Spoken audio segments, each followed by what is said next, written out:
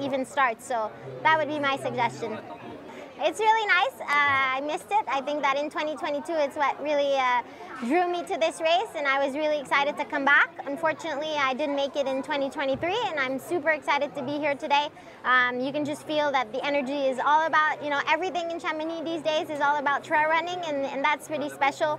And I'm excited to feel the energy all throughout the course just in a couple days now.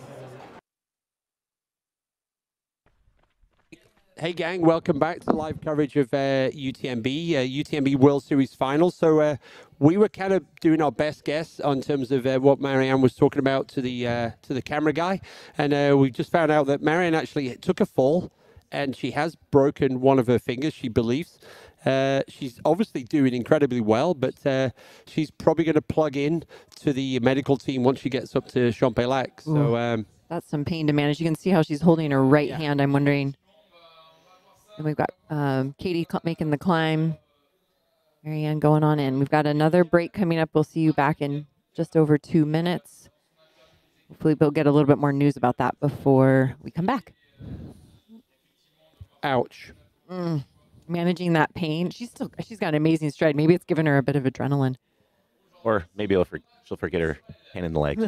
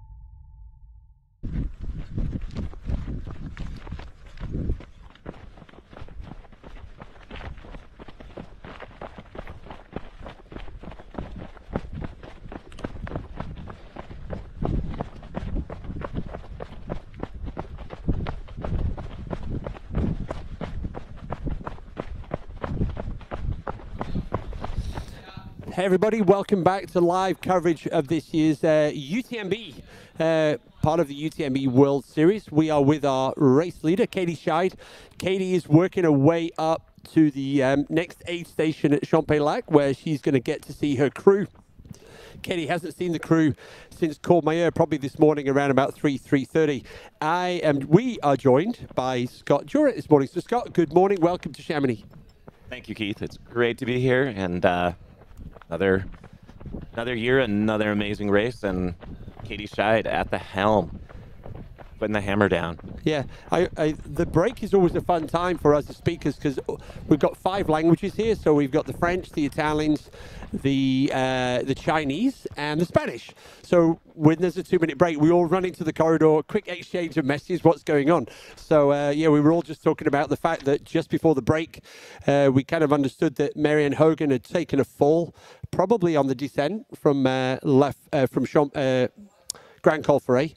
So Marianne right now, she thinks she's broken her finger. She's going to probably have a chat with the medical team once she gets to Champs-Élysées. But Marianne right now, about 30 minutes behind Katie Scheid. Katie Scheid currently running on a 22-hour pace, which would get her about 30 minutes ahead of Courtney's time from 2021. I mean, blistering. It's just like, wow.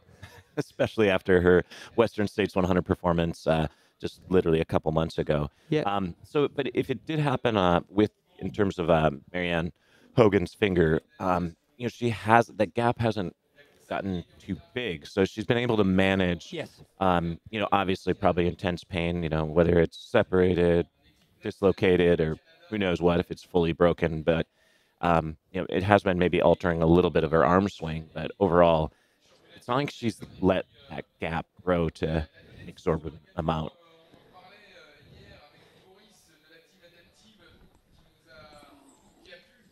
And then, and the flip side of that, we've got the men's race. We've got the top 7 within 35 minutes each of each other. So there is so much to play in those last 3 climbs. It's probably one of the most exciting men's races I think we've had in a while in terms of, not just a 1-2 battle.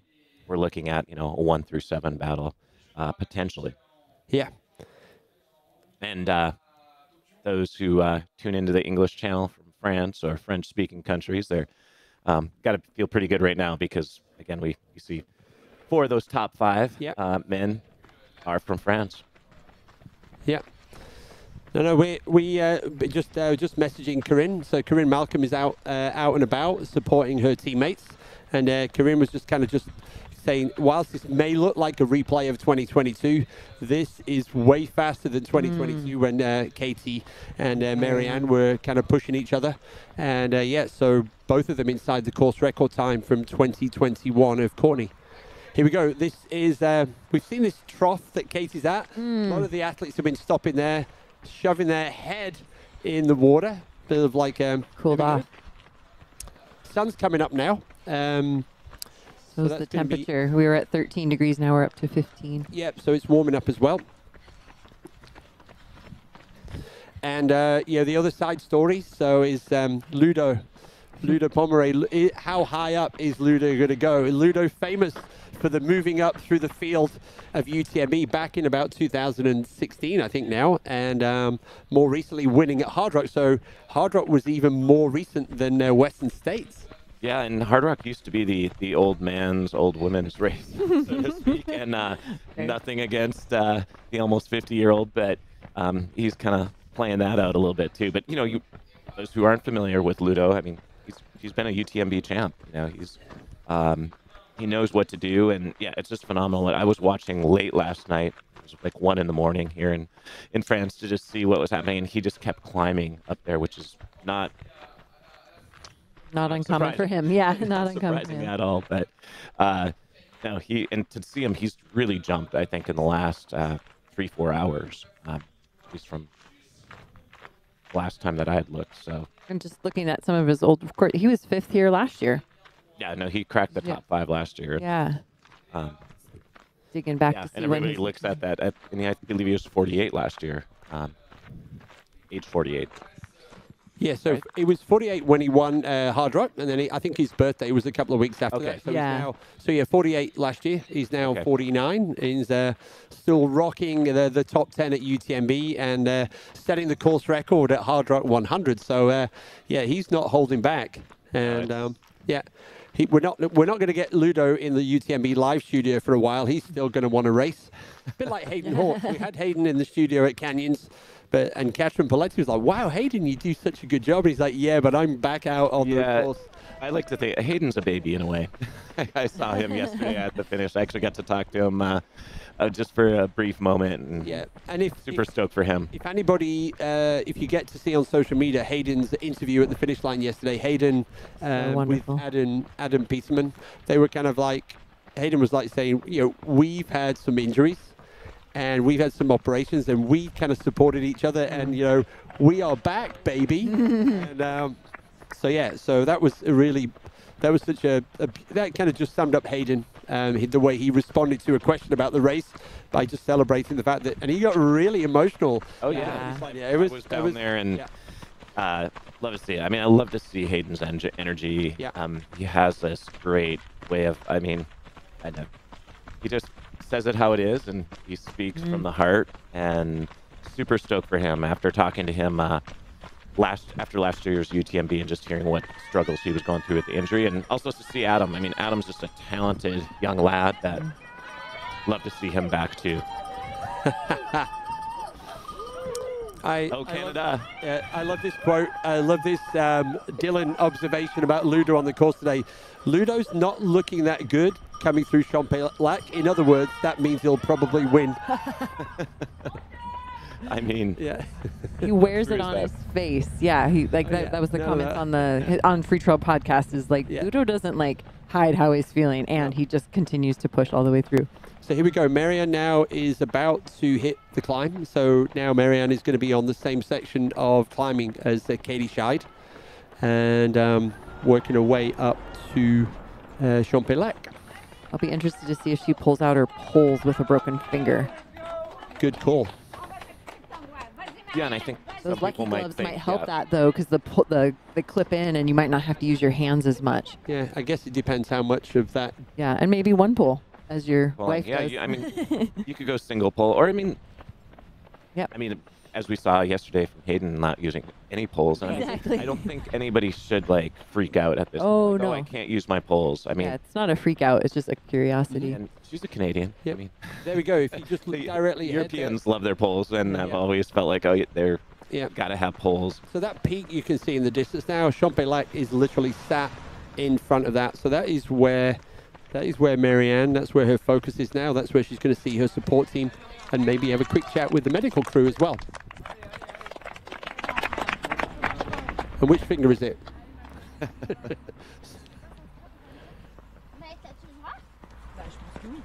There we go. That looks like Camille Brouillat.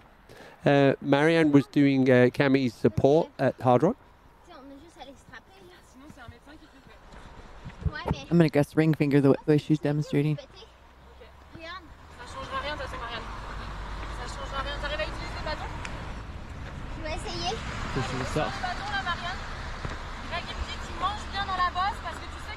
Going for a pull.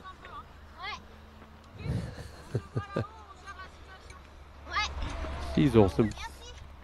So tough. And I think she was asking about les boutons, being the poles. But if you could get that. Can you see that grimace though? Just like trying to pull with one hand to lock those out. Man, Oh, and now you know that's shooting some pain into her arm every time she has to engage that finger. But if she can buddy tape that, a technique where you just tape it to another finger, like I think she can do it quickly. There's not a whole lot. I mean, unless she just feels like, okay, I can't continue on with the pain now the way it is. But that's probably what they'll do, unless they have something stiffer to just kind of splint it a little bit. But you can just wrap some tape around and buddy tape it to the next finger. Which is what you do to heal it anyway. Like, there's not much you can do for a finger unless it's dislocated, right? Yeah, and it's not ideal to be in pain and then to have to try and chase this woman down, who is on a mission for sure. We're seeing Katie Scheid here of the USA, of course, in a somewhat commanding lead here. I think the French might steal Katie, as she's a resident hanging out here all the time with Germain. It is true. I don't know when you get considered a resident.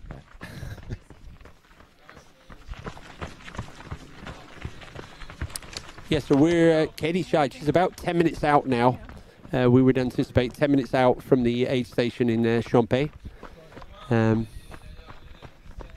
And then Marianne, our last time check between the two is about 30 minutes. And I would say I wouldn't be surprised to see Ruth Croft up to 4th place by the time we get to Champex. We don't have a visual right now, but the way Ruth's moving, and I think right behind Ruth, we've also got Emily Horgood, Chen Lin, Martina Valmasoy, Sabrina Stanley now. She's moved up to 8th. I've noticed that Zhang Fuzhou is moving down, and I think maybe she's having an issue. But Sabrina Stanley, Manon, Claudia Tremp's now up to 10th. Esther Schillag, she's 11th. Lucy Bartholomew from Australia, Lucy's in the mix. She's up to 12th. Amanda Basham from Boulder, Amanda is up there. We've got Elisa Clark. Yeah, Zhang Fuzhou now, she's moved down to 15th. So yeah, something must be going on there. Something's happening there. Johanna Antila from Finland. So yeah, then Ekaterina Mitaeva, so the partner of Dimitri. Ekaterina from the Terex team, she is 19th right now. And they're just wrapping up the top 10, top 20 in the women's race. So Alexis Krelin from she's on her way up from Arnuva to the Grand Col Ferret right now. Yeah, and coming into the race, there was a lot of talk about the women's race being so competitive. So many, and we had so many women coming over from Western states, like the top four, which. But it is a little surprising we don't see some bunching up there at the top 3. But, I mean, we do see, it's great to see that Ruth, I mean, yes, we're hoping, with just that comeback, like she would get, and it's nice to see her hanging in there tough. I mean, I know she would like to be in this mix in the top 3 here. But, yeah, it's a little surprising that we see such a big gap from second to third and third on down there. I mean, I think the early stage, before we went off air last night, Chrissy, we were like, wow, Katie's going out so hard, like hard, even faster than her times in 2022 in the first half. But she's been able to hold on to that. Yeah, and I think she's been proving or showing us that she kind of likes that way of running. I think she might be into that category this year. She's coming in. Signage now, so this means that Katie's about to pop out of the forest onto the road. So yeah, she is. Yep.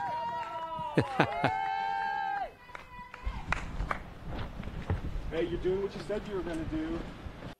You didn't think it was going to be easy, did you? No? Right? Come on, Katie. You're getting what you asked for. That's all it is. You're getting what you asked for. Oh, that's Coop. I was wondering if we are going to see him. Yeah, Coop, the coach of Katie Scheid, the coach of Esther Schillag, the coach of Zhang Fuzhou. That brought a smile. She was like, all right, you reminded me. I'll take it, coach. Yeah, just do what I tell you. I went and checked in with the French team to see if we got a better translation on the finger, and we were pretty spot on. They were chatting about whether she could get it buddy taped. I thought I heard buddy, and then I... Yeah.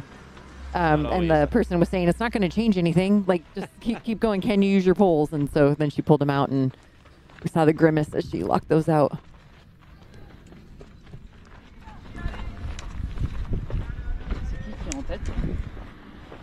Chez les mecs.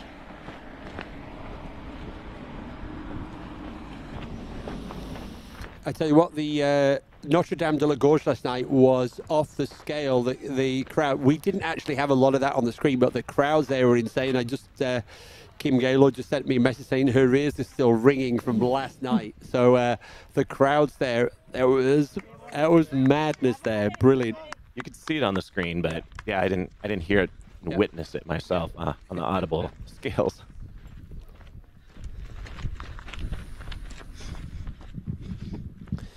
So yeah, this morning we're going to be having our champion from the OCC, which already feels like it was 3 weeks ago, Eli Hemming, and Tabor. Tabor was also in the race lead of OCC, but Tabor had to stop. She had a back issue when she got down to Argentier. So the Hemmings are going to be in the house this morning. So it's going to be good to hear their story from the last couple of days. That was our dirtiest joke of the live, was something Martin said about the cowboy and cowgirl. Oh, yeah. Even got some comments back on that one. That was Martin.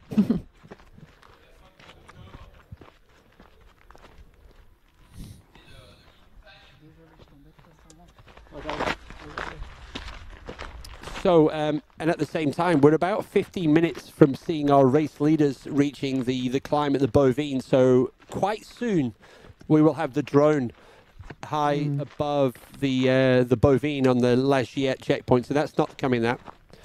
Lots of chat about AKA Jacket Boy Zhao, who took a lead out hard with Archer. He's still in it. He promised he would finish. He's currently 27th. Stoked to see him and Archer still keeping it going even after taking it out so hard last night. Yeah, that was impressive. Impressive, also suicidal. Risky. Well, but but they're could still equal drop, but they're not dropping. They're sticking it out. They're hanging tough, which I think is good to see. Looks like she's favoring that first finger. which is what our French team was saying. That I think that was and that looks pretty bruised. Yeah, so Katie Scheid on her way to Champellac. Champellac, in terms of distance from the start, is 130 kilometers. That means that, and in terms of, they've already done 7,200 meters of climbing, so only 2,700 more to go. So only big chunk of that. 3 big climbs though. That's a tough 50K right there. Yeah, on its own, as we saw on the OCC. A part of. I think the mental game here is tough because it can be so frustrating, like dealing with something like this. And she's got, if she can hold together the mental game, that'll be a big part of it. Hey, just got a Ludo at Col de Vosa. That was the very first climb. That was yesterday. He was 49th to the top of the climb there. So, true Ludo. So here we go. Katie Scheid into the aid station. It's going to be interesting to listen to Katie's conversations, if there are any, with the support team. So we probably need to crank up.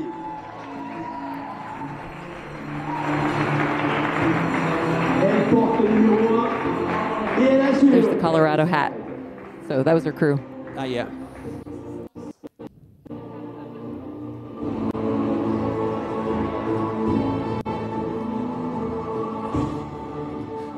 I keep laughing that they have the music in the background.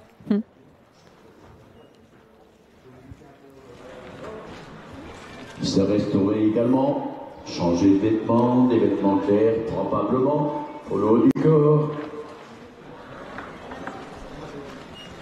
De bleu vêtu, comme la plupart des concurrents masculins, pour la suite du parcours.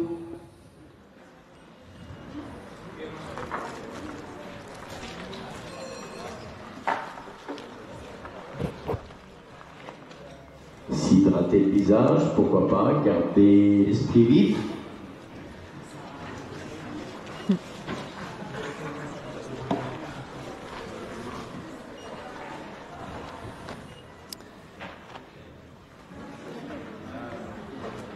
Des soins basiques à la musculature.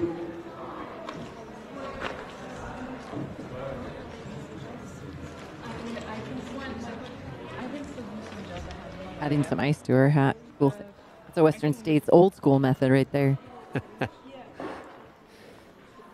Yeah, we had some observations about the difference between a Western States aid station and a UTMB aid station. And this is as much to manage your wants as if you've got 20 people in this aid station and the kind of Western State, you just need to manage it and keep it tidy and controlled. So one person is only allowed in the aid station to support the runners at in UTMB compared to full-on Formula One pit stop in the Western States.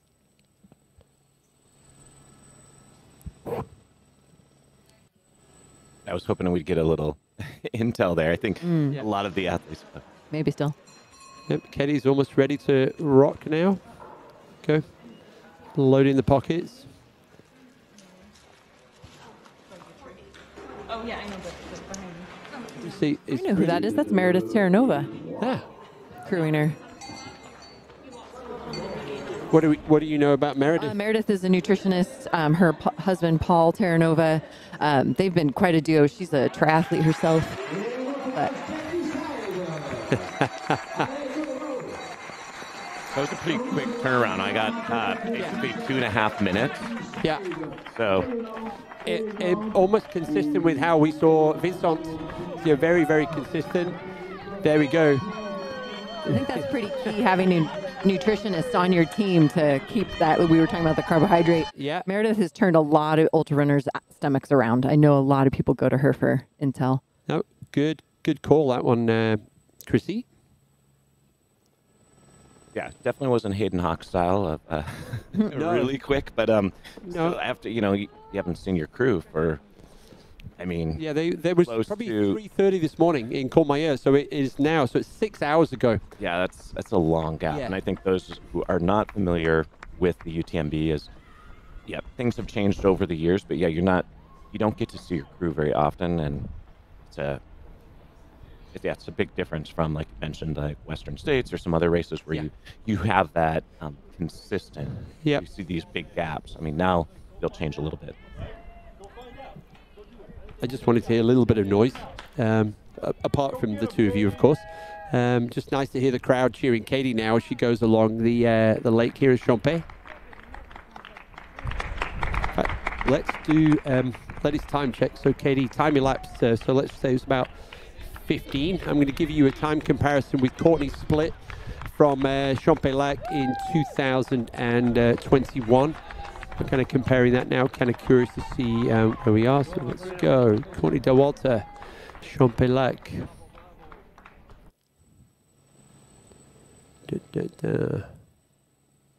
So we're on 15:16. Courtney into Champé-Lac in 2021, 16:06. So it's about 50 minutes ahead. 50. Katie Shaddy's 50 minutes ahead of Courtney's course. If you'd say 15, but 50, it's... Yeah. It's, I mean... Yeah, I mean, Courtney had a really, really strong last 50K. So, but 50 minutes. It's 5-0. And we're not talking about a very old time that it's like, oh, this wasn't fast. I mean, 2 years ago.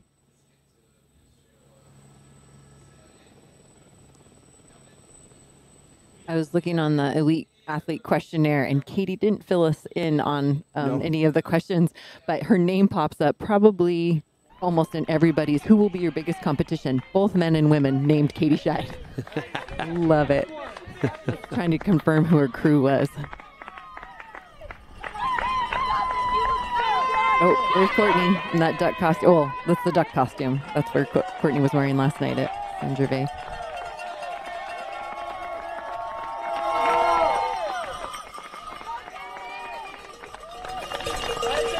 Like the crowd showing up lining the lake. Yeah, she looks so good.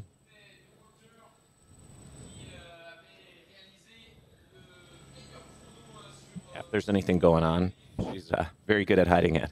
In that aid station, just looking, trying to see if there's anything out of the ordinary, but it looked like textbook. Yeah. Katie Scheid here. And we've started to see one or two of the PTL finishes coming in. So the Petit Trot de Leon, they've been out on the course since Monday. They have covered 300 kilometers, 25,000 meters of positive elevation. The reason I'm telling you that, Katie is on her way through the main street of Champé-Lac. In a short while, on the left-hand side is the cake shop of Léon. So he's the person who named the PTL, and so there's a fantastic display of the tarte myrtille outside the bakery. So that's coming up in a short while on that slight hill there. So there are PTL runners coming in, and we will have one or two of those. We'll have cameras at the finish line in Chamonix as those start to come into the finish as well. We have our, just for the PTL update, there's 3 teams that are in, but our first mixed team from Australia was in third. Oh yeah, good call out there. Go Aussies. The Youngs, Craig Millie Thornley Young. from Western States. Craig was out on the course. Unfortunately, they've stopped. So, yeah, they stopped, I think, a couple of days ago. So that meant that Craig was around last night to give out the golden tickets for CCC, but haven't heard who accepted those.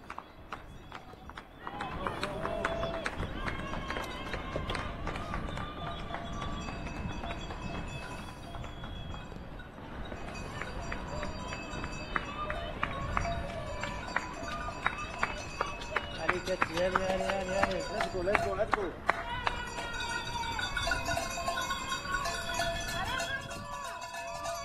And any minute now, we should have the drone footage of our race leaders up at the Bovine.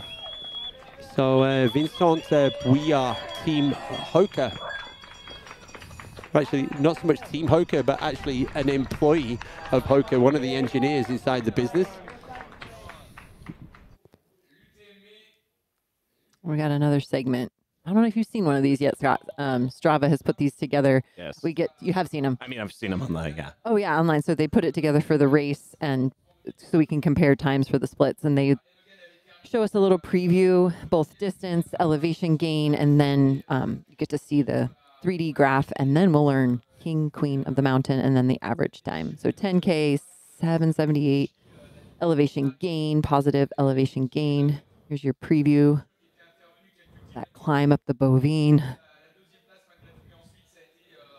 Timo Baronian trains a lot with Ruth Croft. Timo Baronian trains a lot with Marianne Hogan.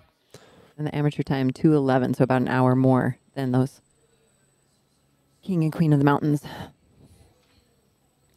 We did have, Katie was 57 minutes ahead of Courtney's time at La Folie. Wow. So unsurprising. And I think Courtney went super fast in the second half of the race. So yeah, so it's still 50 minutes, which is significant. That would currently give you a finishing time of 21:40. Wow. And right now, I think we also have Vincent. Vincent is, in fact, that's going to be a good time check for us, comparing Vincent's time with the fastest time that Jim Wormsley delivered in 2023. So I'm going to give you that one as well now.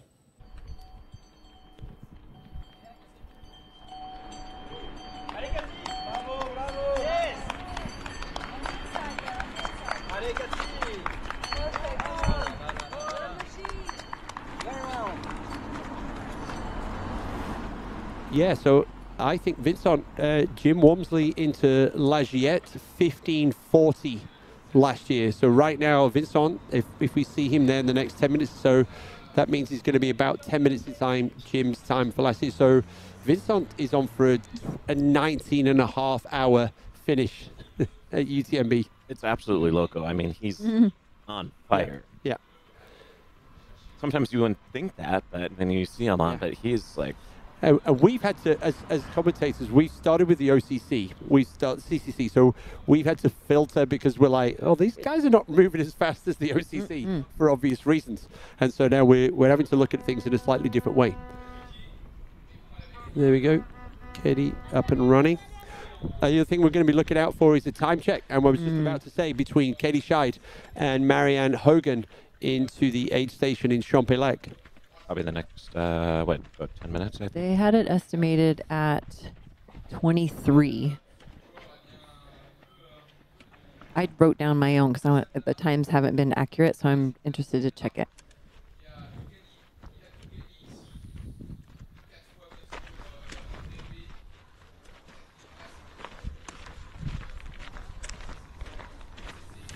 Yeah, I think one of the big elements here is like, how quickly can Marianne deal with what she needs to do. Those who are just tuning in or didn't hear, she's most likely dislocated, broken a finger. But like, can she get things taken care of quickly? Again, Katie was in and out of that aid station in about 2.5 minutes. Yep. So and I guess this is also going to be Blondine's team are going to notice, be aware of this. Ruth Croft's support team are going to be knowing this. Ruth Croft right now is predicted into Champé. She's probably going to be about 40 minutes behind Marianne. Those are the kind of thing we were talking about. What would you give information to your runner to kind of give them the chance to move up the field? So, yeah, and Emily Horgood as well. So Emily, Ruth, Blondine, they're coming for you, Marianne.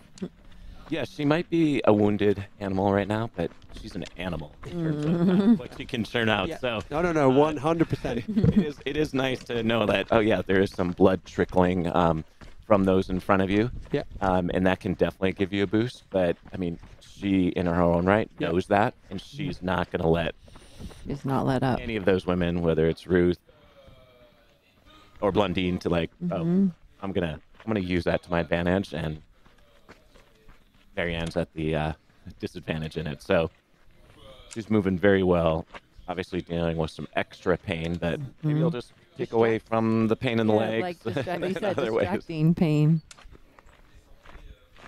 Not that you ever want that. But it really becomes how you manage it in your head. And she's still able to use, I mean, she may not be able to put a lot of extra force, but if she, it seems like it's that index finger, that first finger, so maybe she's able to still put enough pressure on the pole, but regardless, it's not impacting a whole lot going on in terms of her stride. I think you notice it more in the running, probably. Yeah, hopefully nothing else was injured, right? Like we saw some dirt all over her, so... And it was hard to tell, too. Like, the knee, like, I thought I saw some extra dirt or possibly blood on the right knee. So most likely she took that ball turning into the right side of the body. Here we see Katie. Yeah, Katie at Plan de Lo now. This kind of like little rolling section before the climb begins up to La Giette. So shortly there's going to be a cheeky dive right down a little technical trail. Yeah, no, that little dirt, I like to say it's a dirt road essentially going down there. That's a good little reprieve before you start doing some climbing. So turn it on here a little bit. We're getting very close now, I think, to Champ Lac.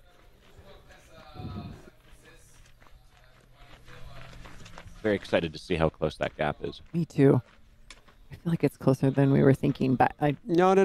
you're not convinced. No, I think Marianne is still another 15 minutes away from Champagne. Okay, 1-5. Yeah. No, she isn't there. You can see there's the building on the right. I think Marianne hasn't also passed the trough with the water yet. Oh, that's an indicator. Yeah. So I think no. I think Marianne is still. And normally we will get a distance. We may get the distance here to kind of give us that as well.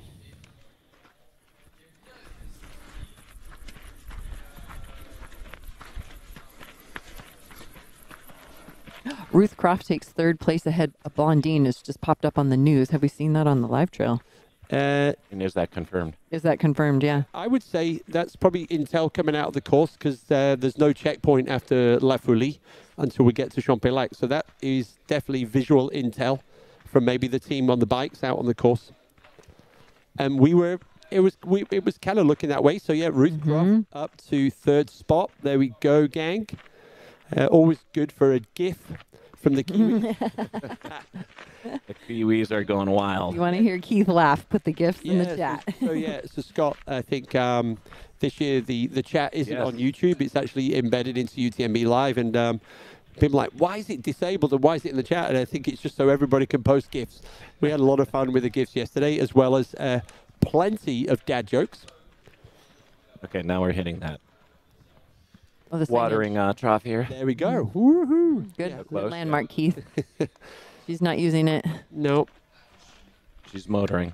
Yep. I think so. Marianne are probably about 10 to 15 minutes out of the aid station in Champ-Lac now.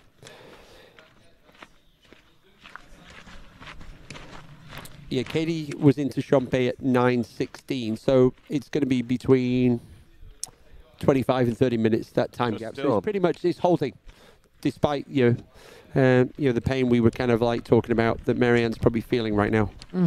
And that's what we would expect just based on how she's moving. I think you can see a lot of what's going on with somebody just in terms of their stride. And choosing to run, like picking up the pace as the terrain flattens out, like those transitions are key. Yeah, which she's going to have to be doing. Oh, yeah, totally. Ruth is doing that too. I mean, if they want to catch Katie Scheid, and they're going to need to be doing that. Every little bit matters. I mean, everything in terms of efficiency. And again, I'm really looking to see like how long she spends in the aid station, if she can make any ground there.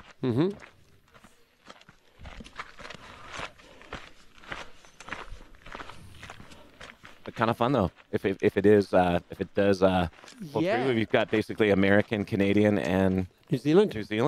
So being here on the English channel, I know again we've been giving shout outs to the French men and just how 100%. But I hope we have some footage of Ruth taking. I want to see that stride, how she's moving. Yeah, if we can get any reports from anybody. Well, confirm that. We've got somebody called Martin Gaffuri. Yes. Yeah, but I think he's a bit occupied. Martin's probably up at Champ-Lac. He'll be stoked to get that news. Yeah. So we'll ask him for some. We'll ask after Champ-Lac because it'll probably be because it's been a long time since they've seen Ruth, since Courmayeur. So we'll give them the chance. Yeah. Hopefully he got some sleep last night. I don't know. I think he's probably he's going on adrenaline right now, probably.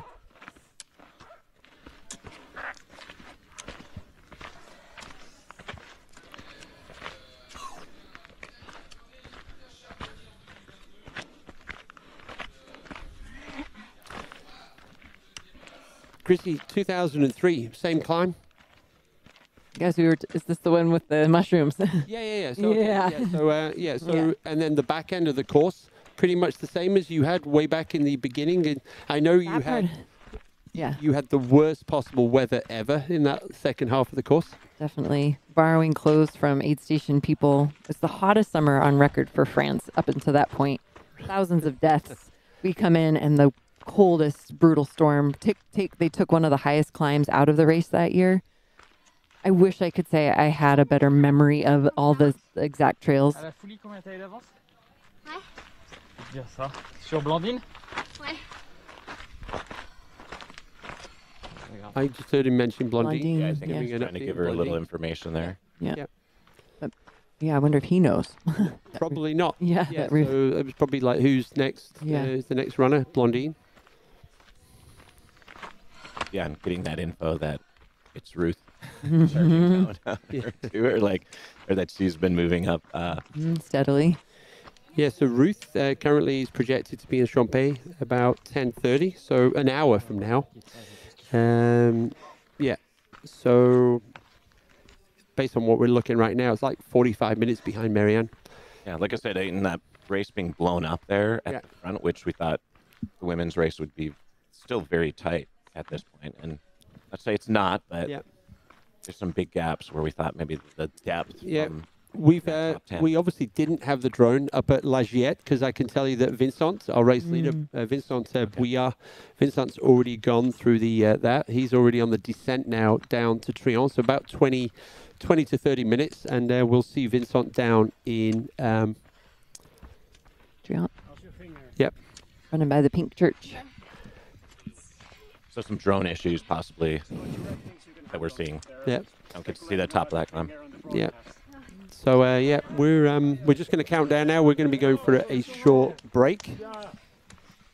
And yeah, when we're back, we'll be watching Marianne Hogan into the aid station here. We'll probably have the cameras down at Trion to catch our first race leader, Vincent Bouillard. So yeah, see you in a couple of minutes. T'avais 45. Ouais. T'es passé à 8h09, elle est passée à 8h55.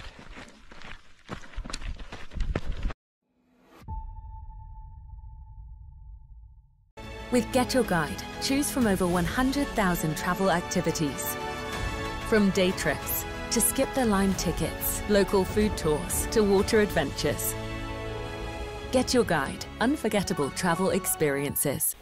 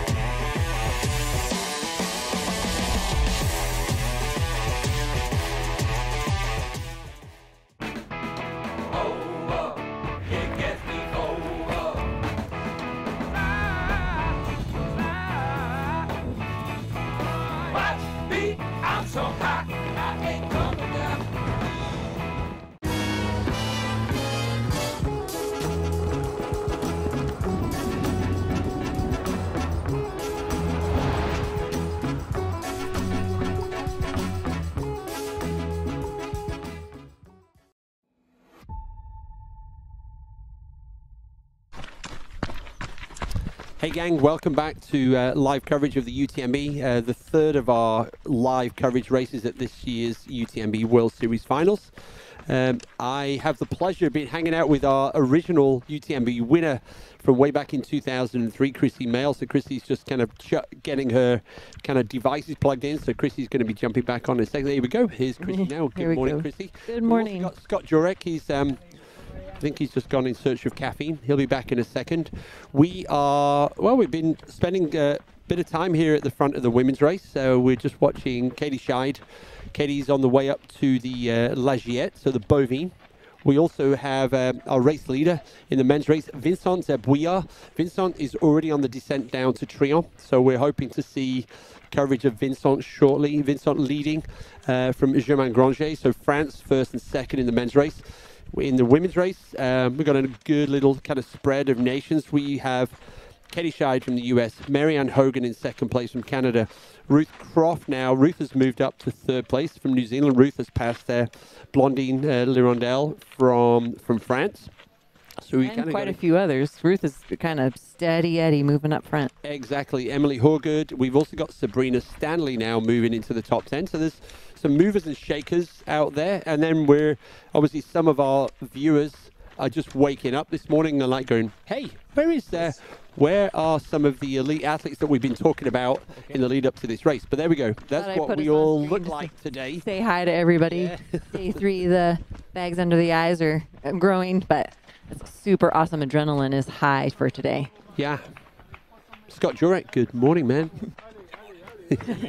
Oh, there we go. Good morning. There we go. I don't think we have any folks in the U.S. quite waking up, but soon, very soon. We've got an exciting race here going on. They'll wake up to a lot of information when they download that live trail and see the changes overnight. Yeah, I mean, the list of kind of who's who of who has dropped, and I can give you a quick update on that. We're not going to tell you, we don't actually know why they dropped. We know Jim. I think Jim had an ongoing injury that kind of didn't quite recover, but we've got people like Yun Yang Kiao, Dmitry Mitayev, Daniel Young, Annelise Rousset, Pau Capel, Shen Jiasheng, Jim Wormsley, Aurélien Dunant-Palaz, your buddy Tim Tollefson, Mathieu Blanchard, Stephanie Howe, Fiona Pascal, Edith Sophie Hegeman. The list just goes on and on in terms of athletes that dropped overnight. So it was kind of like back to the boom and bust years of the 2010 to 2016. And just for some perspective, in the whole field, we've had 343 drops. We've watched that number climb since we even got in here this morning at 7 o'clock. Boom or bust, or the UTMB monster that gobbles up. Yeah, and kind of get talented athletes. Yeah, we also had our community who were referring to me. Okay, here we are. Yeah. Folks were wondering, where's the men's race? What's going on? And we didn't have that, that drone footage at the top of the Le Bovine. And here's your leader. Yeah, Vincent Bouillard. A story that was not told the night before, but has been really talked about this morning. Yeah. And our colleagues in the French channel been fully animated now in the men's race. As, the French flag is, we've got 1, 2, 3, 4, 5, 6 French athletes now in the top 10. So, so France there, as Scott Jurek was saying, it's a French race. I mean, it takes place here, and it is their home course. So, however, I think the American women would say, no. I think in the UTMB, the UTMB US women have won the UTMB more than any other nation. It is very true. Yep. But in terms of stack, it's kind of like the Tour de France, too. I mean, I think sometimes the French athletes get discounted a little bit, at least from the international coverage, but they're always there.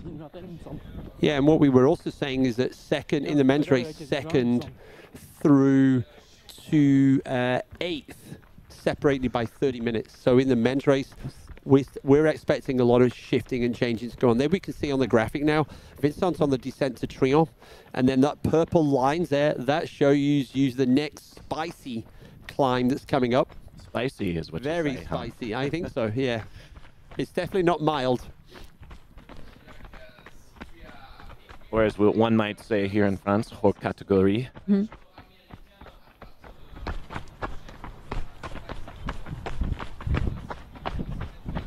You made the comment of watching the OCC and the CCC runners on some of these descents and the way they were moving their legs. And I mean, this guy's got, what, close to 70, no, he's beyond 75 miles, well past 100K, 120K at Champex-Lac. So yeah, moving amazing on this descent. And we've been looking at Vincent as well in terms of time, comparing Vincent's time to Jim's from last year. And actually Vincent, we know, has been training with Jim. So so he is potentially right now on track for a 19.5 hour finish. It's kind of funny you mention that, because he has this Jim stride a little bit, and I kind of want to like everybody has their own thing, but he just has that.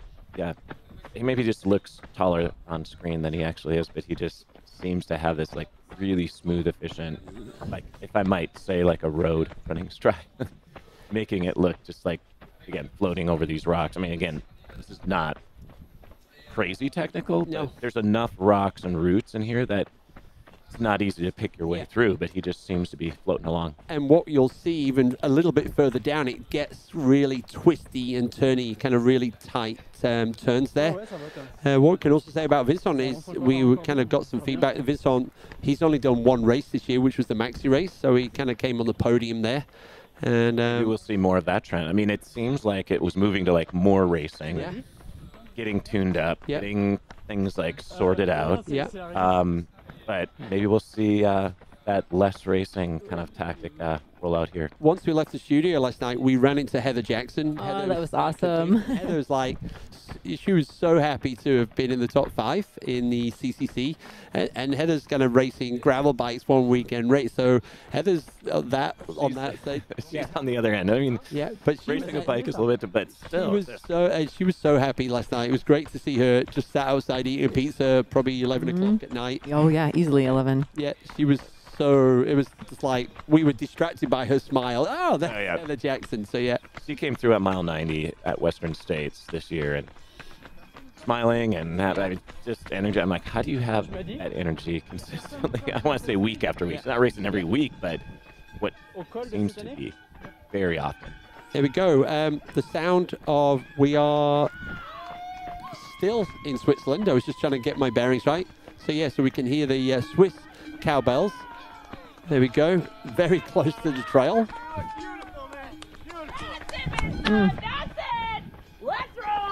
Wow. You got some enthusiastic French folks, obviously. So Vincent, based out of Annecy, same as Tony McCann. So yeah.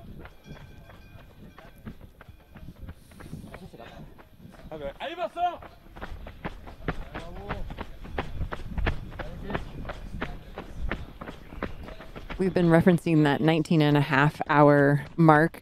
Just to be real specific, Jim's course fastest time, we've been calling it 19:37:43. So if indeed under 19.5, that's I was hoping well under. Oh wait, 43.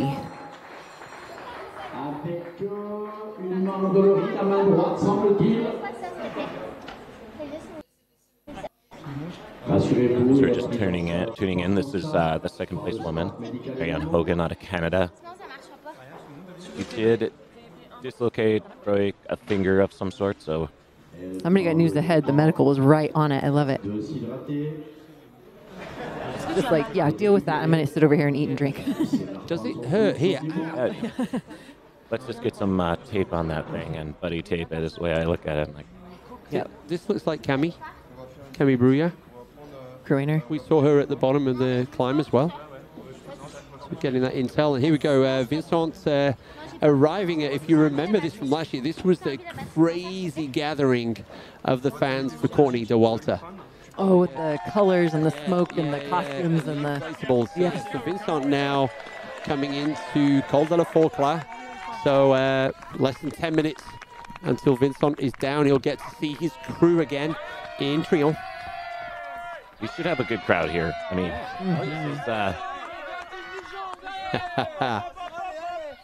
oh yeah, here it comes.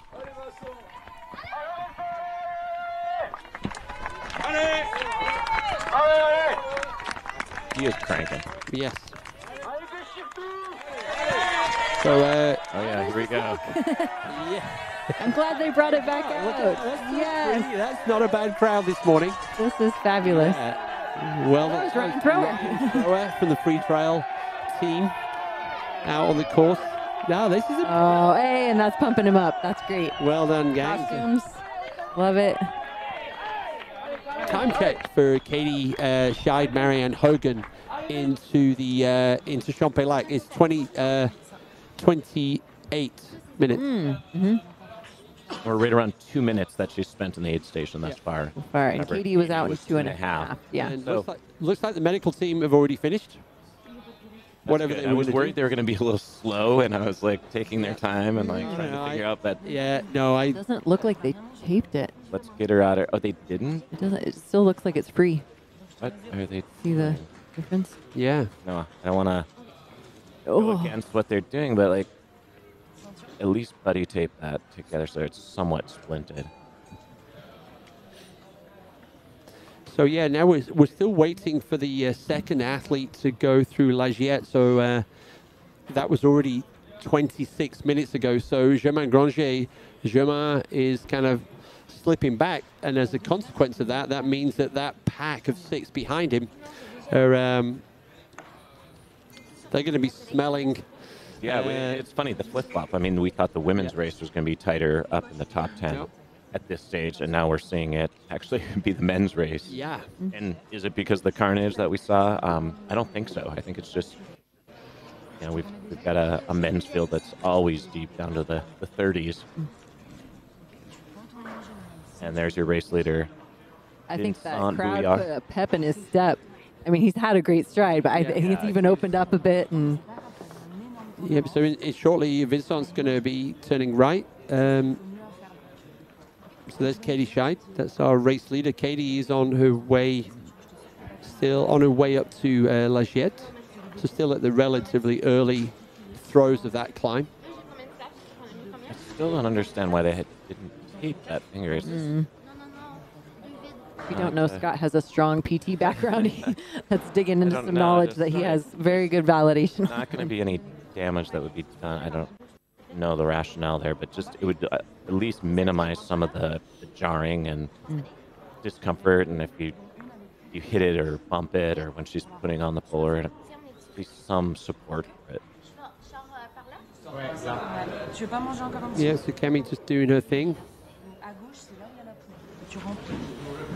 La deuxième féminine ici au ravitaillement de Champérac après le temps de se restaurer. There we go. First and second in the women's race. So there we go.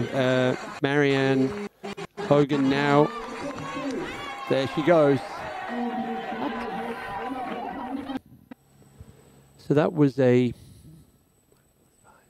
about 4 minutes. In the aid station. So definitely 2 more minutes. Yeah.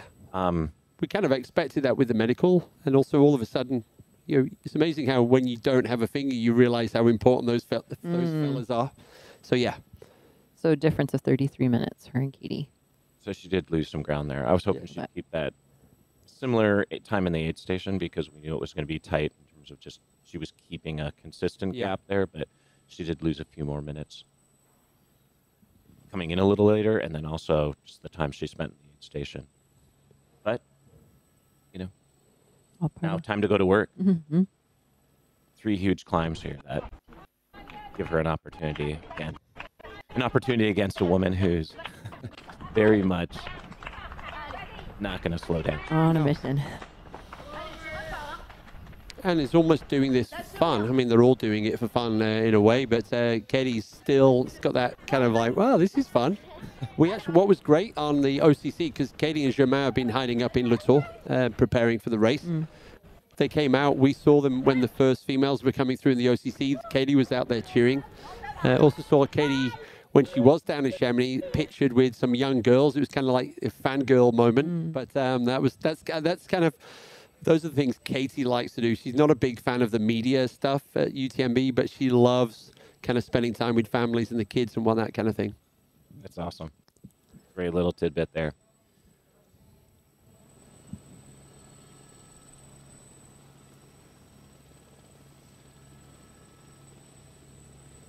Hey, yes, Scott, someone's asking you about your pacing duties on the on Jeff Browning's FKT on the Colorado Trail. Oh, we haven't given that any shout outs.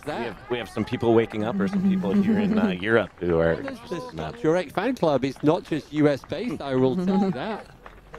No, not at all. Let's we'll come back to that in 1 second. Right.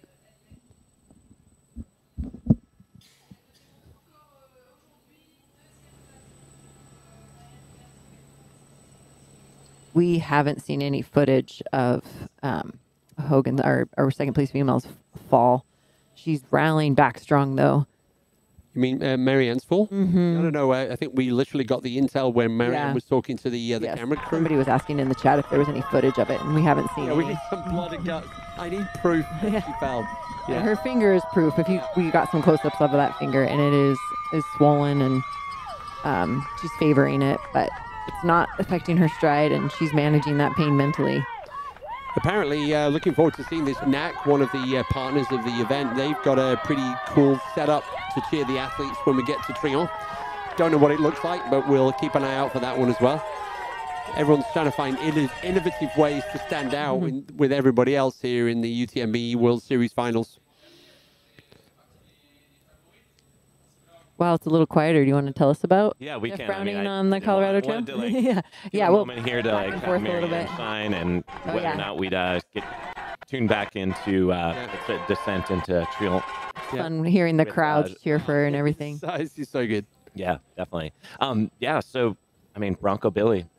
Yep. He I would say he resurrected himself, but I was a little surprised. I was a little worried. I actually came in on the day. Here we have our leader. I want to again take away from Vincent Bouillard. Yeah, some sneaky little switchbacks here on the descent. And there's some roots as well there. Yeah, this is the first time. I mean, again, it's super steep in here.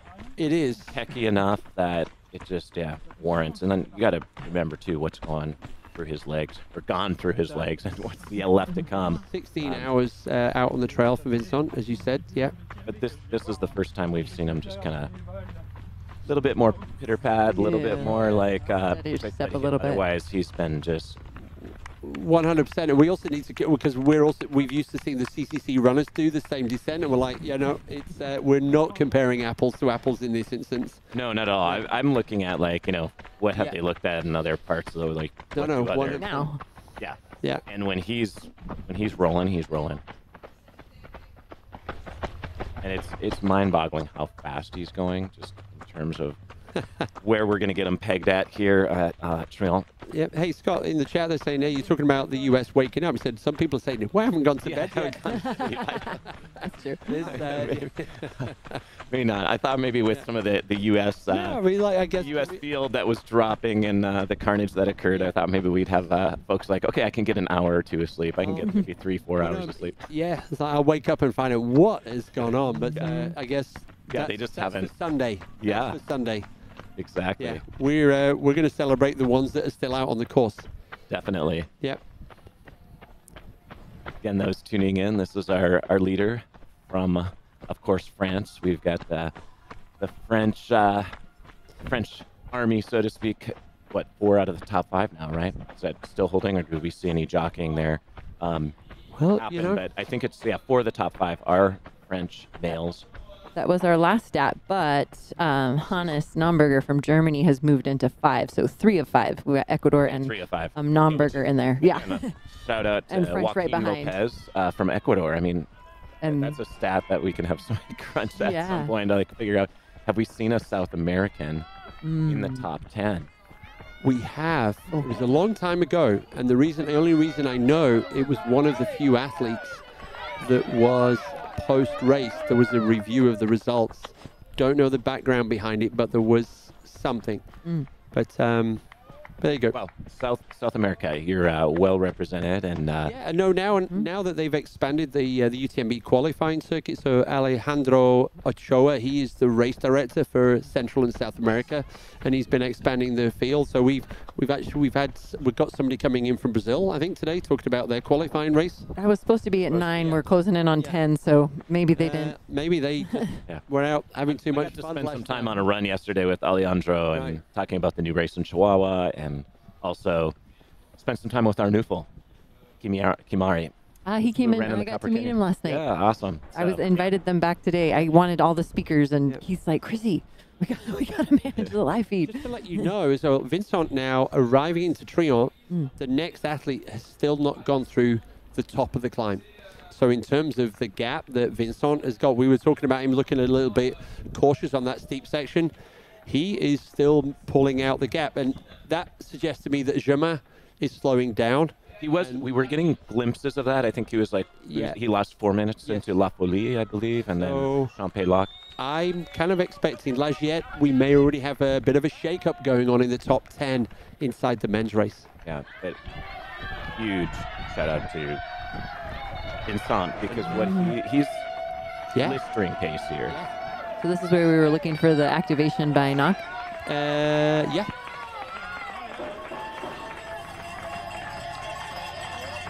I mean, look at his pace going here. And anybody who's run that, I mean, it's it looks flat, but the camera angle here does not do justice to these road sections. And he's just got to be super pumped. Wow. You know, the normal population of Trion is about 140 people. Look at their crowd. I've never seen so many people in Trion before. This is it's also early too. Some of the roads are closed to part of the course. This part of the course you can access easily from Chamonix by bus and by car. Whoops. There are some water stations on the right-hand side, but his crew will be inside the aid station here. So Vincent's team are waiting to, and this is his wife. Camila. She was brilliant. She was so good in Champ-Élate. Even time checks and... There she is.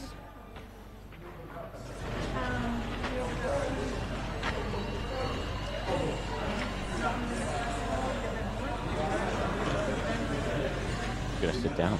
I'm surprised. He did that at the last Yeah, one I know. too. Just immediately took the seat, doing everything from a seated position. So. And they've got it dialed. She asks, he shakes his head.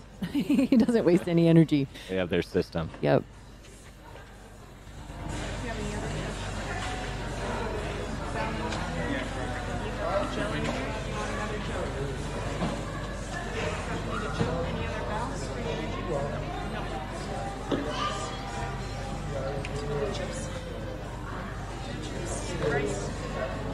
Anglais in English. Probably know that from the last one. In the Camilla, I think, is from the US. They met here, but she was living in the US and he was living in Annecy. And then they met again, or they reconnected in 2018, from what I read from his notes. But this trail holds a lot of good memories for them. So, yeah, Ryan Blair's out on the course, and he was kind of telling me that Joaquin, the athlete from Ecuador, was sixth, tied with Wang Ho Chung from Hong Kong a few years back in 2019. And yeah, and they kind of ran together from Vallecine all the way to the finish line. So he's already had a top 10 finish. Okay, so yeah, top 10 finish. This next climb is been adjusted over the years. It just gets harder and harder. So this is a steep one. The next one coming up here that throws them over the top of Les Steppes into down into France. And that was a 2-minute from a knock to knock. Basically arch. I kind of used that very smooth transition, and almost exactly when I was watching the seconds. Yeah. 2 minutes. And last update on Joaquin, he's now based out of Spain these days. Ah, okay. Sponsored by Team Kailash, so he's kind of got that kind of Chinese sponsorship. Great crowd here this morning in Trion. Huge crowd. Vincent Bouillard, you have got 2 climbs to the finish, and to join what could be, to join an incredible list of winners of UTMB, the UTMB legends over the years here in Chamonix. But I mean, and also, what's he going to do this course record? Yeah. Yep. In fact, I'll do the time split on that. We had so just under 16 hours into. Let's do the time split with Jim Walmsley's fastest time from last year. And Chrissy, what do you think? Would he push this climb? Oh, that's and a good then call. coast the other one, or vice versa? To La Flégère, do you?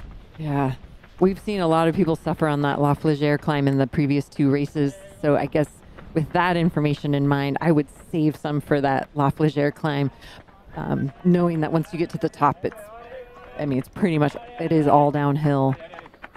Gosh, and he took on some good fuel there, so he might be pretty jazzed to go after this climb. I wouldn't be as worried about behind, but just for his own energy and being able to go for that course record. Yeah, that's what I kind of don't want to pacing say it it's out. all over, but he's got a pretty commanding lead right now, and it's all. I think he's racing the clock. And Jim was in the aid Speaking station. of the clock, Jim was in the aid station at Trion last year in 16:03. So it's about 5 minutes inside Jim's fastest time from last year. So yeah, I think if he's going to want to push both of them. Both of them, yeah, fair. So if you've got it. Like he has. If you've got it, yeah. I'm getting. I think Germain is. Maybe there wasn't an update of the timing at the top, so Germain is not that far out of Trion. Okay. So. That's good to hear, because yeah, it was it's getting too far. You know, I mean, as we've learned over the last couple of days, sometimes the updates aren't coming in. So,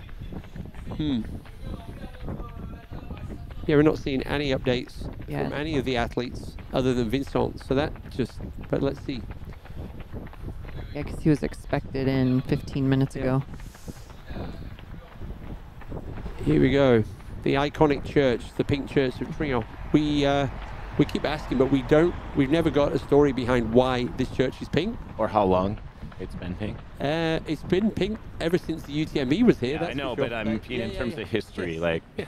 Yeah, no idea. It's like, so, but yeah, it is truly an iconic stop on the UTMB course for sure.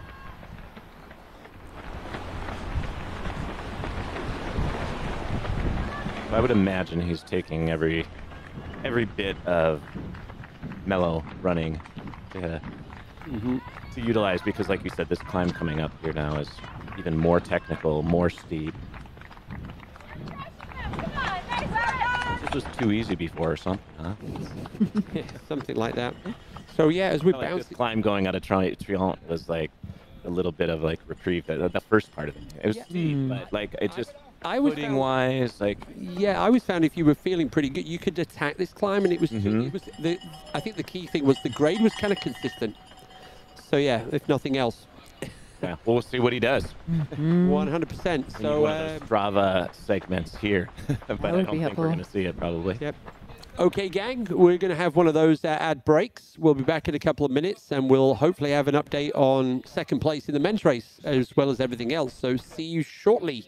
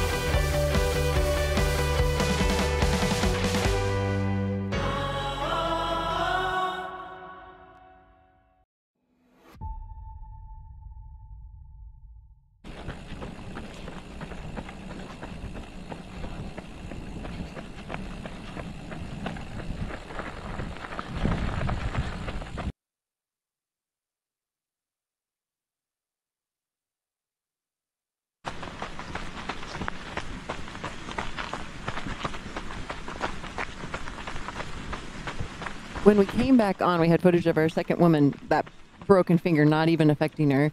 And now we're back with our Vincent cruising towards this climb. We're curious to see how he spends his energy here, saves a little for La Flégère, pushes both. This is your men's leader, Vincent Bouillard. He is flying.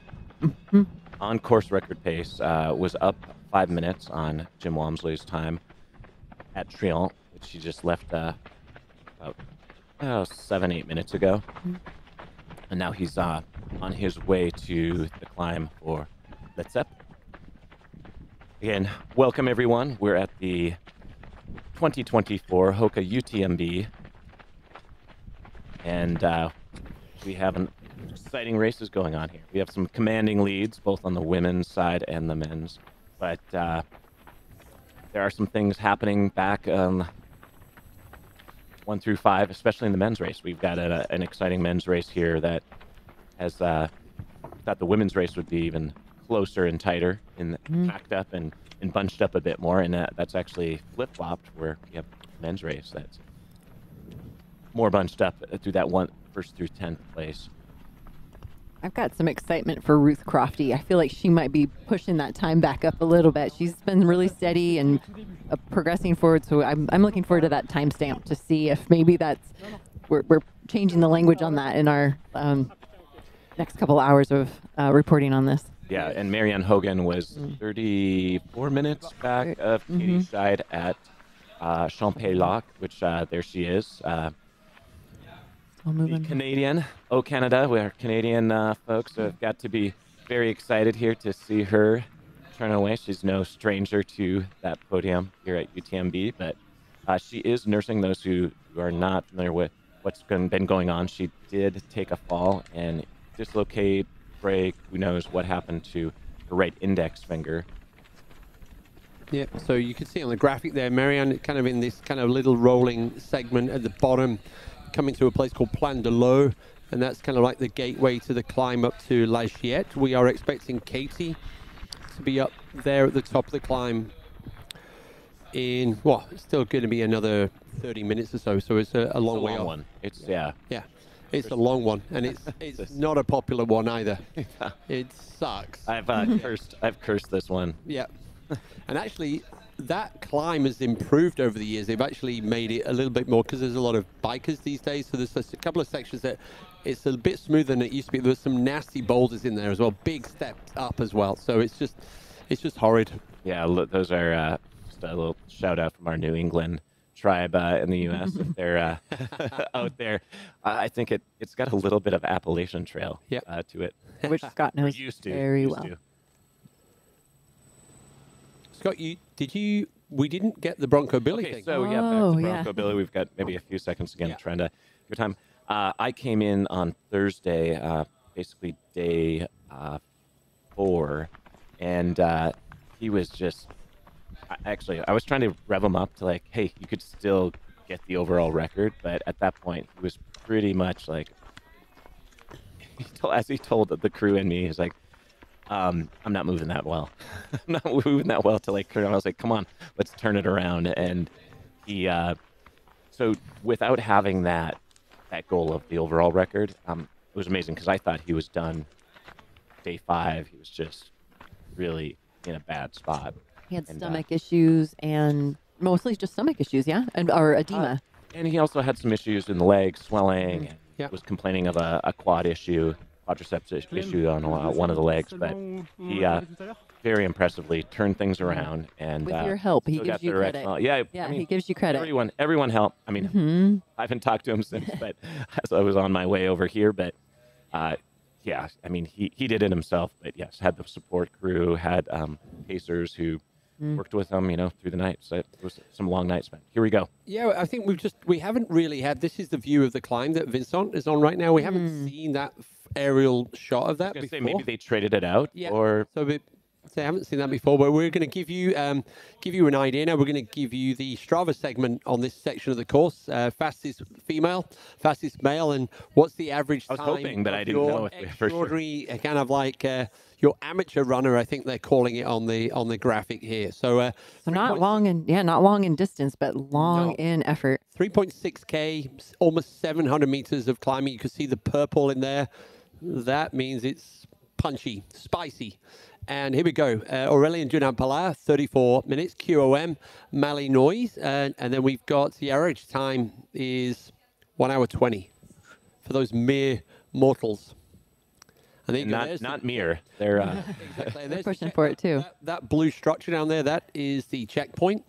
I was going to say it's also passport control, but there is no passport control out on the course.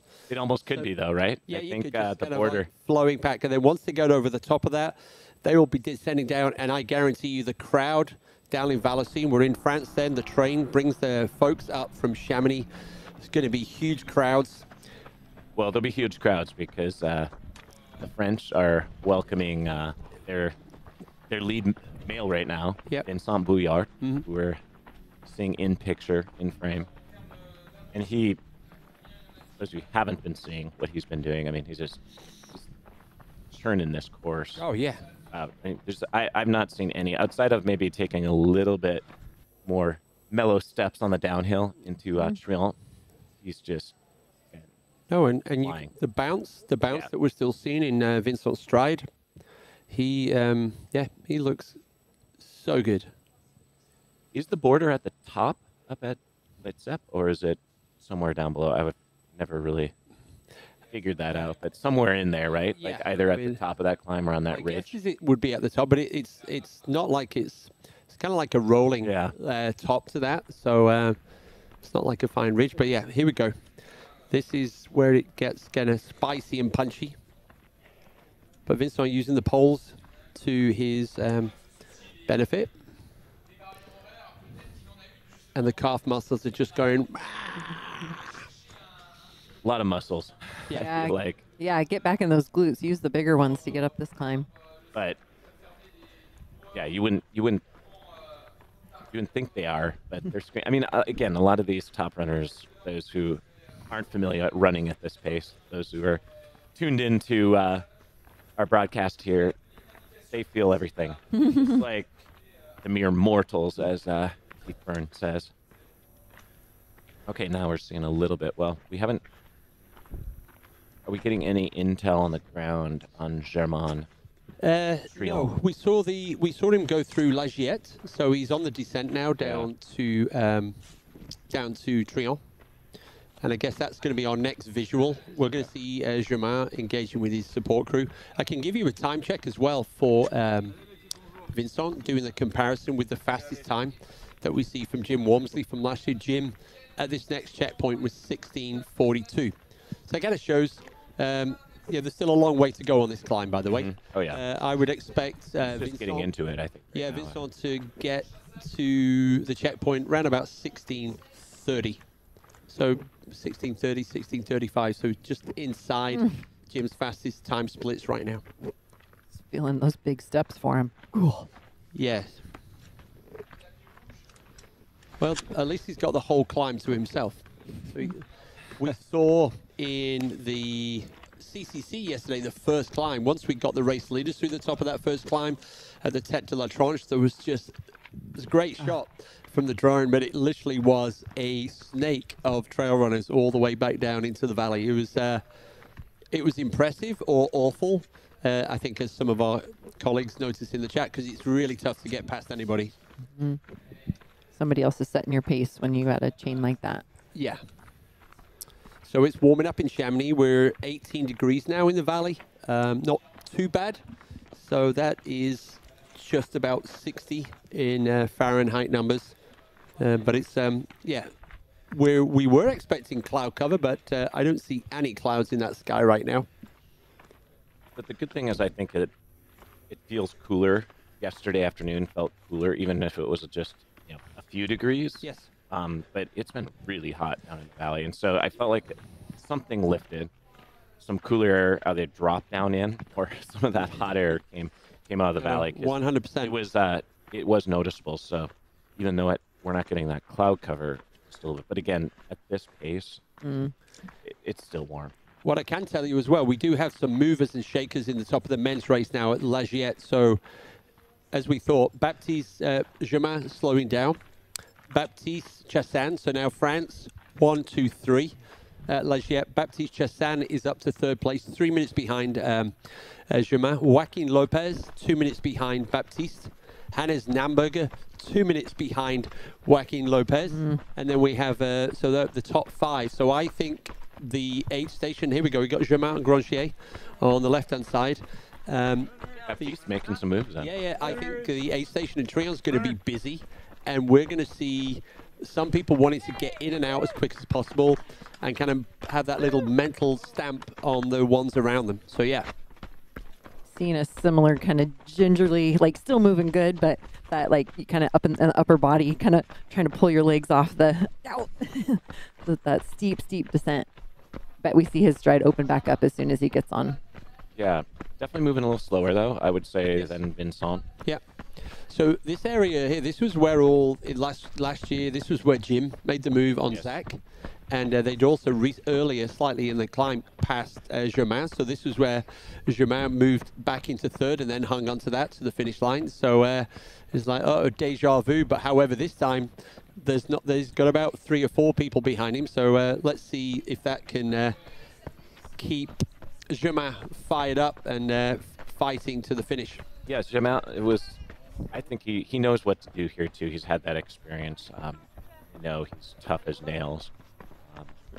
I don't think, so he'll use it as motivation and maybe kind of just pull himself out, because it's tough to be in this like no man's or no person's land of just here. It's on no person. He's a second place. He's right behind the leader, but it gets harder when there's big gaps, and so who knows what'll happen there. Yes, and that's where Marianne Hogan could be for now, but then if Ruth Cross has something to say about this, we might see. So there's lots to still play out here in the next 3 climbs at the back end of this 176-kilometer course.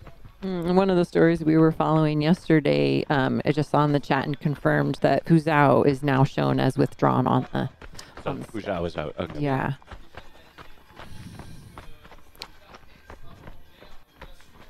Yeah, this has been never like to see that. No. Yeah, she was one of our Western States double contenders. And again, some of these individuals can defy the level of ultra 100-mile physics, but there's a lot going on. Here is your race leader, Vincent Buard. Hey, so obviously we had a slightly sad story there for one of our Chinese athletes, but the flip side of that, Chen Lin from China, who I think got to Rucky Chucky.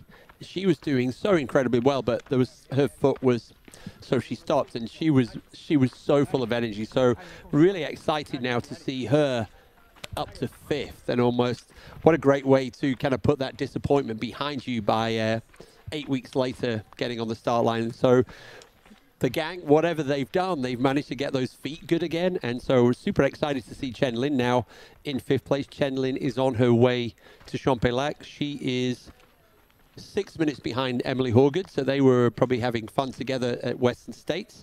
And Emily Horgood is about 20 minutes behind Blondine. Blondine has been overtaken, as we said, by Ruth Croft. So Ruth Croft in 3rd, Marianne Hogan, as we've seen, in 2nd, and Katie Scheid on her way up to the La Giette climb. Just to clarify, I wanted to pull that up. It was Fuzhou that ran at Western States, not Lin Chen. I think she had a DNF. Oh, she had a DNF. Okay. Yeah. Did not finish Western States. Got it. Yeah. And the only reason I know that is because she is a Terex athlete. I was watching the Terex film from Western States, which was fantastic, the whole team. And that's the only reason I know that. You saw that. Yeah. Good deal. And I loved when it was a great example when they were in the team house, and they were using the device to communicate with each other because I don't think Chen-Lin spoke any English. It was fantastic. So I think the Terex team showed up in a really cool way, and obviously it was a Terex film, so that was the whole idea. But Chen-Lin's character came across even without the language, and her support team as well. So sounds like a good film. Yeah. And Germain coming into the Courbevoie, so he's yeah, gonna get a little boost here. Yeah. And not too far away from Champ.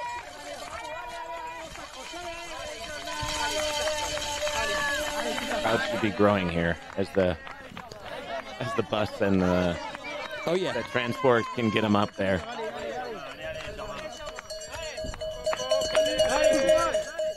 And also they'll be up there to see first female coming through there. So Katie Scheid is working her way up to the climb, the top of the climb. Yeah, is she going to bust through that top 10 before Trion? Yeah, I think last time we looked... close, getting there, right? Mm-hmm. I can give you a quick scratch update on that one. So last checkpoint, Katie was 11th. She was like really close. Yeah, that's 12th or 11th. Yeah. Wow. Well, the crowd is growing there at Golden Fork. That is a big crew now. Well done, gang. Wow. Yeah, it is bigger than even when the song went through. Impressive. There we go. That's the Adventure Bakery. Kind of those guys covering a lot of the trail running races now, content and trail running stories. Which now don't kind of like... Yeah, I know. I was like, whoa, he was getting a little tight there. I was like, a little close for comfort. Yeah. Oh, there we go. Ruth Croft. And there's Martin. Should we turn up the... so we can hear what they're saying?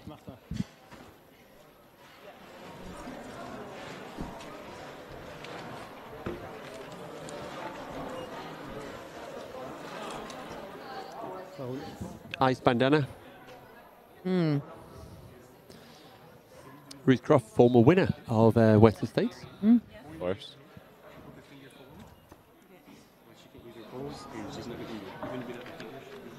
Oh, he's giving her an update on Marianne.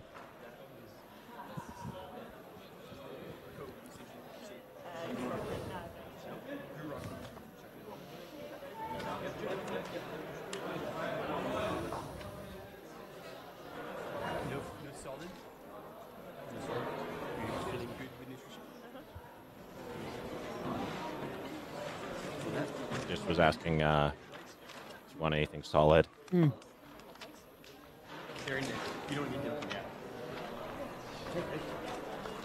didn't get to see her come in to get the actual time in comparison, but time out from Marianne. I've got a time check. I can see one here. It's like 11. 23, 21. Minutes, 34 minutes. So 13. So of course, you gave her that enthusiastic 36. go-getter. Third Martin. 36 minutes difference out from Marianne to Ruth. And if we do that, Katie Scheid to Ruth Croft into Champay, an hour, 7 minutes. Moving well. Yes. We got to see much footage of Ruth. So this is awesome. Yep. I have a funny story about Ruth. I've driven her car, but I've never met her in person. How does that happen? She let me use her car when I was in New Zealand to drive to one of the 7 great hikes. And we did it all through texting. And I saw her on Bath Road in the year she won Western States. She said, "Hey, Chrissy, you've driven my car. We've never met." As she like cruised up Bath Road. That's so funny. Love that. I still need to meet her in person.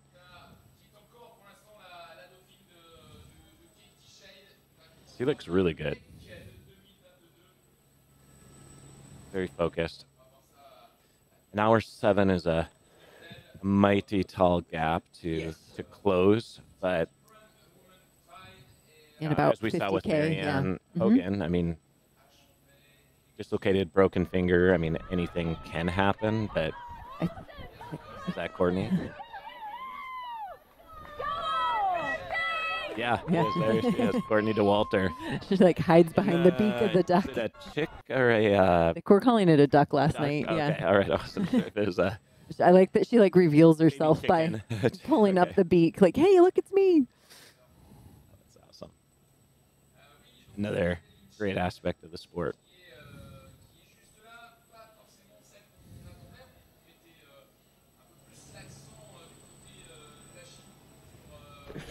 Fait de course, le 3 revient sur le 2, Baptiste Chassagne va doubler. Légèrement.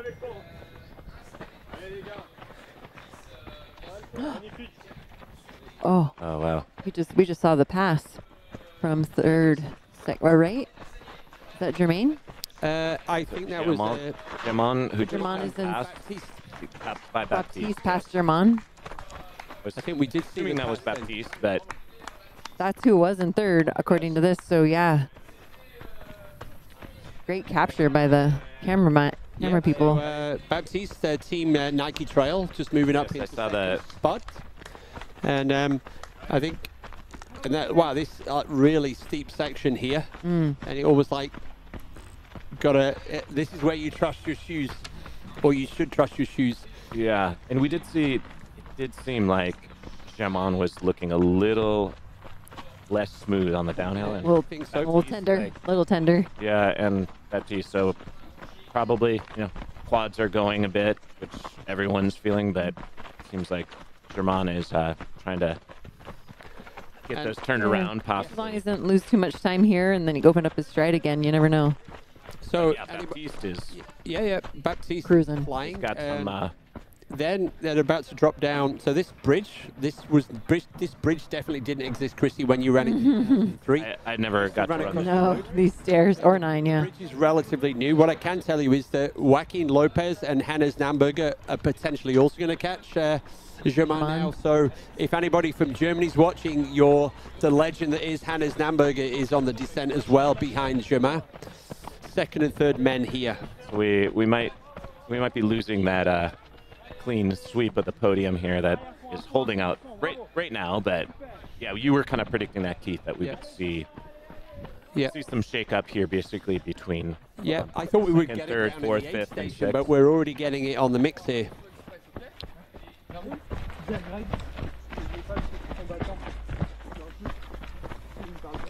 Ouais, sans pression, tranquille.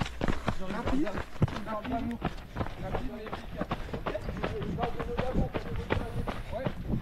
Les gars, ça ralentit. Ça roule, Greg? Ça roule, Val? Allez, les gars. T'es le plus malin aujourd'hui, Val. D'accord? C'est de l'intelligence, là, jusqu'à Valentine. Faut être intelligent, Val.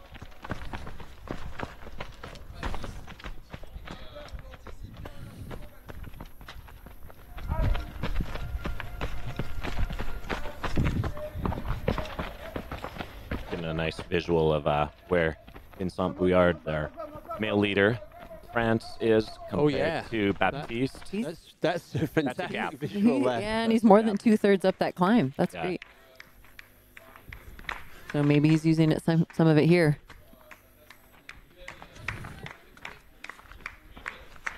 He must have that course record time in the back of his mind, or at least or in the front of his mind, because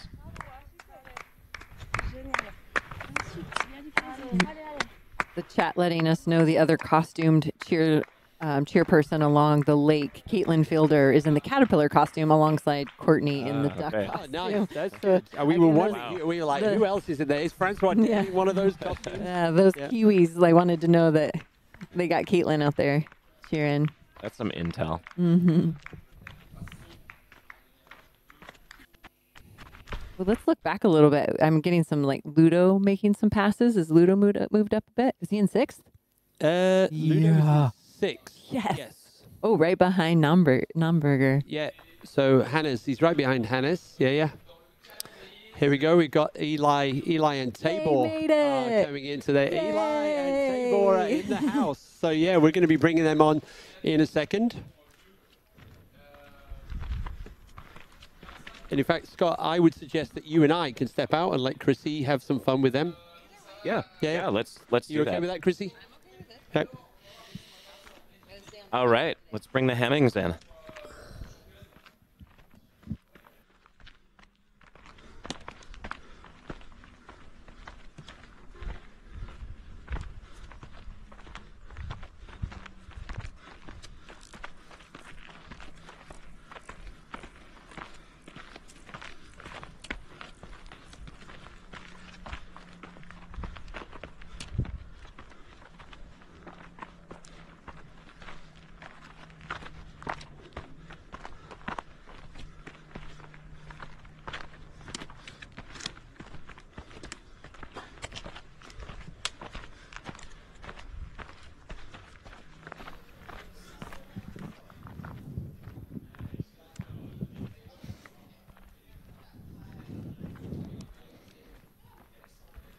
So I've actually never met Eli and Tabor before. I reached out on Instagram in hopes that we could have them on, and the wonders of social media, we were able to connect, and I look forward to chatting with them. They're saying hi to Scott and Keith as we watch Vincent make this climb. Dang, man. I mean, I feel that in his legs for him, but he's not letting it get in his way.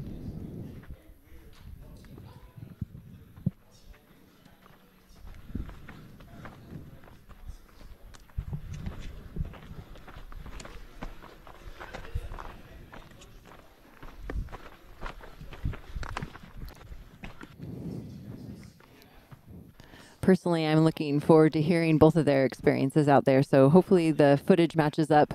We can give some intel and also hear how OCC went for the Hemmings.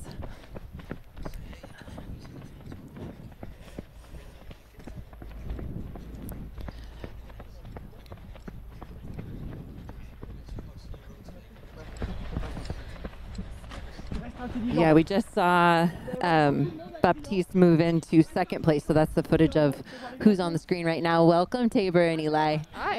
I was just saying that I've never met you guys before, and through the wonders of social media, you're sitting here today. So thank you so much for reaching back out, and I'm really curious to hear how you're feeling 2 days after OCC, that we're one of our power couples out on the race courses. And say hello, tell us what you've been watching. Yeah, well, thanks for having us on. That's so awesome.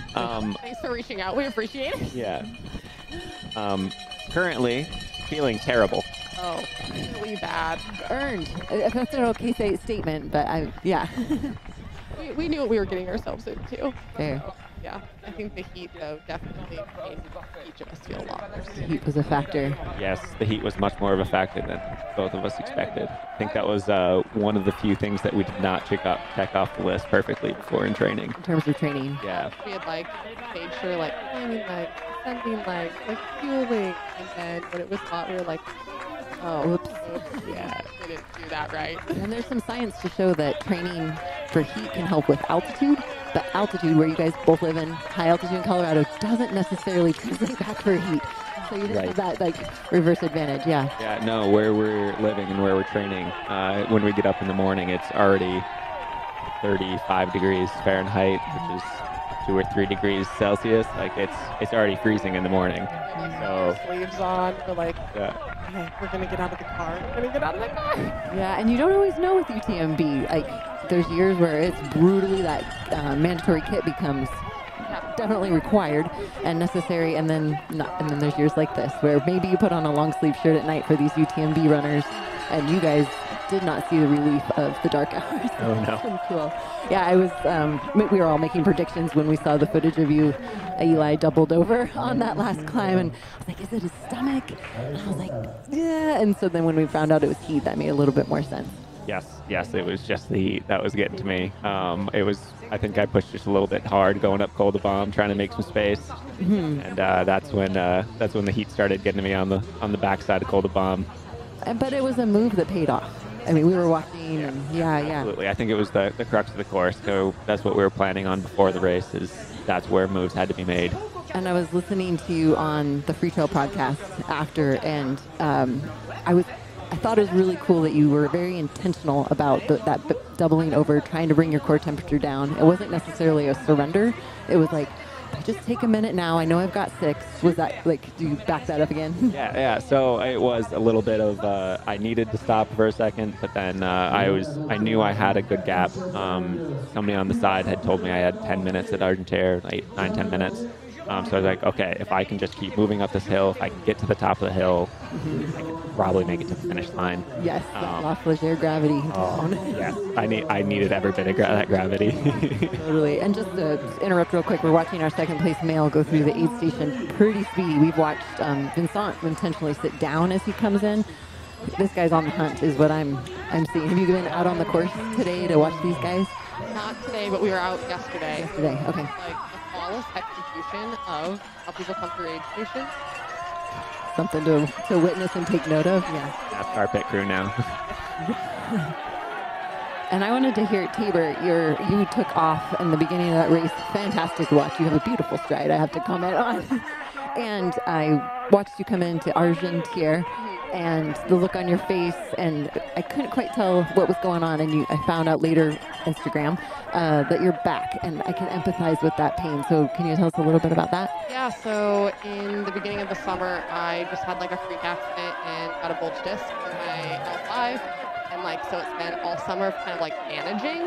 And so I was really hopeful, like coming into the race, like it didn't feel too bad, but I also hadn't ever raced that far. And the day was going perfectly. Like I honestly thought in my head, I was like, today is going to be the day that I like was dreaming of and hoping for here. And I was just on top of the Col de Bomb and the like technical section that we did.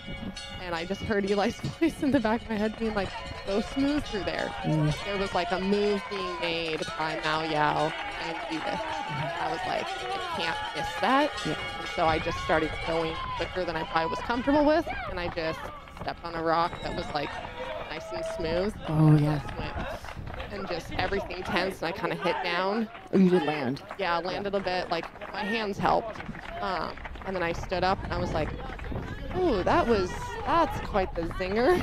Oh, man. And then walked for a minute, spasmed, but I just couldn't get it calmed down, and the descent down into Argentière was just, it was not pretty. Downhill on a bulging disc.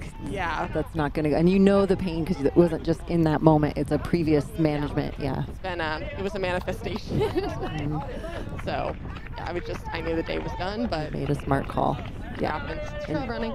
Well, it's life, right? Like we get hit with these, and we were saying, like, if you can translate the beauty of what we learn running on the trails, we are stripped raw. You're learning the most about yourself, and if you can transfer that to life, like that's where the magic is. When Dylan says that trail running will save the world, yes, I'm drawing the next line on that. I don't know if he's ever said that, but I feel like they're good people, and we're learning a lot about ourselves, taking note of what's going on in our bodies.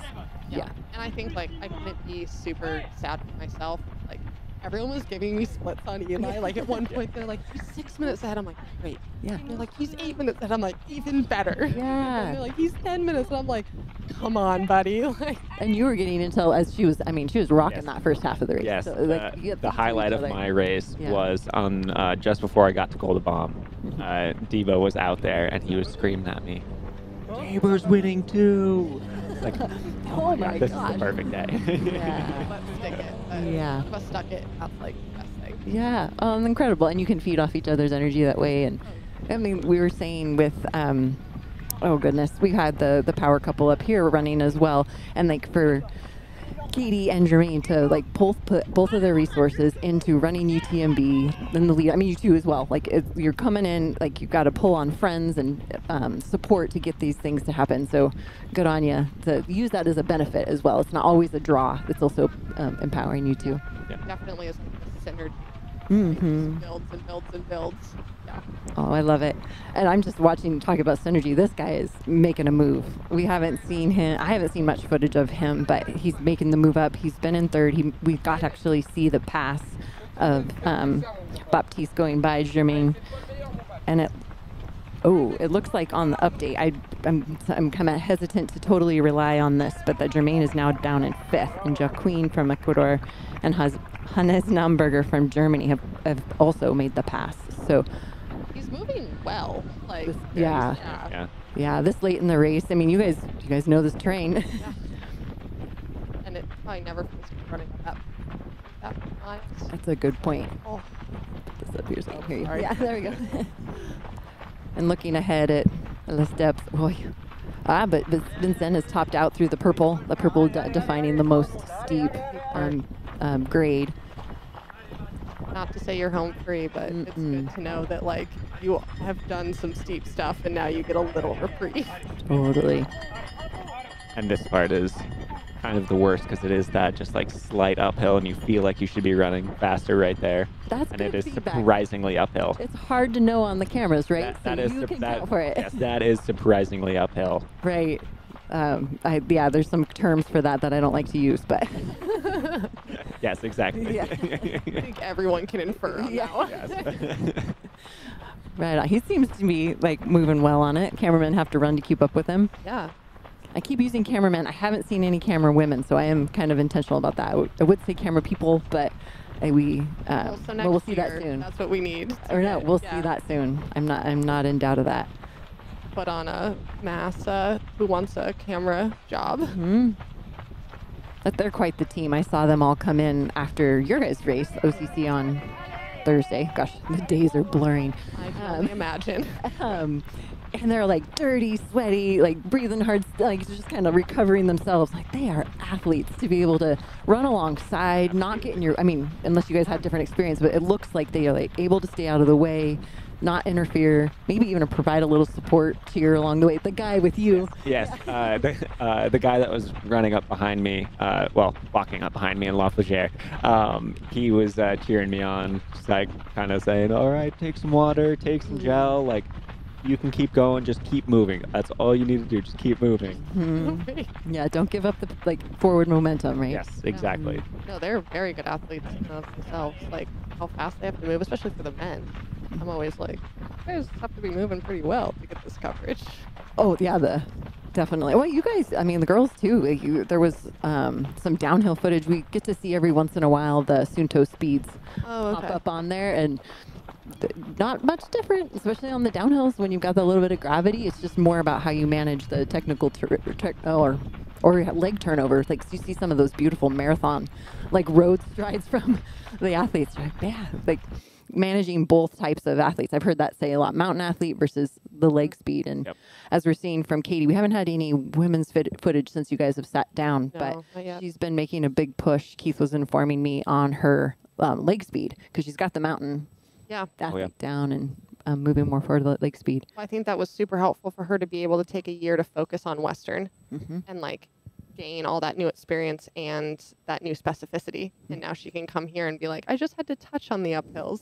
Now I have the flats down. Also, yeah.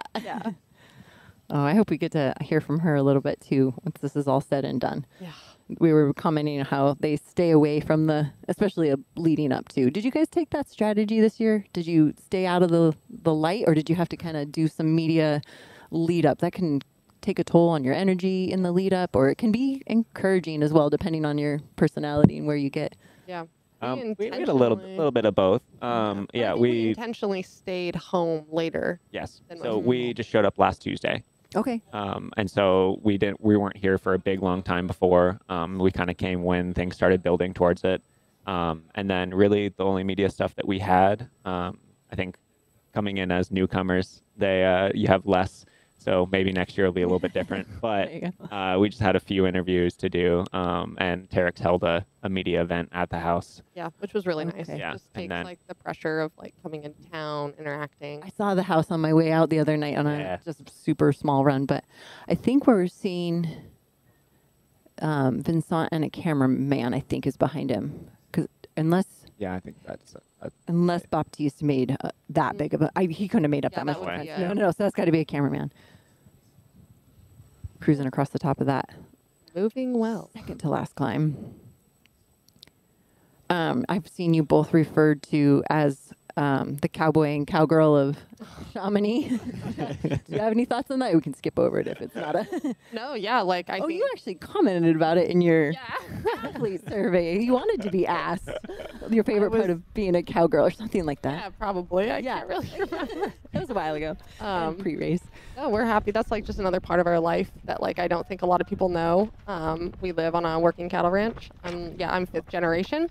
Amazing. So yeah, we're not just runners. We do a lot of other stuff in our day. Very important. So yeah, we do a lot of manual labor, a lot of fixing fence, helping hang, like just a lot of time with cows. So I think it's a story that we like to share. Like you don't have to just run. Like you can have other things going on, and as Eli showed, like you can be very successful. Like as you have other things, and there's a lot of like to that humanity piece. I think is really cool. Yeah, I think it allows other people to connect with you too. Like if someone's like working a 9 to 5 and they're like, I want to accomplish something like this. It's like you can balance it. It's maybe not as perfect, but like it's worth it. Mm. Yeah.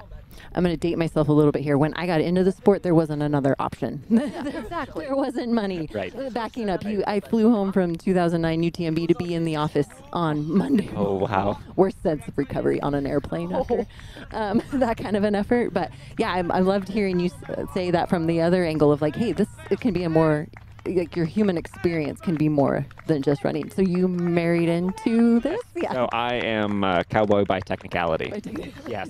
I am not I'm not a born and bred cowboy. Gotcha. Had to teach him some things. Yeah. Had to learn along the She way. left the ranch for college, found me, married me, and brought me back home. You're back. Yeah. Did you guys meet running in college? I'm going to take a guess at that. Yeah, actually, we just met through family friends. And they had told us since we were like in middle school that we should meet each other, and neither of us met each other. And then I saw Eli on Instagram, and I slid into the DMs, and he answered. So Amazing. So how many years was it after the initial family saying?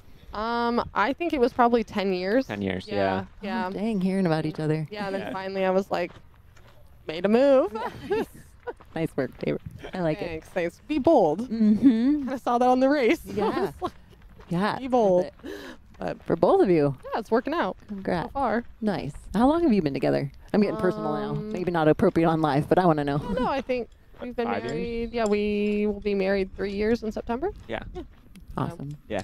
And kind of got into trail right after we got married, pretty much. So Okay, so that was your journey in? Was yeah, that was our journey in. Okay. Marriage Kinda- and trails. Right. Yeah. We were trying to find a sport that we could do together. Oh, cool. And so this is kind of our journey to spend more time together. What were the sports leading before? I was a triathlete. Okay. And then I did track and field. Gotcha. Yeah. Okay. Were you an 800 meter by chance? I was. Me I too. loved it. And look at us now. Everybody always said, well, you should have ran longer. Like the 800, like you were never done yet. We're like, but it's so nice and short and done. And tough. Like I think the mental game. Sorry, we're getting onto track here, and we've got the second male. No, Second he's male probably powered. hoping for only 800 meters You're at this point. Totally.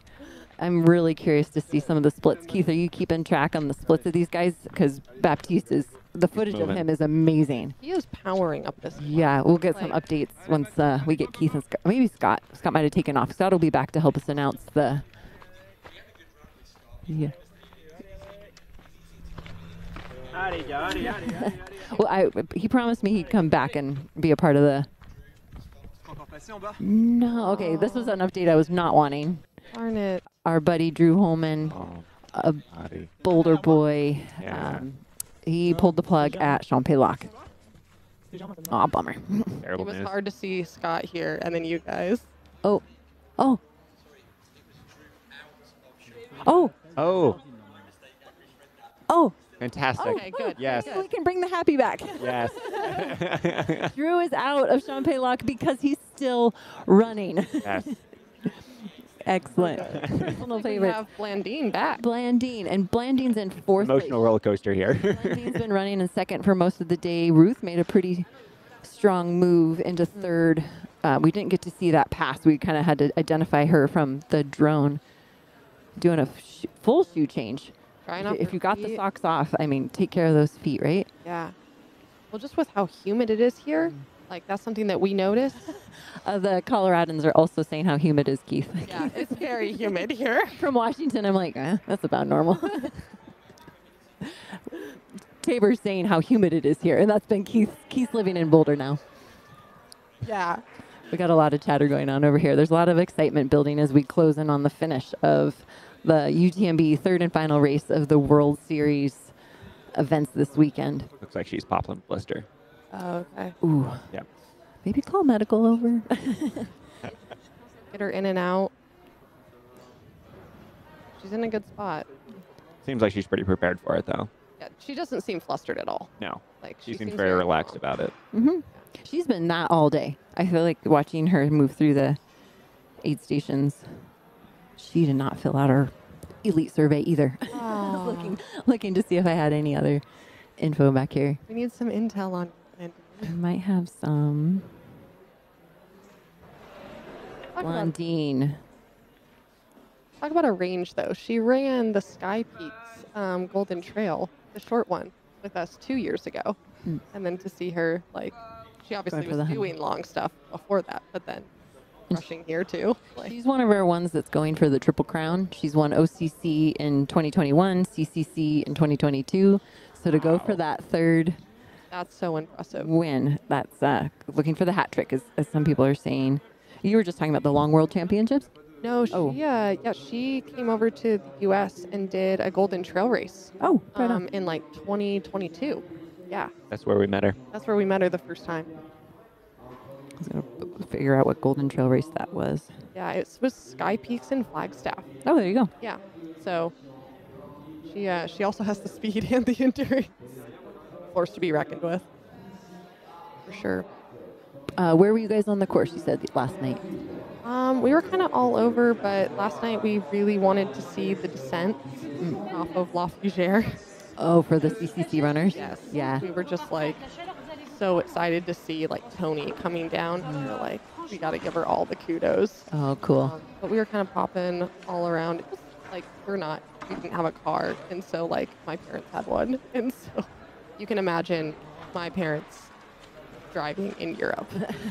I don't know them, but just the way you paused and worded it gave me some you can imagine. Maybe I'm picturing my own. Yeah. Exactly. We'll just say her dad's much more used to driving a tractor than he is to a hybrid car, a small hybrid in Europe. He's like, this has some power. You're like, yep. Use it. Let's go. Do it. Over to the other. Yeah. You gotta get to Valacine now. Still working on feet, but I think on the other side of it, getting socks back on. Oh, yeah, that doesn't looks a little painful there. Oh, do we have some tears? Oh, this is not fourth woman. This is our though. Second male. Yeah, using those poles, leaning in on them on that steep grade. Yeah. It really does take. I mean, do you train with poles? Obviously, didn't use them 2 days ago. No, we're not pole people Not pole yet. people. We just got our first pair of poles. Okay. Yeah. Over this here? week. Yeah. I bought my first pair of poles in Europe too. Oh, cool. Way back when, 2009. Which I think will be decent with them. I come from like a Nordic skiing background, and then Eli was swimming, so his arms are fine. Have So some sort of coordination there. yeah, the coordination. We'll is see if key. that Translates. translates. Otherwise, I'll be doing up here like I don't know what I'm doing. Oh, you'll figure it out. Just don't put them between your legs. I learned the hard way. They don't come from any kind of I have other done that athletic. skiing, so It hurts so bad. But yeah, it can take a lot of like the Pressure impact off off the your legs, legs yeah. and give you a little bit more for the descents. yeah. I feel like he's doing a very good job with like actually using his arms. Mm-hmm. Kind of like a master class on poles when you're tired here. Mm-hmm. We actually had somebody in the chat commenting on, hey, I don't use poles so well, so like where do I learn to do it? And I'll watch this. Here. watch the feed. I should have done this when you guys first sat down. If anybody in the chat has questions for the Hemmings, I will I have the chat open now, and we'll look for those. So we will see if somebody wants to check in with our OCC winner Eli Hemming and the off the front super stellar first half, but then a re-injuring of her back, Tabor Hemming. He is just powering up there. Mm-hmm. I wonder how hot it feels to them today, you know, after running through the night, if they're excited about having some sun or if they're just like, not right now. It didn't get too cool from what I could tell. It was only down, you guys probably need the same translation as I do. It was only down to 13 overnight. Now climbing into 20. I know this one is in the like low to mid 70s. Okay. So that's getting a little warm. It is. And then for like in the evening or overnight to not totally cool down. I personally, Scott and I were kind of back and forth on it, Scott Jurek. I kind of like it when it doesn't get too cold at night, because then you're not managing the shivers, because the more you deplete yourself, the more susceptible you are to cold, so you won't feel, or maybe to heat too, but you won't be able to manage your core temp. So I was thinking that was in their benefit. Yeah, and then like if you have sweated already, if it does get super cold, and all your stuff is wet, like you gotta manage that. So yeah, Martin was making the key puck of those that stopped to change their shirt into a long sleeve at Lake Contamine, you would see them make up that 1 minute or 90 seconds of time very quick tenfold as you move forward by not getting cold. Yeah, it only got down to 55 for us in the States. Yeah. So yeah, Not that's chilly not at all. too chilly. It's actually a pretty lovely, comfortable running temp. Looks like she's gonna try, hopefully. She's got new shoes on. Yeah. Ooh, yeah, but there's some like blister pain in there. Like Yeah, that there was. as you first take those couple strides. It actually, I think mentally, once the nerves calm down a little bit, you Hopefully tend to override. hair on them. These next 10 minutes might not be the most enjoyable. Just to like get started again. I'm glad she's going out. Yeah. I'm gonna try. Question, Eli, what was your nutrition plan food intake? So I took in, I was fueling exclusively with Precision Fuel and Hydration yesterday. So I had an entire flow gel and then 3 separate gels. And then I had 2 bottles of their just standard drink mix with 30 grams of carb and 500. A lot of water. And a lot of water. And somebody has one, what happened the last time you hallucinated? Is that a story you guys know about? Maybe not. No, we can skip over that. I didn't know if that was in there. We're pretty new to the whole ultra thing, so we haven't hallucinated any times. Yeah, we haven't had those ones yet. I hear about Courtney's and I'm like, I don't know if I'm ready for that. Aw. Yes, Ruth Croft is definitely in 3rd. Awesome. Well, this is sweet. This is. Giving a little family time. That's encouragement. Yeah, that'll help you keep going. Mm-hmm. That's for sure. We want to see you finish. Yeah. It's like some extra motivation.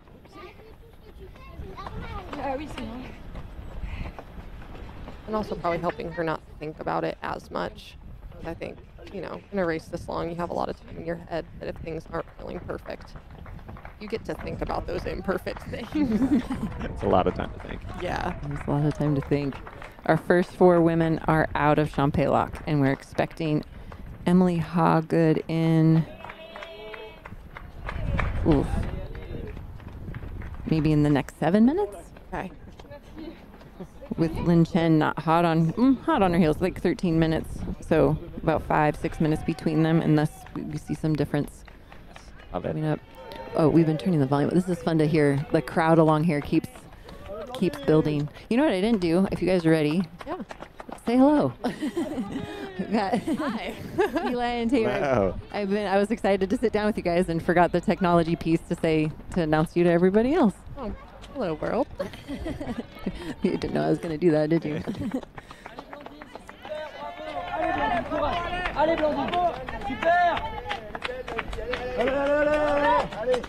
She looked like she's moving pretty well again. Yeah. Yeah, I think that it was that just first little bit out of the aid station, getting the pain of blister going. Yeah. Now she's running smooth again. It's a response to the nervous system, right? Like if initially it's like, oh, Yep. but you almost numb the pain, the nerves. Absolutely, like, yeah. okay, we're getting used to this, and yeah, her stride can pick back up.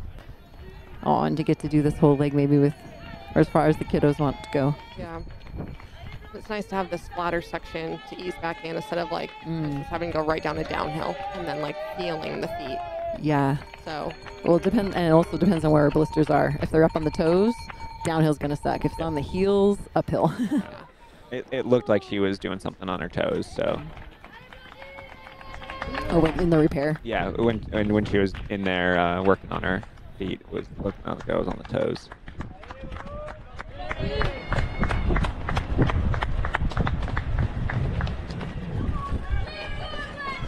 Keith knows and stays on the stats for us. He's not on the mic right now, and he's probably dying to get back on. But super cool stat. Katie at La Giette was 59 minutes ahead of Courtney DeWalter's course record time in 2021. Wow. That is phenomenal. Time is 22:30 on this course, which Courtney, hats off. That's incredible. And Katie is, I'm certain she's got those splits in mind of what she needed to do, and we saw her take it out fast like she did in 2023 when I'm getting the years mixed up. But when Katie went out in that year, she was ahead of Courtney's splits, but then lost the time in the second half. So it seems like she's just maintained that early pace throughout the whole course. Honestly, putting on a master class. Showing us all how it's done. Oh, and I love this graphic. We can see where, like, how they spread out on the climb. So Katie up and over. Yeah, so that Lagiette check that Keith just gave us.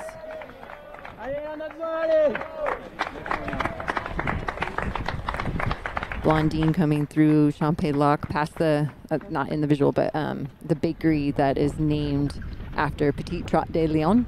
Lyon owns a bakery in Champ-Lac. I actually got to sit there and eat a blueberry tart there in 2011 and meet Lyon himself. That's so cool. She looks like she's moving well again. Yes. Yeah. We haven't seen Marianne on the screen. Did you hear she broke her finger? Oh, no. And yeah, it looks like it was her index finger. She got some medical care coming into Champ-Lac. We were hoping she'd maybe buddy tape it. Oh, here we have an interview with Blondine.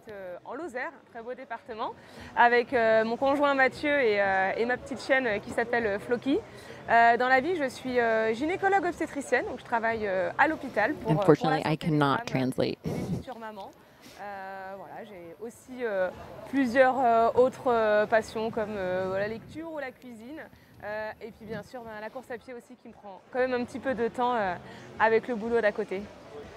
Alors cette année je suis assez contente, assez fière de moi parce que moi c'est la deuxième fois que je me prépare pour un ultra trail. Donc le premier c'était l'année dernière au même endroit pour l'UTMB. Donc j'y suis allée un petit peu progressivement et cette année j'ai vraiment l'impression d'avoir fait une bonne préparation digne de ce nom en enchaînant quand même bien les kilomètres. Je suis revenue dans la vallée de Chamonix aussi pour être vraiment sur les sentiers. Je peux dire que voilà, c'est ma première petite victoire, c'est d'être au départ vendredi 18h sur la ligne de départ de l'UTMB, intègre physiquement, sans blessure après cette grosse préparation. Quand je regarde derrière moi, voilà, l'année a été vraiment bonne. J'ai pu faire tous les entraînements que je voulais sans coupure et c'est vraiment ça ce qui me tient à cœur, c'est voilà, pouvoir prendre du plaisir, traîner en montagne avec le corps et la santé qui suit et pour moi c'est l'essentiel. Alors c'est toujours un petit peu compliqué de donner des stratégies ou des buts, des buts dans un ultra trail parce que je pense qu'il faut quand même être assez humble. Tout peut arriver sur une course. Donc moi vraiment, mon objectif cette année, ça va être vraiment de donner le meilleur de moi-même, d'être dans la meilleure version de moi-même. Et puis on verra ce que ça va donner en espérant samedi soir. Mais si je peux faire une course pleine, prendre du plaisir sur tout le parcours et être à mon meilleur potentiel, ce sera vraiment une très belle réussite. Alors cette année c'est assez exceptionnel, il y a quand même une très très grosse densité, un très gros niveau. Il y a plein de filles qui ont les potentiels, on doit être je pense une petite dizaine à avoir tous les potentiels d'être sur le podium. Donc c'est compliqué, encore une fois comme je le dis, tout peut arriver sur un ultra.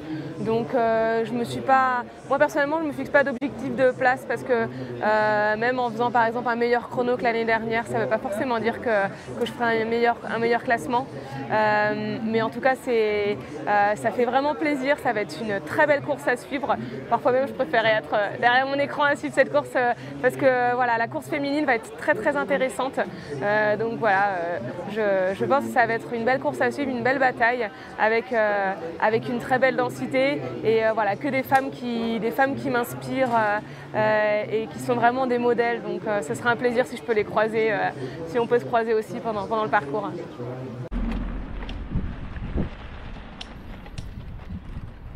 And Keith with one more update that Katie's time through that climb puts her in the top 10 overall.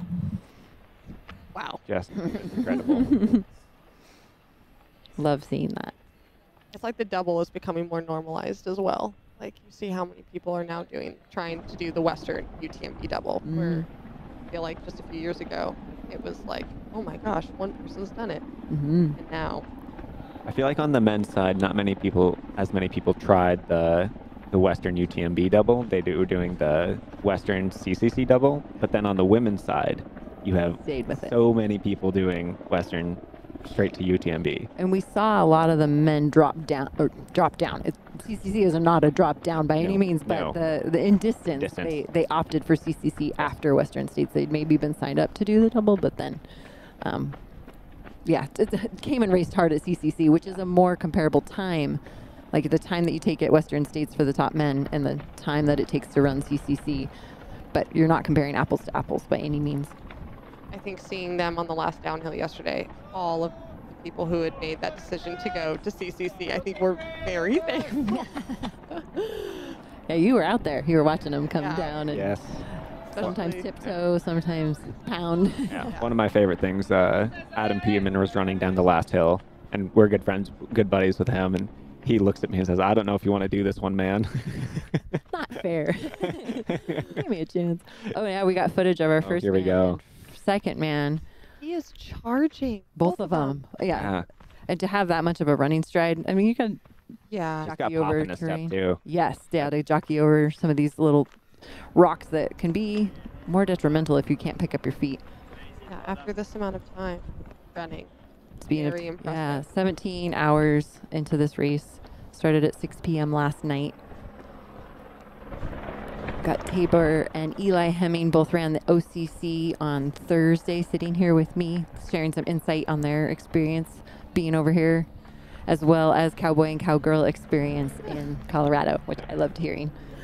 Yeah, we did get to see quite a few cows out there. On nice. Yes, on the climb up to La Giette. There were lots of cows out there. Did anybody get in your way, cow-wise? I had to shoot one off of the trail, yeah. I said hi to all of them. I'm always like, hi, cows. And people are probably like, why are you saying that? And they kind of look at you. I remember doing that as well. And then the big bells, that's a little different than home, yes, I bet. Yes, we do not have bells on our cows. I think it's kind of fun, though. Like, you can hear, like, when we were coming into Fort Claus, and you would just hear all the bells of the cows. That's pretty magical. So far away. Really cool, yeah. That in the night when you don't see them and you hear those bells. Oh, yeah. Talk about hallucinations. Yeah, I can imagine What that. do you make those bells out to be? Yes. You're like, what's the monster in the field? Hey, Keith.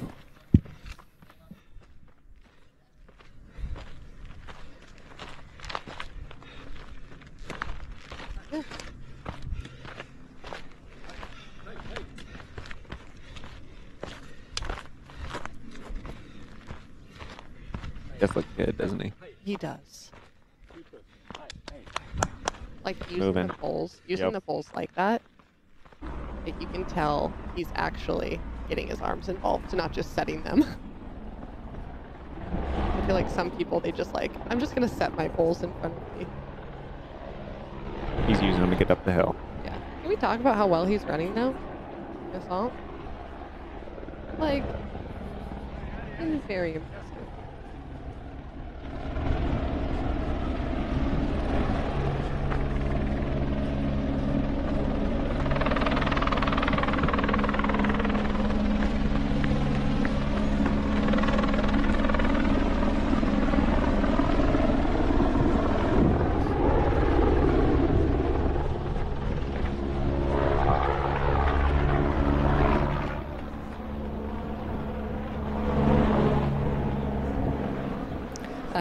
Quick update on our women's field. We've got the top, 6 through Champs-Lac, with 7th and 8th coming in a little spread out.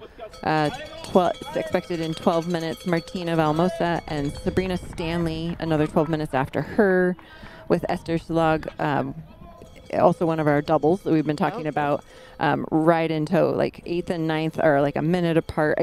8th, 9th, and 10th are all within 2 minutes. So that will be something to watch. We haven't seen Here we Ellen go. woman going out of Champs-Lac. Right? Are we? Yeah, I think, I believe so. Or I did think she passed the bakery that you had talked about. Okay, so yeah, we missed her in the aid station. But now she gets to soak in the cheers. Yeah.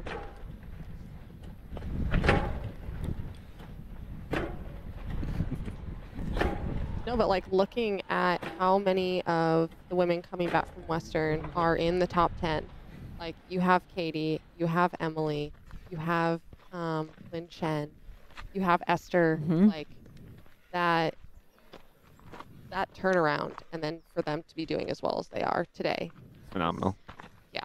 I would love to know their different recovery strategies. Ooh. Drop something. Oh, okay. I was like, oh, yeah. Something came out of the pack there. Maybe you're just going to take an Eli moment. Is that now named? I don't recommend those. I know I was cheering you on for the intentionality of it. Like, I've got 6 minutes or 8 minutes, whatever was in your brain at that point. I'm going to take 1 to bring my core temperature down. Yeah. I would prefer to have not done those.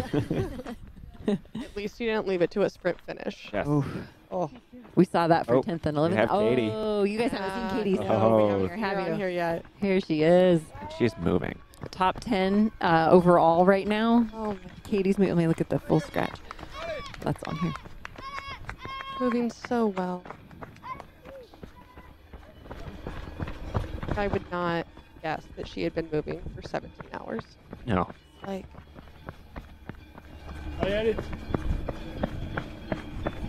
Oh, that looks like somebody who just started a run. As she is in 10th. wow, Katie. Phenomenal. Showing us how it's done. The royal blue is very fitting. It makes a mark. They had quite a few of the North Face team along the waterfront for Jermaine coming through, and like even with the drone footage way far away, it's like, oh, there they are. See them. You can see the blueberries going through. Blueberries. Keith was saying yesterday that it's a famous artist that always paints with this color. Oh. And so there's a tie-in. Okay. I saw some of their, gosh, I'm sounding like a social media sponge, but I'm really not. I was just doing a lot of binge searching leading into the live stream, and they did a bunch of art together with the blue paint. And I was like, oh, that whole story makes sense now. Yeah. I think you kind of have to like tune into social media for this because you are learning so many storylines, and that's where it's at now. And we get to. Like that's not information that would have been available Oh. prior. And like Keith was saying, the first couple of years of live stream was steady cams or like stationary cams in the aid stations, period. Yep. So all you're seeing is aid station time. Like now getting to see runners pass runners, or some of the falls we've seen, moving well, moving poorly. Like it's all captured now, for better or worse. But definitely brings it home, and people get to understand how beautiful these trails are and why there's such a pull to come to Chamonix in August. And you're getting to see the story unfold. It's not just like, I had the perfect day and I made it to the finish line. like Blandine, for instance, you could see like trouble with the feet. Like, Or Marianne with a broken finger. Yeah. Like you're getting to know the ins and outs of what's occurring. Yeah, there's so rarely a race that actually goes perfect. Like if you're actually listening to these runners after they're done finishing, they've gone through such low moments. Yeah. There's such high moments, but there's points that they actually have to work through. Like Courtney always talks about her pain cave. Everyone has those. Look at the crowd here. Like, I see the smoke coming up. Oh, if that doesn't inspire you. It's grown. It just keeps, like, the more shuttles they can get up there. Yeah. Although some people will probably start making the move down to Chamonix, maybe in an hour or so, to be ready and get their position along that finish line.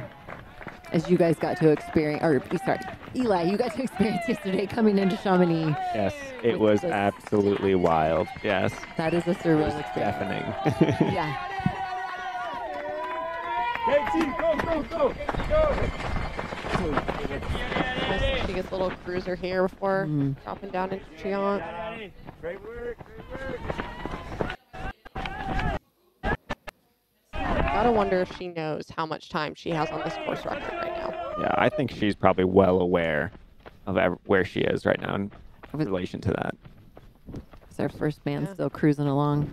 I agree. I feel like when I met her last year, I was saying earlier, like the professionalism that she approaches this with, I really admired. I've it's new to me in terms of there was always this like humility or humbleness that had to exist in the sport before, and I like how she is owning, and she's not the first, but in the conversation I had with her, how she's owning this is what she does and this is what she wants to do well. She's going after these records, the win. I really appreciate that, like, confidence. Yeah, I think there's like always that fine line between confidence and like being humble, and I think she does the perfect job of it. Like, and there's a lot of women in the sport and men that are showing that, and it's kind of really important because it's way more commercialized. It's not just in magazines; it's online all the time. Like, and you can see these people evolve also as humans.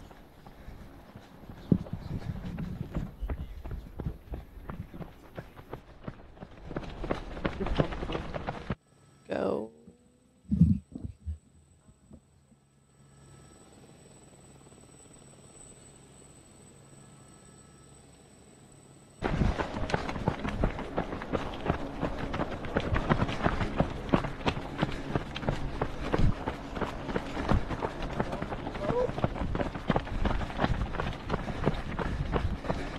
C'est qui le gars à l'image là? Il est tout seul lui. Hein.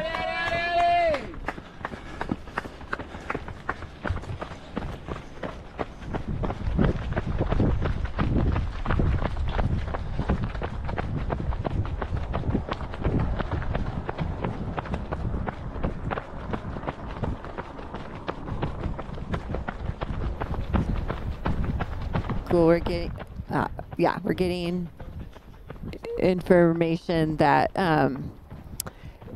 we're going to send you guys out. Okay. Go into the we really want the sunshine, get some air, make a walk to your next our next thing. Next engagement. Thank you for spending so much time. Oh yeah, thanks for having us. And telling me a little bit more on the personal side. I love hearing that stuff, so I'll be asking it. Well, thanks for letting us share, and we'll keep watching the live stream, but we're going to go out now and right on. Cheering on. Thanks, guys. Thanks.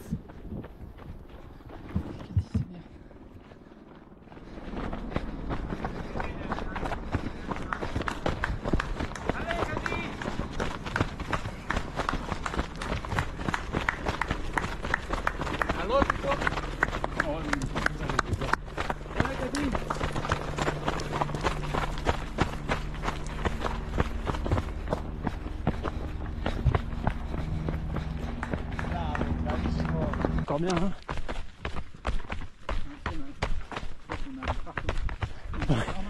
Ouais, je pense que c'est normal.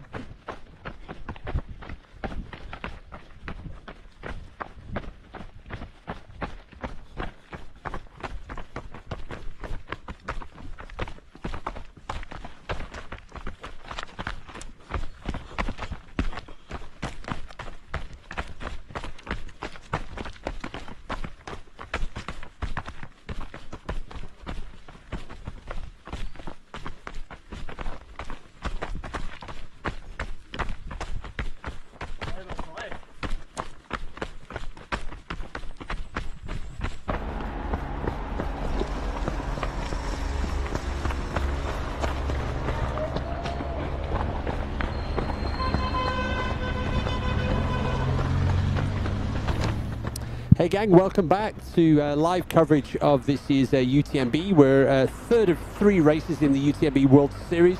And here we go right now on the split screen, 50-50. We have our race leader in the women's race, Katie Scheid. Katie is almost down into Trion.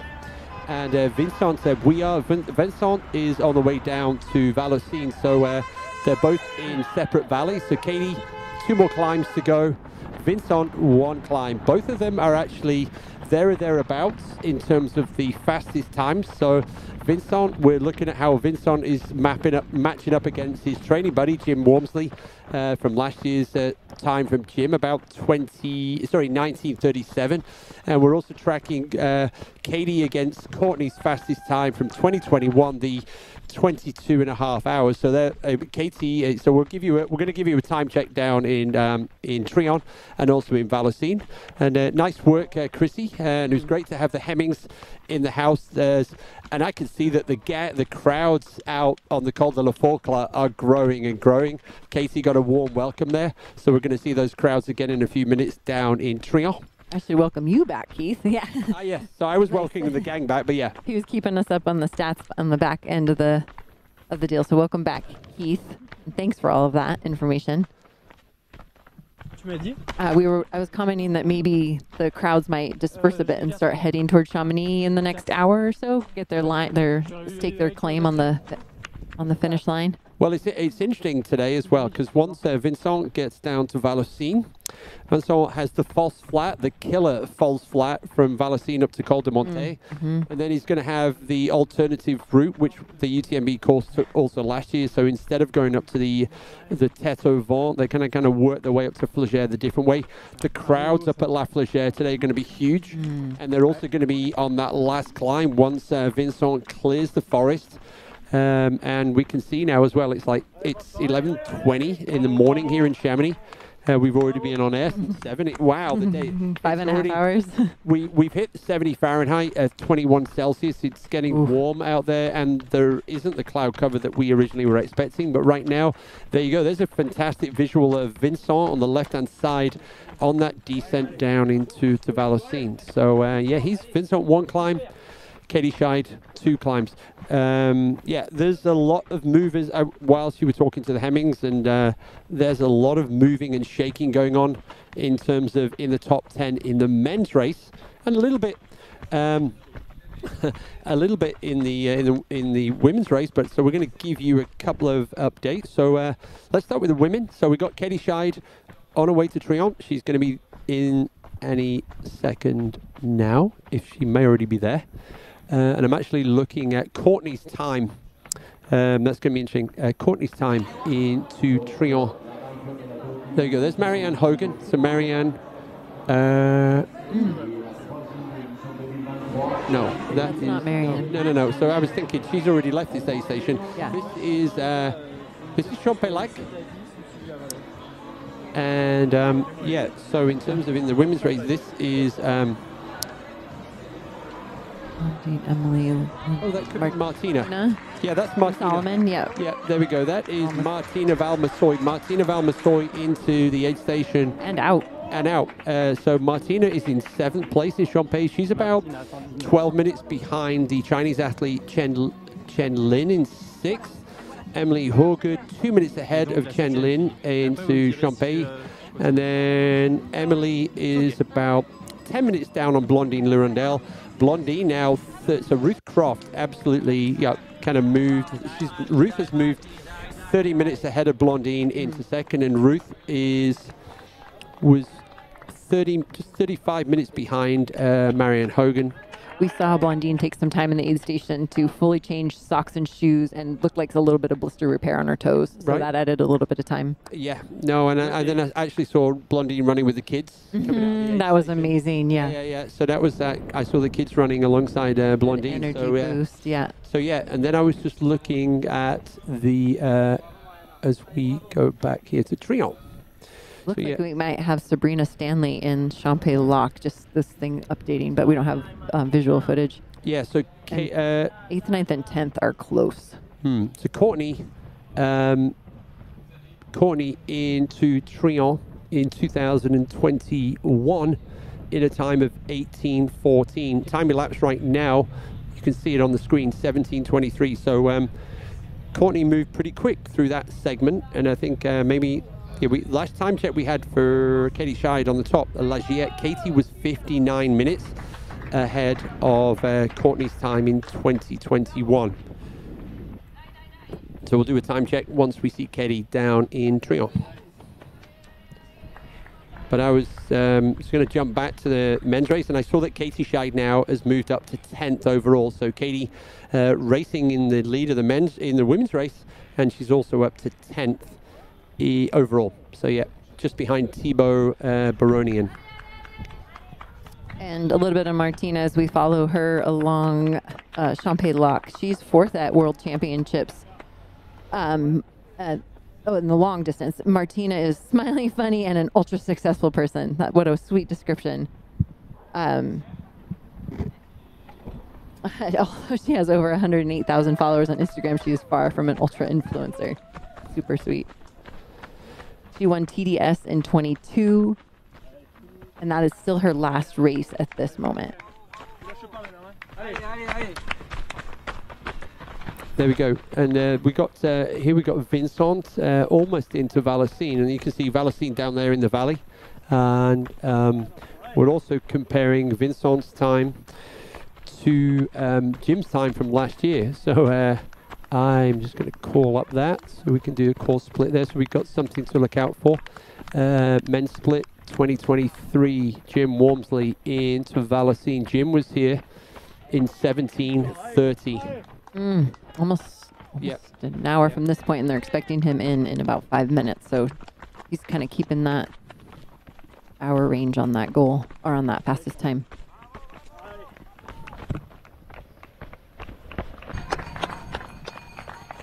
And then switch over to Katie. Here we go. Into Triant. Here we go, yes. So Katie Scheid into Triant.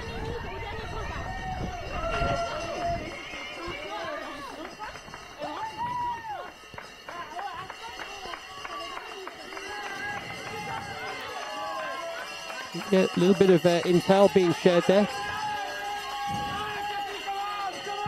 So there we go, 17:25. That was, did I just say that? Yeah, 17:30. Sorry, that was Jim's time into Valacine. Courtney's time into Triant, where we got Katie Scheid right now, a year ago, was 18:14. So there you go. So that's 48 minutes. So let's see, 34. Yeah, 48 minutes right now.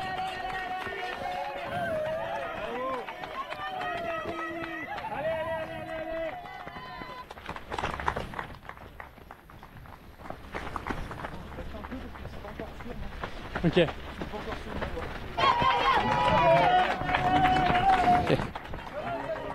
So Katie's going to see her crew here. 17:27.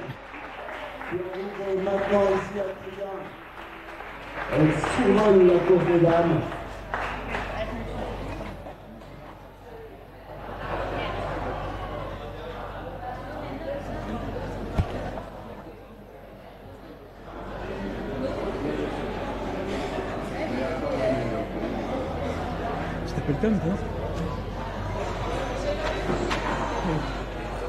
Comment tu sais? Parce que t'avais shooté avec Marianne. Ah ouais, tu connais? Ah ouais, carrément. J'avais fait le montage, je sais que j'avais fait. Ah ouais.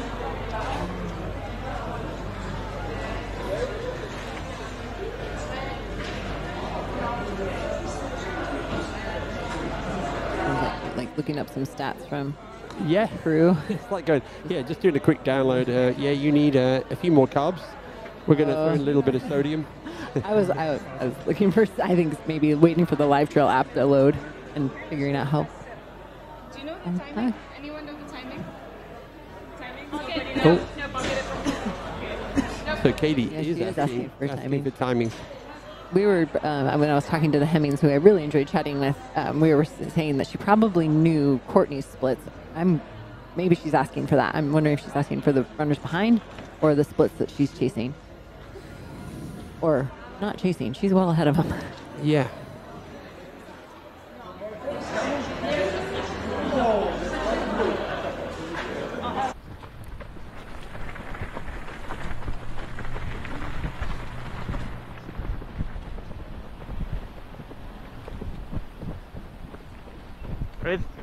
Fred, va te mettre plus loin, Fred. Le réseau, il est merdique là-bas. That's actually, it was closer to an hour before. The split between at Lagiette, yes. Lagiette. So a little bit of time on that descent. Courtney covered that a little faster. Yeah. Yep. About 10 or 12 minutes faster. Yep. So I understood that Katie was interested in the times of, I don't know if, yeah, I guess we don't know. Was it, how close is Marianne, or how close, how is she doing with the times of Courtney's fastest time from 2021? Great job there to the crowds here. So Katie's got 2 more climbs to do. So There's good. her face.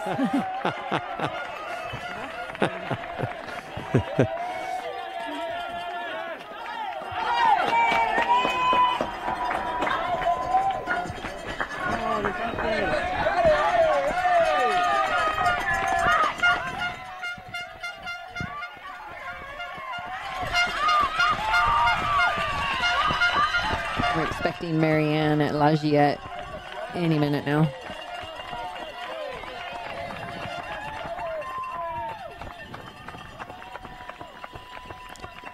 Is she hobbling?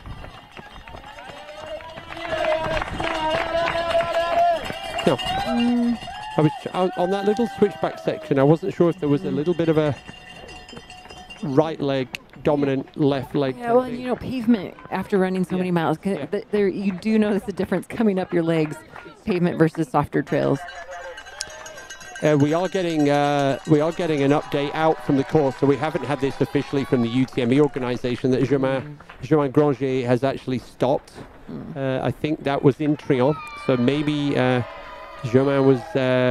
We just saw Katie passing through.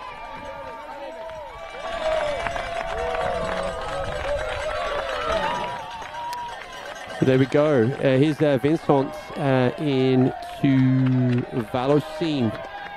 Jim Walmsley was into Vallocine in 17:30 last year, so Vincent just outside that time right now, so 17:32 I think by the time he lands in the aid station. So he was about 6 or 7 minutes ahead of Jim's time, so now he's kind of on par. Yeah.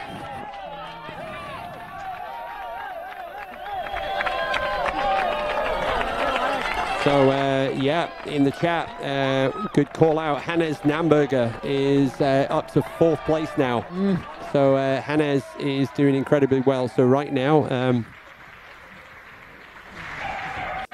yep, so Vincent into, here we go, we're going to listen to the conversation here. What do you want?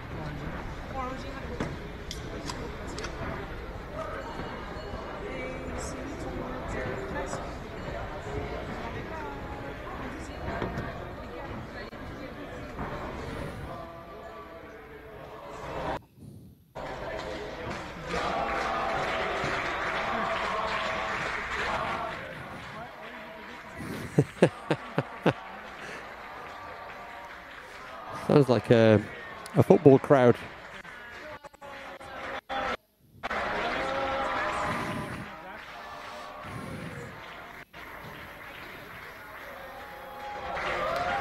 So with the withdrawal of Germain Granger, that means that Ludo Pomeray is into the top 5 as well. Haha, Ludo. It also means that Katie Scheid is now up to 9th place overall. It's kind of bittersweet.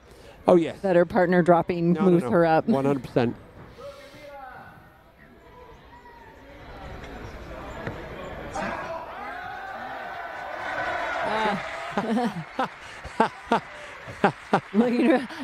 looking for cheers for his wife. I love it. That's sweet. Oh, this is great. I'm loving this. Yeah, there's a gallery behind the cameraman where the crowd can see the transition going on in the aid station here in Vallocine. Taking some extra liquids for this last climb. Heat. What else do you need? You're supposed to be tired. Yeah, it's a good call. Did you hear him? Or no. hear her? What? You're supposed to be tired. Yes. Get out of here. Love it. Yes. Nice. Amore infinito. Good teamwork. Wow. And looking to the crowd for cheers for his wife. I love that. Oh, yeah.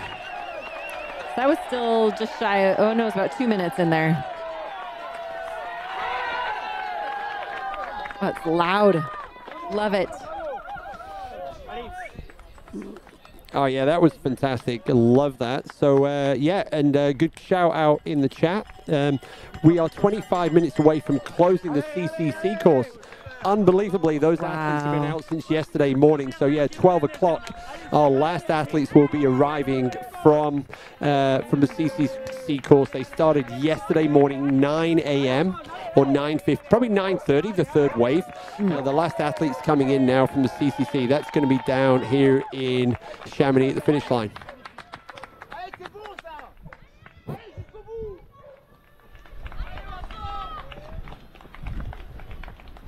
So right now, Katie's through Triant, that little news flash. She's already through. Yeah, and Vincent now running alongside the railway line here that runs alongside. This goes from down in the valley all the way up here to the border with Switzerland at just at Vallorcine.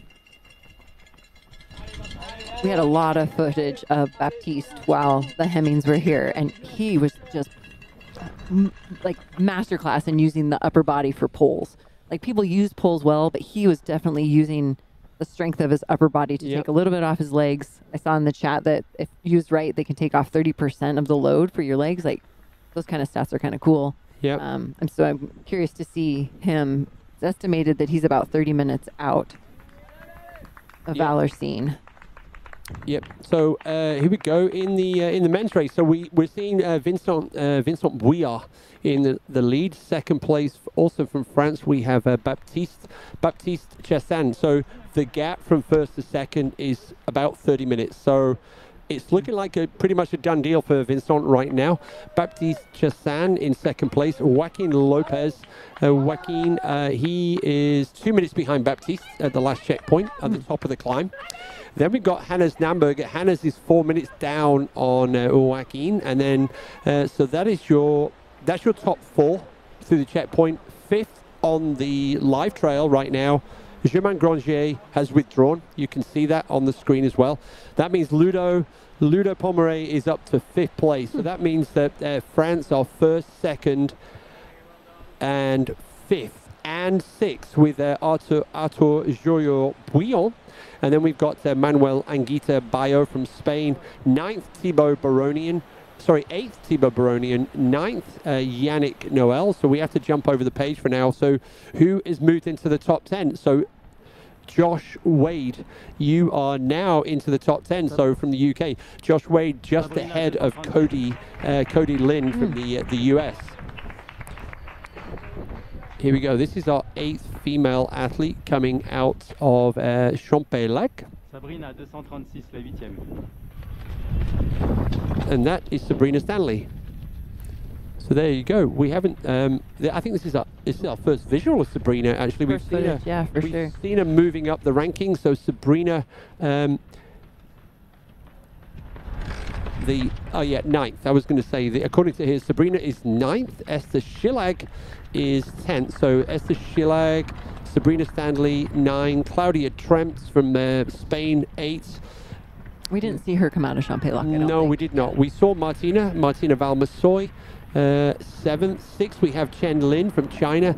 Top 5, Emily Horgood, Blondine Lirondelle, Ruth Croft, New Zealand, Marianne Hogan from Canada, and right on time, onto the screen right now, Katie Scheid. Katie Scheid with Triant in the background. She is getting ready to do the penultimate climb across and crossing from Switzerland back into France.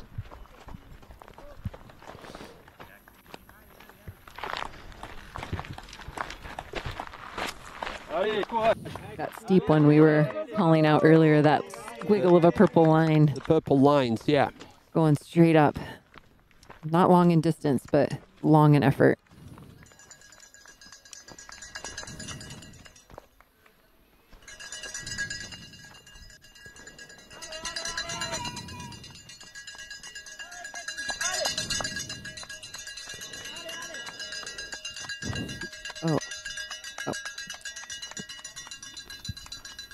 Is that the update from Yellow?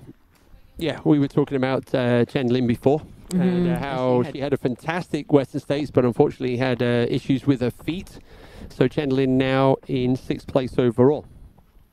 Chen Lin dropped from Western States. She did, that's right. Yeah.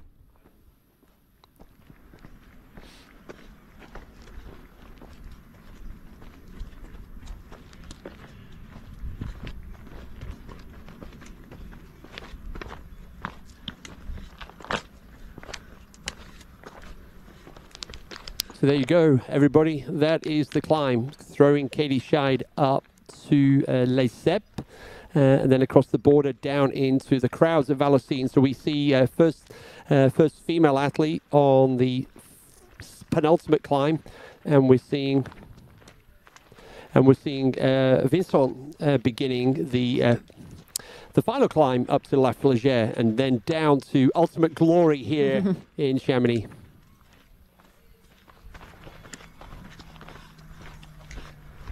I was just getting worried. I was being at someone said, Keith, can you see the same visual as us? And I said, I can see Katie Scheid. They're like, we can only see trees and sky.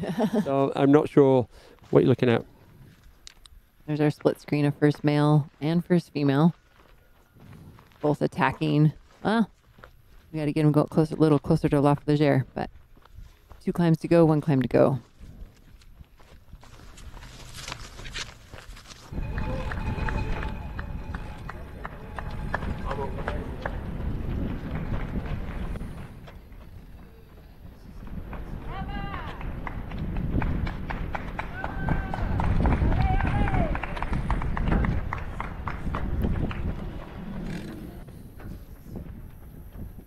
So here we go. This is Esther Schillag.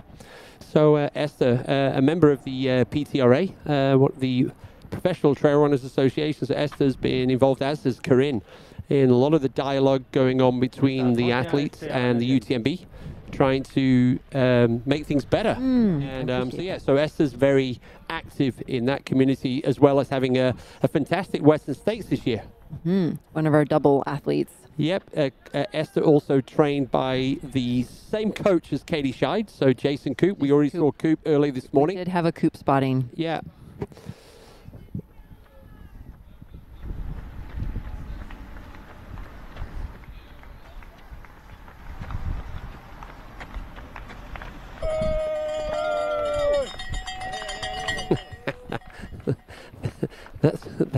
That's what they've been looking at for hours. Sorry. They might have pulled up the wrong thing. Yeah, they've zoomed in on the screen too much. So we were just giggling about one of the members down in Chamonix just looking at the wrong screen all the time. So yeah, good. They're back up and running now. Here we go. Vincent on this kind of slightly the false flat that works its way up alongside the railway line to Col de Monte normally, and then historically since 2009 the race has gone on up over the Tête au Vent, but as with last year, the race is this time running down a little bit lower down, rolling its way almost a tortuous way to La Flégère.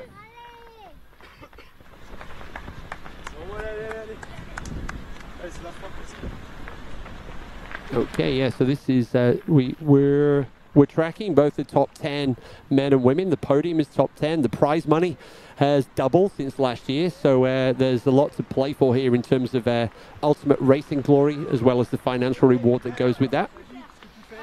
20,000 euros on the line for our race winners in the UTMB, both for the men and for the women. I think in the OCC and the CCC, the prize purse for the winner is 13,000 euros. What Vincent is going to discover once he's kind of worked his way around this kind of really technical rolling part of the first. Here we go. This is probably our... That is definitely not our first man. This is 10th female. This is our 10th female. So this is Claudia Tremps from Spain. So that is our 10th female athlete into Champex. So well done. Our top 10 as it stands right now through Champex. 3 more climbs to go. In terms of distance, I can give you the markers on this one. So Champex is at 130 kilometers. So they have 46k to go, and there you go, Chrissy, just for you. There's our camera dude. No, this one's on a unicycle, a powered unicycle. Yeah. Before we had a hoverboard. This guy's on a... Yeah, there's some very innovative ways that the UTMB are now delivering the content for all of our audience. And then let's just have a check outside the top 10, because yeah, Lucy Bartholomew from Australia. Lucy is currently 11th, so working her way up there. So we've got Lucy, then we've got Manon Bohar. Elisa Clark from the US is 13th. We have Marie Klakek Fend from Norway. Then we have Johanna Antila from Finland. So and then Ekaterina Mitaeva, she is also in the top 20. Amanda Basham, there she goes. She's still in there, 18th. Right on. She was 19th last year. Yep, and Alexis Krellin from the US, and then wrapping up our top 20, the mighty Mayora from Spain. I think I missed one. Yeah, I did miss the French athlete Marilyn Nakache in 16. So those are the runners in the 11 to 20 that maybe have some ambitions to creep into the top 10, Ludovic Pomeray style. Well, that's the way the payday happens, right? The 8th, 9th, and 10th, it takes home 1,500 euros in this race. Yeah. And then as you climb towards the top 3, that number becomes more significant. Katie Scheid looking at taking home 20,000 euros today for this effort. What about a course record bonus? Oh, yeah, that's a good question. What we're also seeing, I was just looking at the time, the spread, and yeah, so Claudia here in Champelac at 11:40. So, yeah, the time spread is probably about an hour and a half to 2 hours between 1st and 10th right now. The spread, I think, is a little bit tighter in the men's race, definitely towards the front. We're going to give you an update on that, people. So, so yeah, I mean, 2nd, 3rd, and 4th is fantastic. We literally 6 minutes between the 3 of them after racing for 150k or 17 plus hours. Then we have Ludo, Arthur, Manuel, Thibaut, and Yannick. They're all into Trion, spread over about 40 minutes. And again, let's have a look outside the top 10, see who's knocking on the door of the top 10. So yeah, as we said, Josh Wade actually has moved up to 10th with the withdrawal of Germain Grangier. So Josh, the demise of one of his teammates has meant that it's good news for Josh. Talking to teammates, Katie Scheid right now on that really punchy, steep parts of this climb.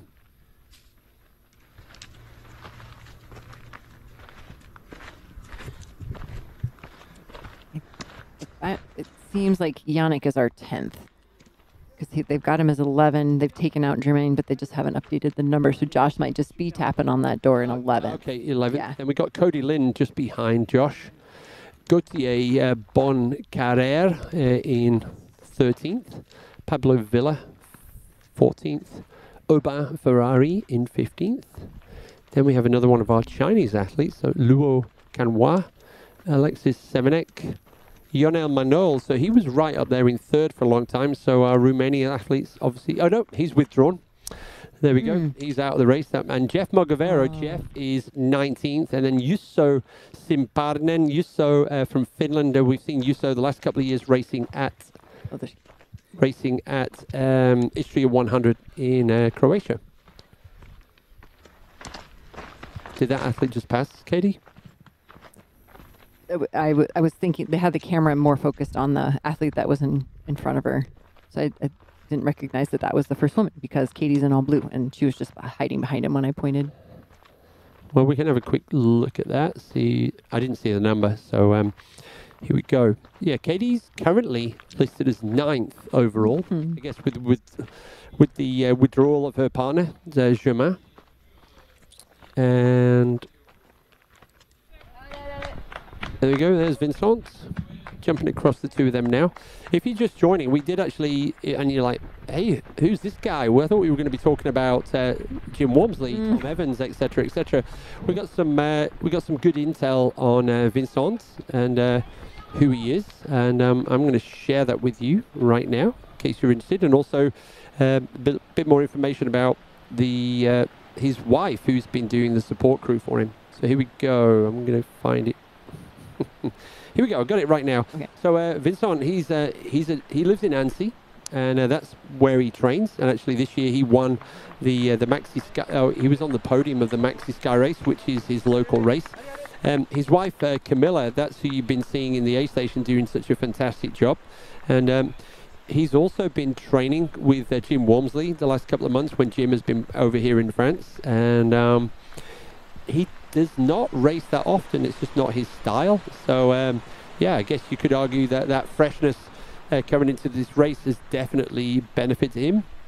And yeah, and actually he was telling us here that he met his wife the first time at UTMB, and way back in 2017, and then again Way in back. 2018. And she was living in the US at the time, and while he was based in Annecy, and so therefore these trails are really special and very incredibly meaning for him. He's also an engineer that by trade, working for HOKA. So so rather than being a HOKA athlete, he's a HOKA footwear engineer, if you like. And yeah, so there you go. There's a little bit more about Vincent Bouillard, our soon-to-be champion, and also a new name on the top of the podium in the men's race here at UTMB. Yeah, we were looking for that information this morning when we came back on and saw the unfortunate carnage of the nighttime hours. And who is this guy in front? Let us know. Like, and people started chiming in that he works on development as an engineer for HOKA and product tester. So we've been speculating on what's on his feet. Yeah, we started with product tester and said, no, he's way more than that. He's an engineer, so he's kind of coming up with all these new fancy materials and also different ways to build the product. So yeah, so that is our race leader in the men's race.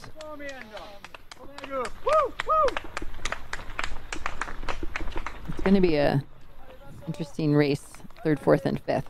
So as we get the guys coming through, fun to see how close they are. 100%. So as you can see now, you know, Vincent on this falls flat, and it's kind of like it's not steep enough to power hike, and and also so you're kind of still moving. But he's in terms of time, I guess we're going to do the benchmark with Valocine, which is going to be Baptiste Chassan. So Baptiste is due in about another 15 minutes. So that's looking like a 40-minute gap now between first and second. So so Vincent, I guess he can run with a little bit of freedom, knowing that he's not got somebody breathing down his neck. Here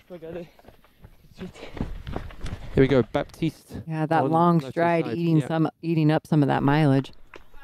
Ooh. Yep, and actually when he hits the road, he's going to hit the road quite soon. Vincent, the main road that's running is called the Col de Monte, the road that's running between Valocine. There we go. This is coming up to Col de la Forclaz. This is Marianne Hogan, and if you're just joining us, you missed this early, Marianne on the descent from Grand Col Ferret down to La Foulie, managed to fall over and either break or dislocate her finger. So so she's a tough cookie, and she's still charging on. She did pull out the poles for that climb up to Champé Lock, and we watched her wince as she pulled them tight to lock them in, and I wonder if she'll be using them again on these next climbs. Yeah, Medical had a look at her in the aid station in Trion, but they decided not to do any taping or anything like that. To Scott's dismay, he was kind of encouraging that if they could have hurt him. Yeah, so right now, Katie Scheid came through Trion 11:31, and so I would say that Marianne Hogan is probably going to be, because Marianne's still got to drop down to Trion. So the gap now between Katie and Marianne has probably gone out a little bit, so it's probably somewhere around about 35 to 40 minutes by the time Marianne gets down there. More importantly, I think Ruth Croft from New Zealand in 3rd place. Ruth was 30 minutes behind Marianne at the top of the checkpoint at La Giette. So I think Ruth is probably going to be getting the intel that there's a chance that she could bridge that gap between 3rd and 2nd. So something to watch out for on the last 2 climbs.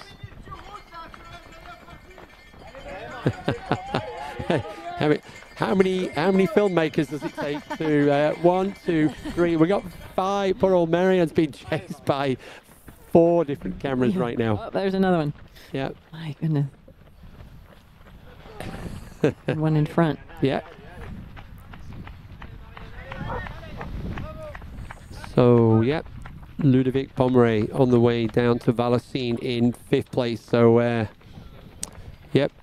The UTMB old school, they're super happy that Ludo's flying the flag for the gang. I am one of those old school cheering on and master runner. Yeah, no, so it's kind of a great story, especially after Hard Rock in the middle of July.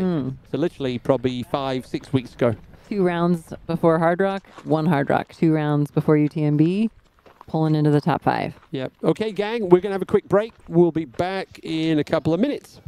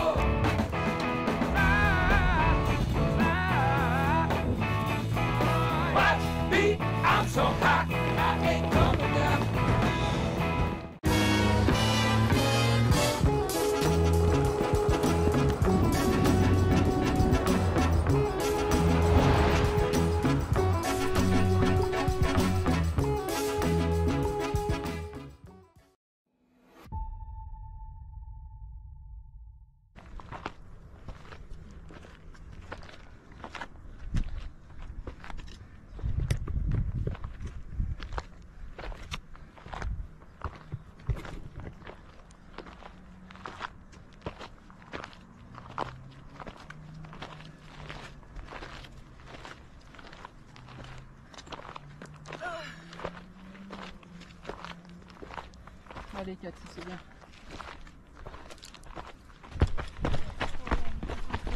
Allez, allez. Allez, Baptiste, tu vas le faire. Allez, allez, allez, allez, allez. Allez, Baptiste, allez.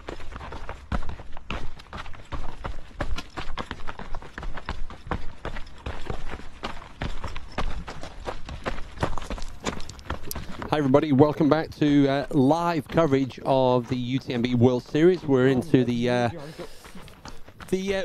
sharp end of the results here at the UTMB. We are following first and second in the men's race right now. That was the split screen. We've got both French athletes. So this is Baptiste Chassagne, second place on his way down into Vallorcine. And at the same time, we also just had visual of race leader Vincent Bouillard. He's got about a 30-minute lead right now, I think, on Baptiste.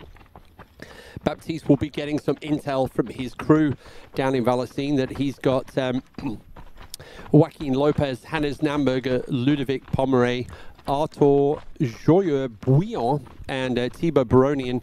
They are all chasing you down. So yeah, but there you go. There's the graphic. There is Baptiste almost down into Vallorcine.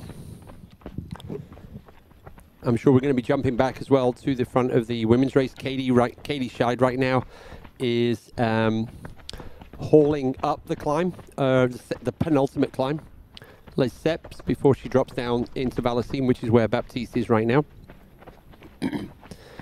We just saw, Marianne, just before the break, we saw Marianne Hogan, second place athlete. Marianne had just gone through Col de la Forclaz. Here we go. So, yeah, we've got Vincent is getting close. You can see on the right-hand side, there is the road. That is the road that links Chamonix to Vallorcine over the Col de Monte. So easy to access here with the car. So he's going to be running along. He's going to hit the crowd there before he rolls and starts to begin the climb, the rolling climb, the technical climb over a little bit of a, I'll give you the name of that one. So, yeah. So we're going to a little bit of a, he's got it's going to be a really spicy final climb up to La Flégère.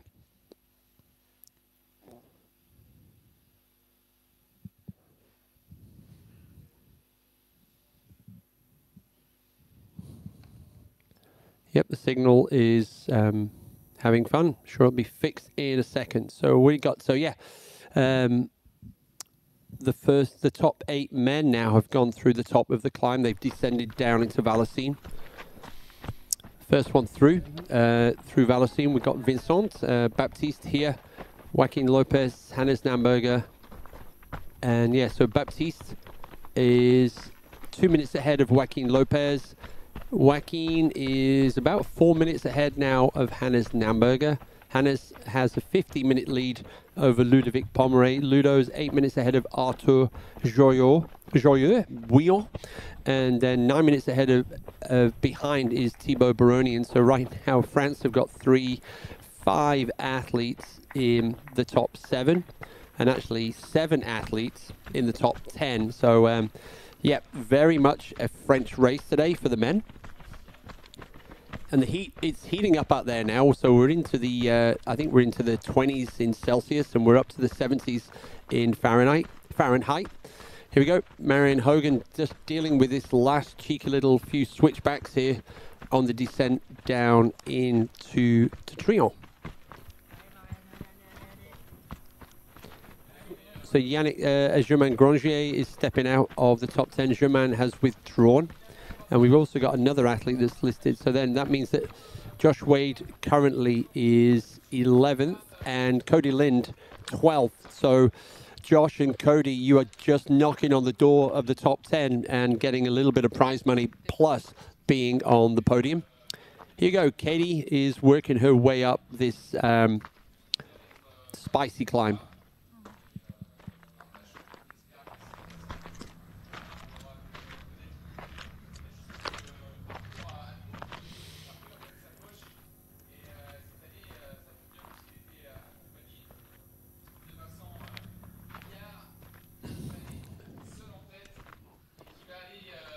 So so this is just a grind now for Katie, and we saw that she's been eating well, she's been kind of looked after by the team, and actually we kind of got the intel that Katie's support crew or support person in the aid station actually is a nutritionist. So perfect person. I'm going to correct myself on that. Dietitian. She's like well schooled. Okay. Meredith Terranova. Dietitian. So there we go. Here's this like, depending on how the quads are now, this little sneaky run down through the field, and there we go. Here is the town of Valocine. So the train station here, big crew, big crowds. We've already seen them for Vincent.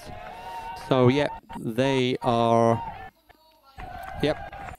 Strong French contingent down there, and they're loving the fact that they are 1 and 2 in the men's race.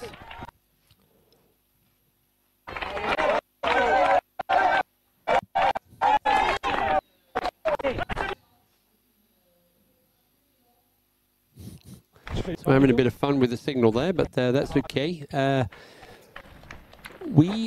think the thing we're also looking at right now in the women's race is we're kind of looking at the time check between Ruth Croft and Marianne Hogan. So Ruth is, should be almost hitting the Lagiette. Yeah, she's due there any second now. And that's going to be able to give us a time check between her and Marianne Hogan in second place.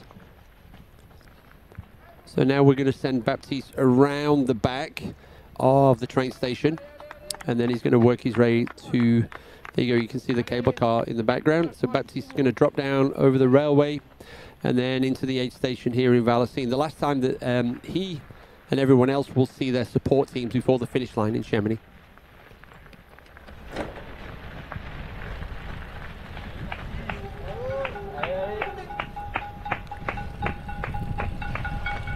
While I was waiting, did you see Marianne go through Trillon? No, she's on her way down there right now. Okay. She's almost there. So welcome back to Christy Mayle, UTMB champion, the original champion back in 2003, and again back in 2009. So keywords being back in. It's been a while. No, I think the key word was UTMB champion, and therefore you are qualified to kind of like, you know what these athletes are going through at the front of the race. The pressure that entails also kind of like delivering on those expectations. those set on yourself, and in this case, with as many sponsors, and now we've got the live feed to cheer along and also make their predictions. You got to have a good mental game to keep it focused on what's most important is your own forward progress. Oh, yeah. There we go. Here we go. Marianne Hogan into trial. A wave. Yeah, the Josh Wade fan club is up and running now. So Josh just outside the top 10.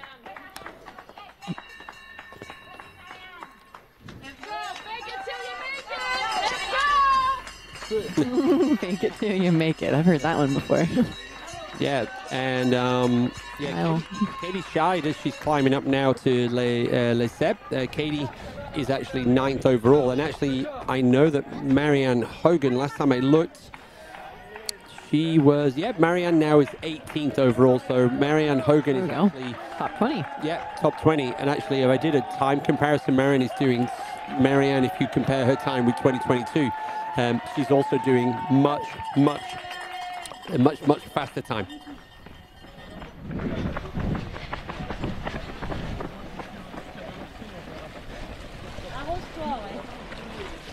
Feeling that, what we see at 21 degrees, mid 70s. Good movies in the water trough, knowing she gets to see her crew. Yep, she's going to be coming back this way as well in a second. So, yeah, if you're just joining us, Marianne had a tumble on the descent from Grand Col Ferret a few hours ago, and she's either dislocated or broken a finger. Had a little bit of medical attention, but they haven't wrapped it up, so she is on. It's encouraging to see her use it. She's still kind of favoring that right arm, which is probably the jostling of that injured finger, but she's using her arm swing a bit more than she was after the initial fall. And Marianne's support crew here, kind of like returning the favor. So Marianne was one of the pacers for Camille Brouillat in this year's Hard Rock. So here we can see Camille returning the favor. Oh, that's fantastic. Yeah. I think in the end, Camille Brouillat was second to Courtney at Hard Rock this year.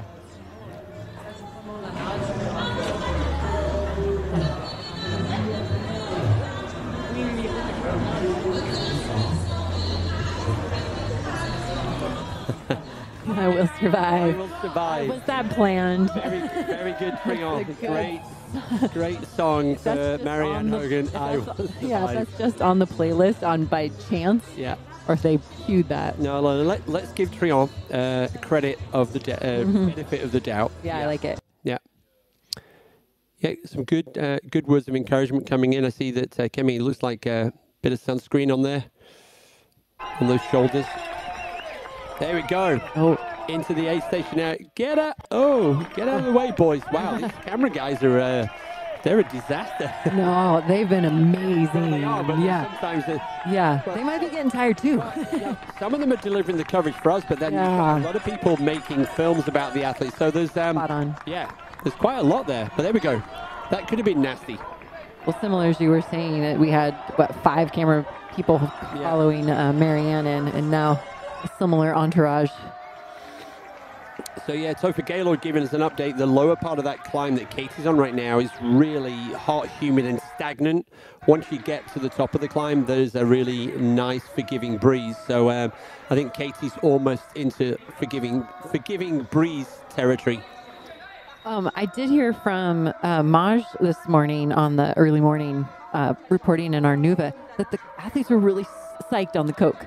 Even though it's the SodaStream made Coke as opposed to the original Coca-Cola, but it's been well received. We were kind of wondering. That's okay. So we've got 35 minutes is the time gap roughly between Vincent and Baptiste into this aid station.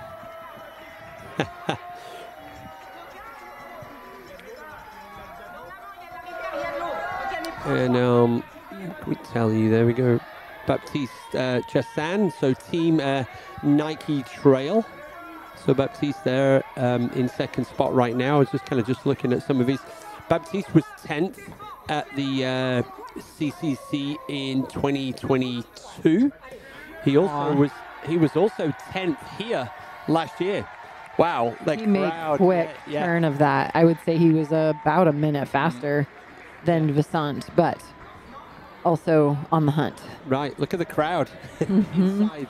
There's like, and you've also got your, they're almost like got segregated in different rows. Little, yeah, labeled and everything. So yeah, so Baptiste 10th in last year's UTMB, and in the previous year he was 10th at CCC. So obviously it's one of his favorite numbers, but 9th at CCC in 2021. So he's had lots of top 10 finishes here at UTMB CCC.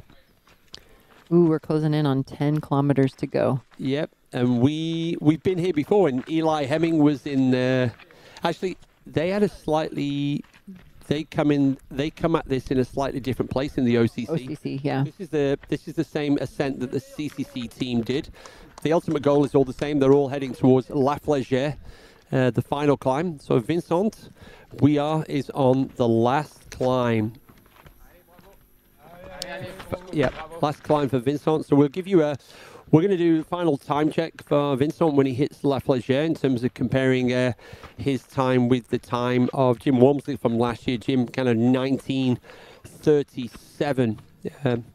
We're kind of calling it a fastest time rather than a course record because there's that. Here we go. Wow. Whoa, third is close.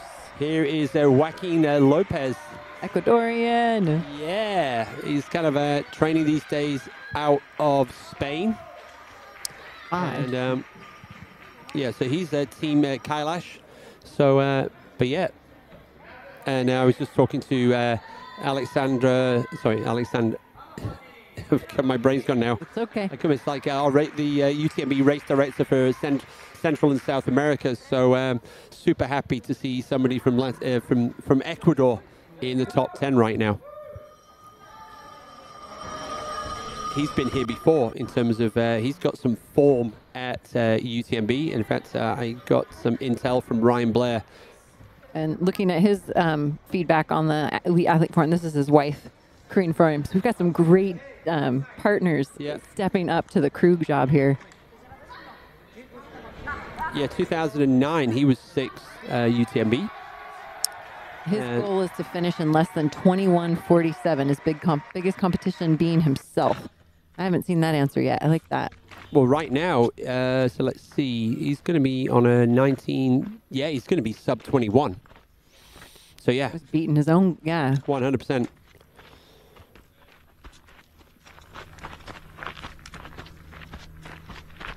So yeah, this is kind of great now.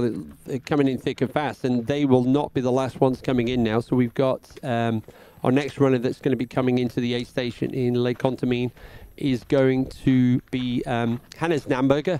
Hannes is due into Vallocine in the next 2 minutes. So it's getting spicy for the fight for second and third. Hannes Namberger, and then about 15 minutes after that, Ludo Pomeray. Never count Ludo out. Nope. I hope they bring the Ludo face back. I saw that last night going through Notre Dame. Big smile on Ludo's face with that. No, I saw that on the social media. Yeah, so, it was great. Here we go. So that's Katie with a teammate. In fact, let me tell you who that is. That's Josh Wade. There goes Josh Wade. Oh man. Wow. Give him a hoot. If that's because Josh is thereabouts with Katie. So Josh came through Triant in 11:34, and I was just looking that he was just ahead. So Josh was about 3 minutes behind Katie, so that would make sense in terms of from the same team. And the comment from Topher about how stagnant and humid it is in the bottom of that climb, the way Josh just like bang hit the grass there. Feeling that heat. Casey had a quick look back. It's like, what are you doing? So yeah, come on, Josh. Hopefully you can recover from that.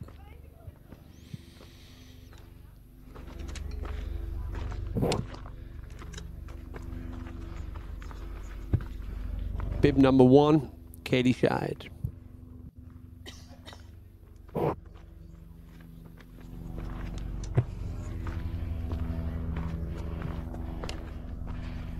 So yeah, Katie's not far away, I think, from hitting the breeze. I think I'm going to need that. And then obviously the crowd is going to give her a shot in the arm when she gets back on down the other side to Vallorcine. We have now closed the course, the CCC. That closed at midday, so those athletes were on the course 26.5 hours. Here we go. Oh, Hannah Namberger. That's Hannah's. That's his wife. Don't see their young baby. They probably kept her away, but yep. Probably joined at the finish line. Yeah, Hannah's getting the intel in terms of timing ahead of him. Hannah's Tom Evans absolutely blow for blow at the recent Lavaredo Ultra Trail, and Hannah's course record holder at Lavaredo, twice under 12 hours, and yeah, eventually beating Tom Evans by about 3 minutes. If you're just joining, like, hey, you mentioned Tom Evans, so I think Tom stopped. I think we heard unofficially something to do with stomach issues. Unofficially, yep. We had a ton of kind of athletes DNF overnight, specifically in the more on the men's side than the women's side in the elite. But there we go. There we go.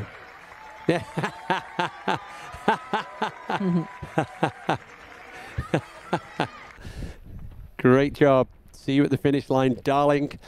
So yeah, Hannah's Namberger, I think that was Hannah's 4th into Vallorcine.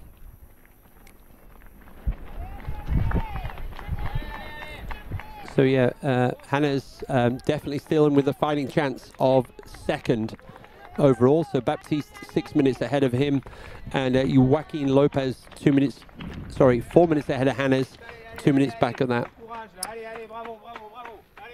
So here, this is Baptiste Chassan working his way up the segment from Vallorcine up to Col de Monte. Up to La Flégère.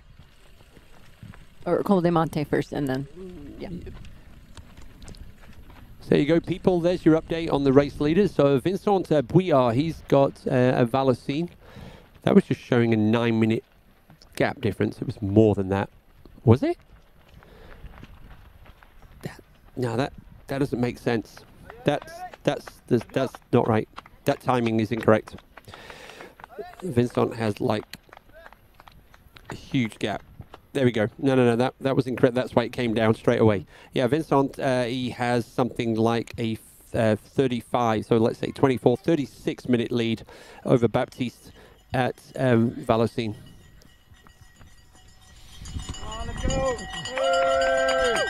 Here we go, 1st and 2nd. Vincent's going to be, he's going to be up at La Flégère at around about 1 o'clock. Going to be some big crowds up there. And then the small matter of 7 kilometers down into Chamonix. And yeah, look at that sky right now. No cloud cover today. It is a hot one out there. 3rd day in a row. And we heard from the Hemmings the humidity, but then we were kind of joking about if you come from Colorado, pretty much everywhere is humid.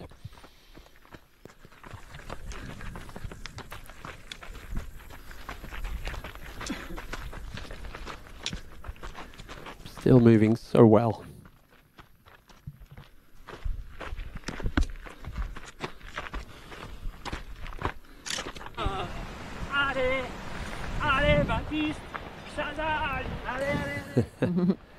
So yeah, the Baptiste fan club going strong here.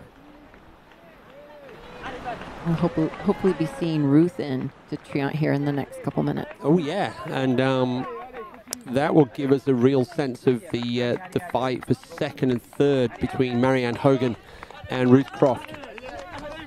The gap between Ruth and Blondine Lirondelle is almost an hour. So yeah, so that's significant in terms of, we can't really hype up that competition right now, but slightly lower down, we've got Emily Horgood is 6 minutes, or potentially would be 6 minutes predicted at La Giette behind Blondine. And then we've got Chen Lin almost just behind Emily Horgood. Then we've got Martina Valmasoy about 17 minutes down on Chen Lin. Sabrina Stanley 10 minutes behind in 8th place. Esther Schillag 2 minutes behind Sabrina in 9th, and then Claudia Tremps 4 minutes behind Essa Schillag in 10th position.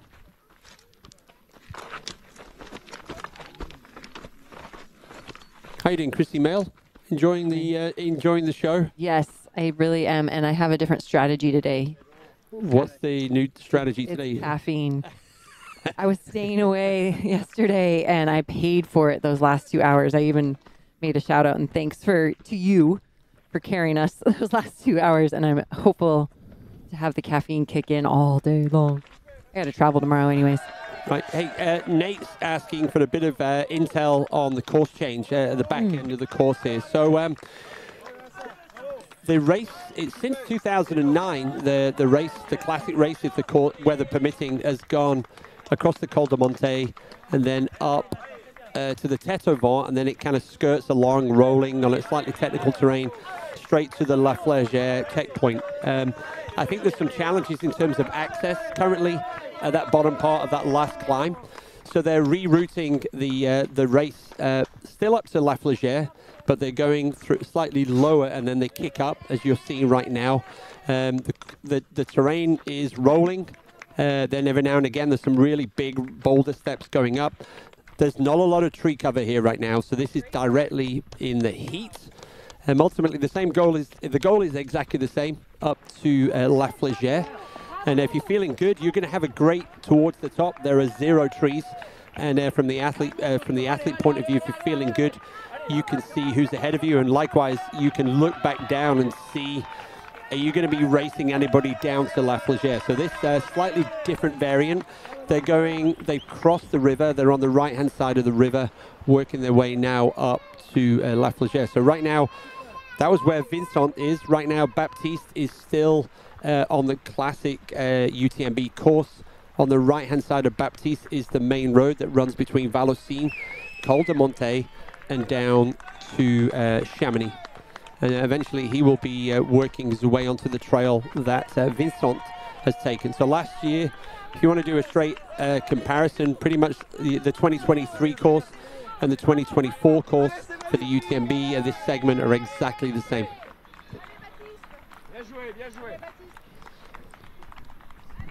Yep, the Jusso Simparnen fan club are in the house now. So, yeah, Jusso has left Trion. So he's 2 climbs to go for Jusso. Here we go, Marianne Hogan. Using the poles. I was curious if she was going to pull those back out with that injured finger, and she's working through that. Yeah, so last visual we saw Katie Scheid. Katie's pretty much at the top of this climb right now. Marianne is just kind of entering at the bottom of the climb.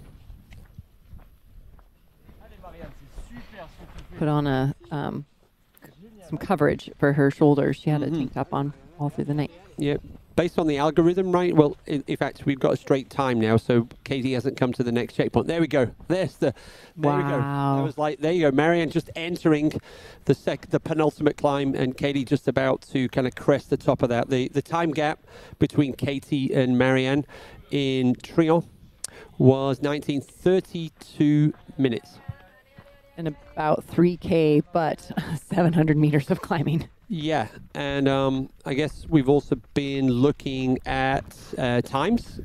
We've been comparing Vincent's time with Jim's time from last year. We've also been comparing Katie's time with Courtney's time from 2021. Courtney's time of 22.5 hours. So we will be, now we're going to get it out so that when we get the time check. So Courtney, when she hit the top of the climb at Les Sept last year, so this is going to give us an idea about is Katie slowing down a wee bit or not. So 18:59. So yeah, so I would definitely say that Courtney had an incredible back end of the UTMB course in 2021. So right now, at one stage, Katie was almost an hour ahead of Courtney's time from 2021 at the top of this climb.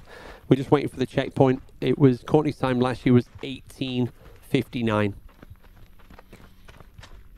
Is this showing her through? 18:22. There we go. So that means it's 37 minutes. So yeah. There we go. So yeah, Katie Scheid 18:22 versus Courtney's time of 18:59. So 30. Katie Scheid is still 37 minutes ahead of Courtney Dauwalter's fastest time from 2021. So she put a lot of that time in the bank, and now we'll see how these last segments compare. 100%.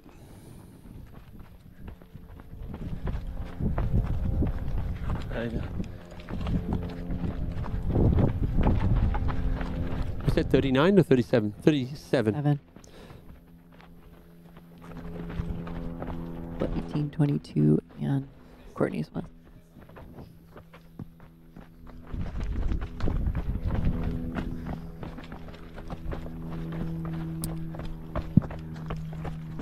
Yeah, so this one, in fact, and I'm struggling to find the name. There's a little name of that little. Vincent came over a little, as like almost as like a tiny little pass, and then it drops down a little bit, and then the final climb up to. I don't see the details in there, so you it's the see final. it on the graph. That's why I said La Flégère, because we've got that named, and down a little bit here, and then it kicks back up, and then the final pull all the way up to La Flégère.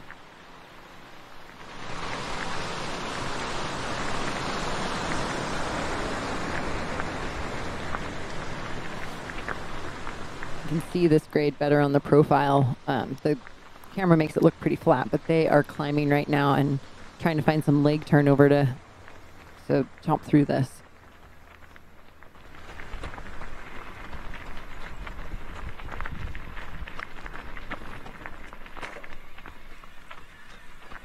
And yeah, it looks so still down there. I'm not seeing, yeah, so here we go. So Baptiste, looking at the time, so Baptiste is 15 kilometers and including one climb away from the finish in Chamonix.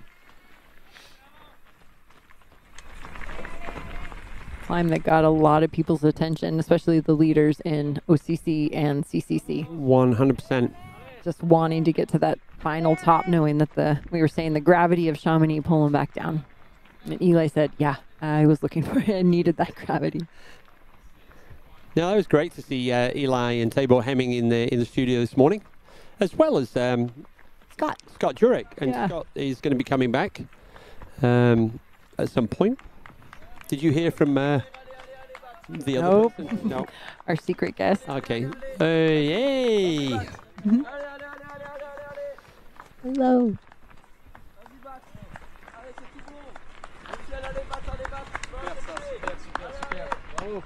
A couple guests just stepped in.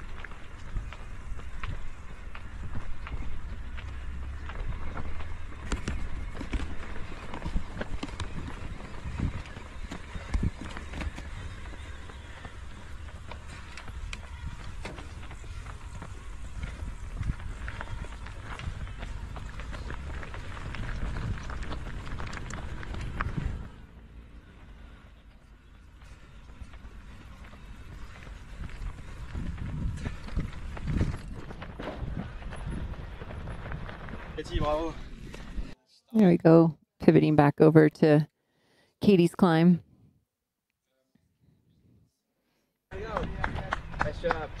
Almost getting to enjoy that cruisy bit down to Valorsine. We'll get another time check. It's been fun listening to see how these stack up and where the running matches and where I should say where the efforts match and where you can see where Katie's strengths are and where Courtney's strengths are.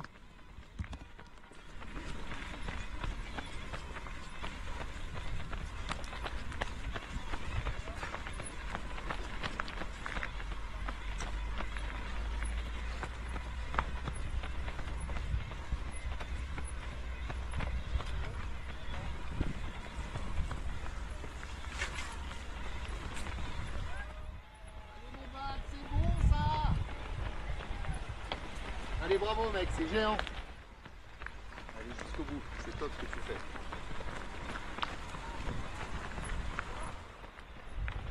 Allez. C'est énorme, c'est énorme. C'est énorme. Profite mon gars. Allez. Allez, c'est top, c'est la fin. Allez Baptiste. Allez. Qu'est-ce que tu fais là? Regarde-moi ça.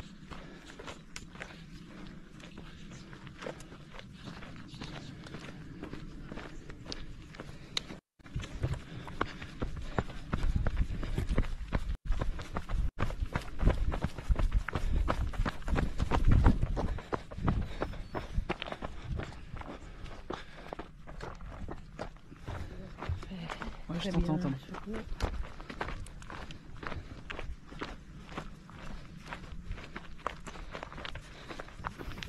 Hey guys, welcome back to live coverage of this year's UTMB race, part of the UTMB World Series. Second time, and we've seen the depth of the races, the depth of the elite athletes this year has meant it's been a fascinating race. Katie is just about to, she's now back in France. So welcome back to France, Katie. And yeah, she's about to drop down to the crowds that are waiting for her down in Vallorcine. The final time that Katie's going to see her teams before she does the killer final climb up to La Flégère. So Katie Scheid cruising now, and we did a quick time check. So Katie was 37 minutes ahead of Courtney's fastest time for 2021. Courtney absolutely flew in the last part of this race. So yeah, so and we saw Katie asking about times in the last checkpoint in Tryon. So we weren't sure, was Katie interested in Courtney's speculating record, or did she just want a time check on the athletes that were behind her? Maybe both. Yeah. Motivation of both. Yeah. So I know that Kim Gaylord was just asking me for a time check on Katie and Courtney from 2021. I think they're going to be somewhere out on the course just to give Katie that intel. Nice. So here we go, and this is our Marianne Hogan. Marianne now on the penultimate climb. So Marianne starting the climb that Katie has just finished. So there's like about 35 minutes between Katie and Marianne Hogan. Marianne took a tumble overnight, so she dislocated or broke one of her fingers. Sorry, no.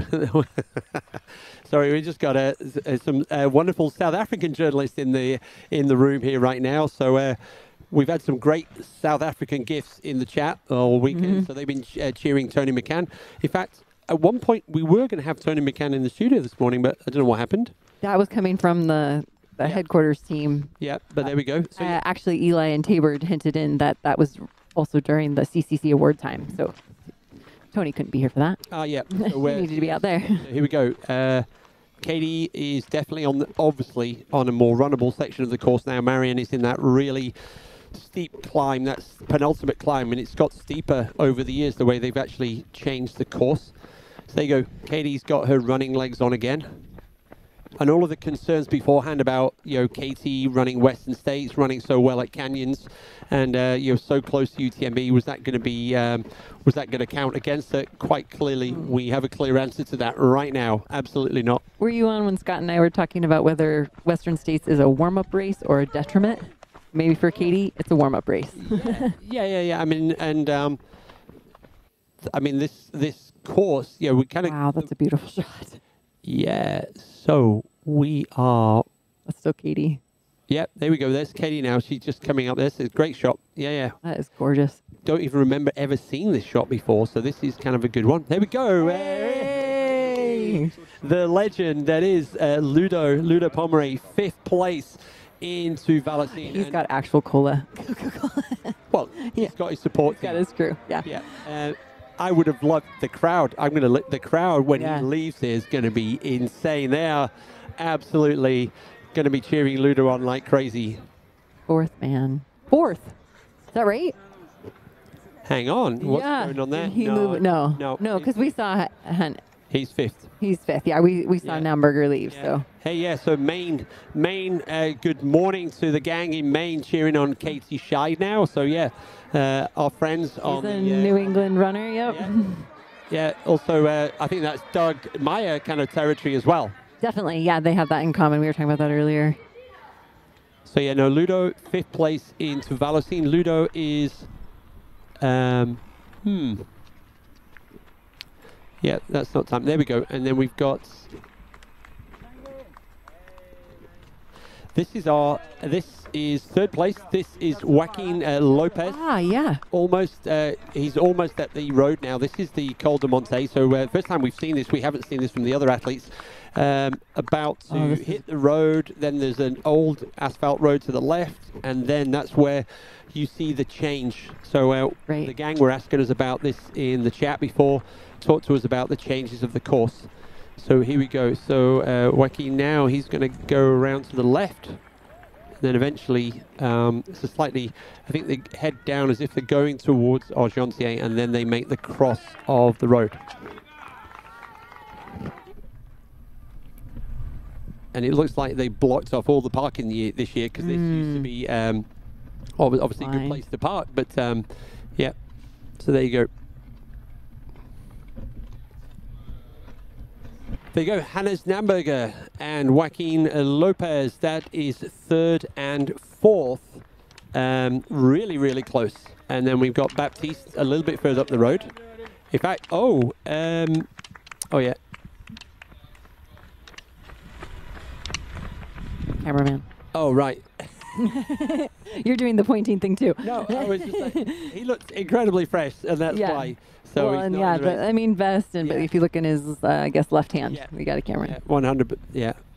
And but you know, obviously a lot of the camera crew these days are also really strong trail runners. So sometimes it's just yeah.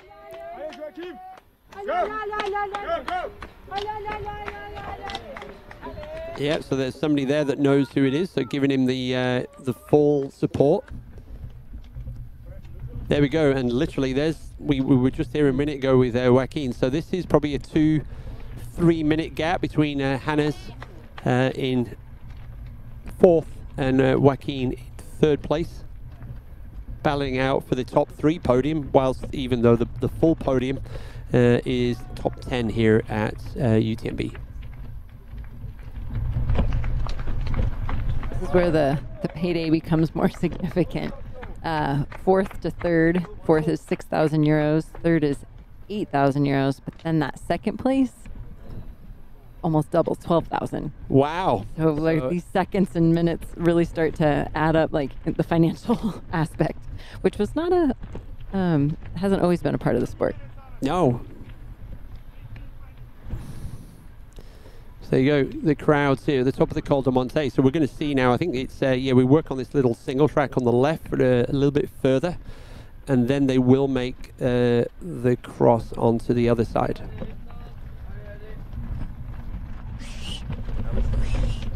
But yeah, this is great. And I'm glad that we've got this now, because this is where the, it's getting really close. Very exciting. The chat asks for a nickname, and this person's is Killian's White Spandex. That dates back a bit. Hey, I love that, and I love that the chat group yesterday night on the first climb, there was our Chinese athlete, and I think I'm going to go and find him first. Let me get him first. I want to give him his name.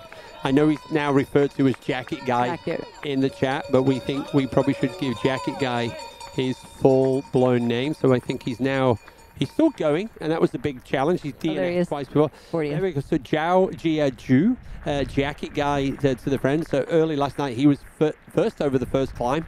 And yeah, there we go. That is Joaquin and Hannes in the valley, or on top of the Col de Monte. And then if you curve around, and this is a great way of showing the course, then you curve around, they're not, are they given? No, they didn't give us the visual of where Vincent was, but there we go.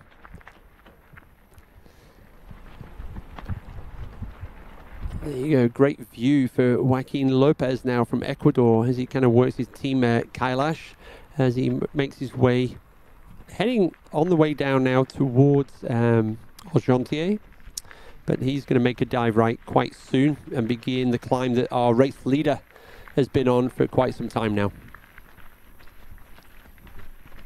Want to catch a comment in the chat saying that anybody that started in the lead has dropped, and our two that were like the hot ones out, and we were totally doubting their ability to finish. They are both still in it, and Archer, who was carrying the lead, is in 6th. He's in the top 10. Oh yeah.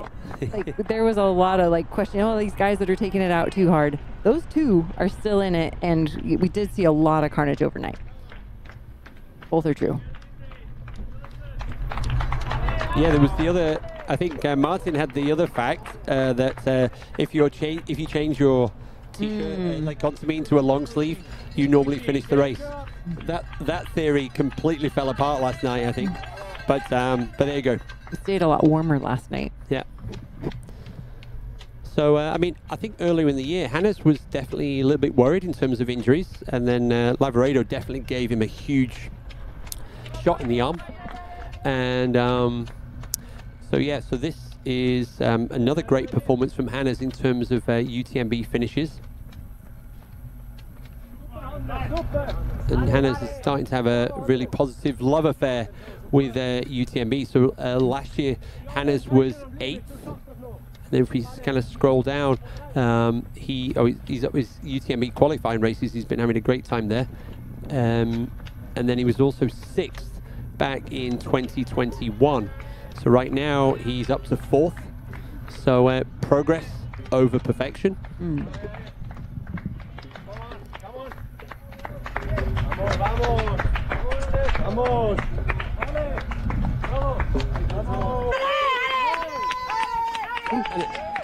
Baptiste. Yeah, first and second. Baptiste on the left. And Vincent further up the climb. I think we're talking about 30 minutes here in terms of difference between these two. So if you're just joining us,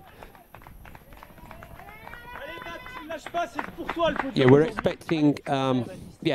expecting Vincent. So 20 minutes time. So not long now. Vincent's going to pop out of the forest. He's got that long drag up in the open rocky terrain, the bottom of the La Flégère climb. So Vincent is about 20 minutes from the summit. In terms of time splits, ooh, we got Crofty through Triant, it looks like, on the thing. We didn't get to see her, but I was curious. She was supposed to be through not too long ago, but it shows her out at 18:38, so 27 minutes back from Marianne. Yeah, so I think that race is still on between Marianne and Ruth Croft for 2nd and 3rd in the women's race. I think then we go back quite a long way to the next women. So I think 2nd and 3rd is where we're going to have the most exciting battle in the near future. But then a little bit further along, I think 4th, 5th, 6th, and 7th is going to be interesting as well.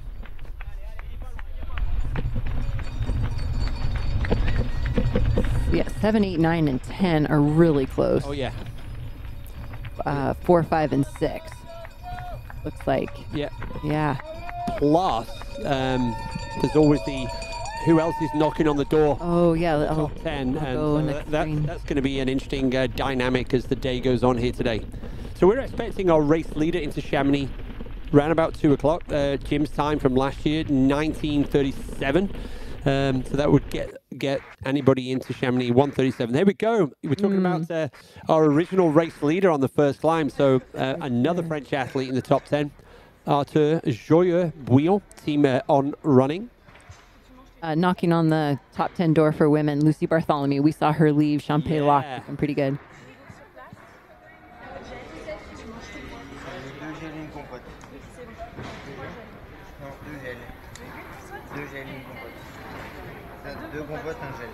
But I also say we haven't spotted that. I don't even think we'd call this one out. Cody Lind is now into the top 10.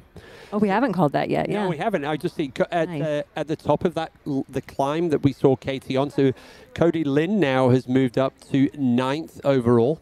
So yeah, so we got our first American male athlete into the top 10.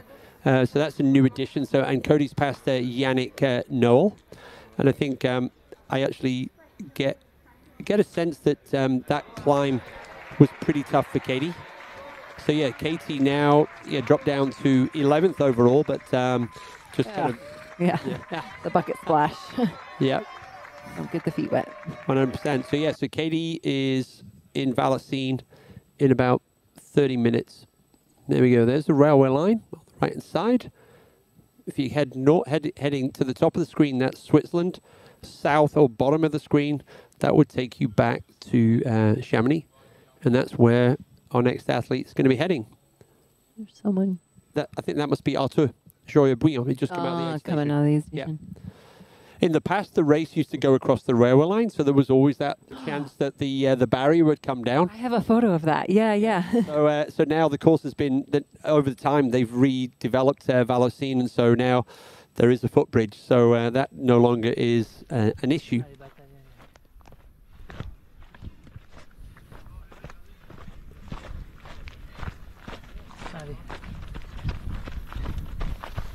So yeah, I was going to look at, I knew I set myself a challenge, it just got lost along the way. So I was going to look at what time did Jim hit the top of the climb at La Flégère, so we can do a straight, direct comparison between Jim Wormsley and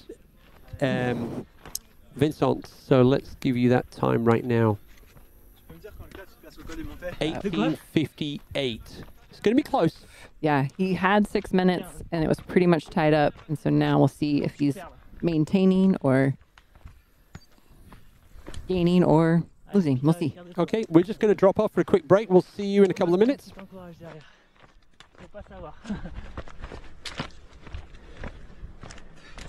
Tu fais une grande course là. Allez.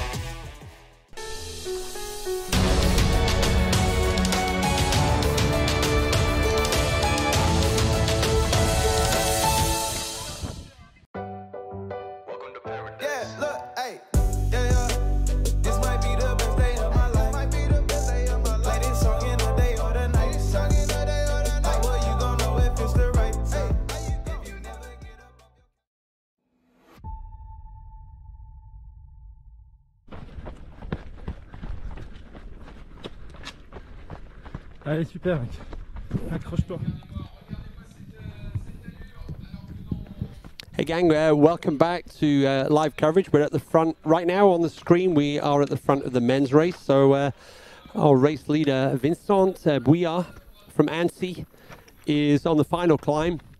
He's got about 10 minutes, 10 to 15 minutes before he reaches the final climb, and then the gateway to the 7 kilometer descent down, down into Chamonix. With me, alongside me, we have 2003, 2009 UTMB champion. So Chrissy Mail is in the house and having her first UTMB live experience this week. Cutting my teeth on the microphone. I was debating last night whether I'd rather run for 14 hours or talk on air for 14 hours. And I think I was leaning towards the first. Those last couple hours, I needed more caffeine and was hesitating. I'm not hesitating today. There's lots to look forward to, watching these people just crush this event. It's been a warm night, which in my opinion, I think is to their favor. It depends on how much it heats up today. We'll hear from them how it impacted them. But just to know you're on the last climb, that anytime that's the last this or the last, it's just kind of motivating to pull you towards the finish line. Yeah. And at the same time, we have been jumping across the different coverage.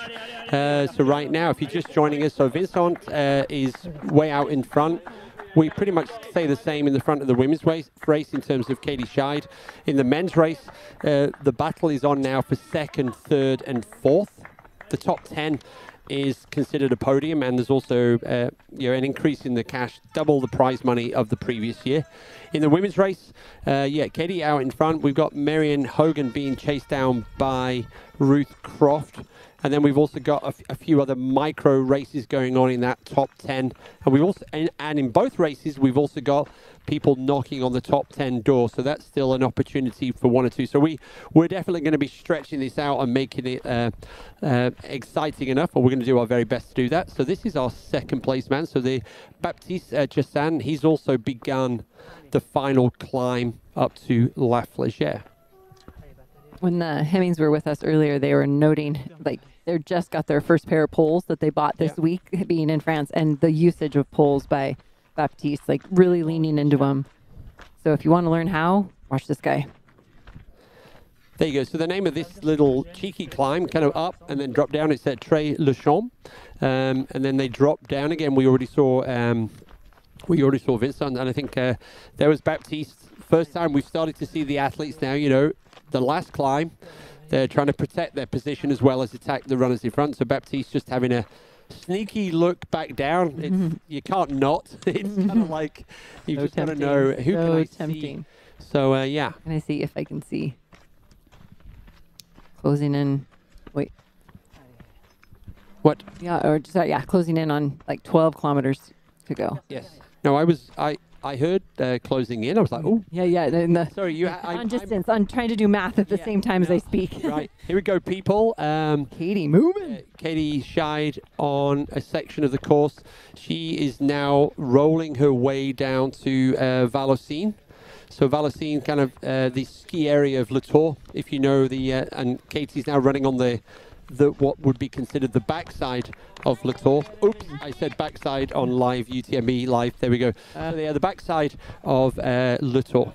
So as you noted before, this is the last time they see their crew before the finish. 100%. And there we go. There's a great visual of, there's Marianne Hogan on the left-hand side, just at the top of the steep section of that punchy penultimate climb. And there you go. You can see Katie Scheid. She's kind of like traversing this segment before she descends down into Vallorcine. Those graphics are really great to help get a perspective. If you've never been to the Chamonix Valley, they're that 3D and setting it up with the different colors gives you a pretty good intention on what's going on. Yeah, so understanding of what's going on. Yeah, someone's asking about first Brit. I think right now that's Josh Wade. So Josh is 11th in the men's category. In fact, we think we saw Josh kind of on the same climb as Katie Scheid, and he was having a moment, I think, in the heat. But Josh Wade, 11th, so one of those athletes that we talked about knocking on the door. And I guess let's have a look and see. As soon as you asked, that was kind of fun. Let's see if we've got anybody from any of the Brits. Who's the highest placed Brit in the women's race? Nope. So it's way down. I'm already down in the top 50. Not seeing anybody right now, so we'll have a look there. Abby Hall. As I scroll through here, I've just seen Abby Hall. She's currently 31st in the women's race. We've got Kelsey Hogan from Canada, Sarah Escobar from Switzerland, Emily Vaudin, Switzerland, Jenny Josephson from Sweden. We've got Hannah McRae from New Zealand. They're in the kind of 30s. Let's drop down into the 20s, see what we've got to share. Claire Banworth, Laura Van Vuren from Belgium. She's 22nd. Naomi Brand, there we go, South Africa. I know you're big fans of all this. So Naomi Brand. Nancy Jang from New Zealand. Addie Bracey just behind her. Sophie Grant from New Zealand. Noor van der Veen from the Netherlands. Hilary Allen. Hilary's still going strong. So Hilary is 30th right now in the women's race. And Hilary's just gone through La Folie and then into the top 20, the ones who are knocking on the door. So we said Lucy Bartholomew is knocking on the door of the top 10 in the women's race. Elisa Clark, Mara Keg Fenn from Norway. We've got Johanna Antila, Finland. Alexis Krellin from the US. And we've also got Ekaterina Mitayeva and Amanda Basham. Amanda 20th.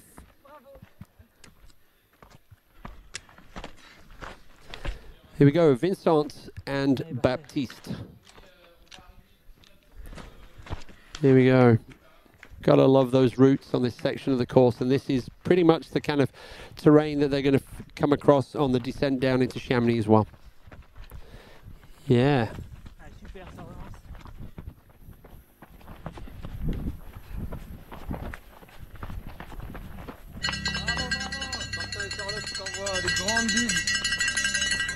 Regarde tout sur le live. Allez, allez, allez. Yeah.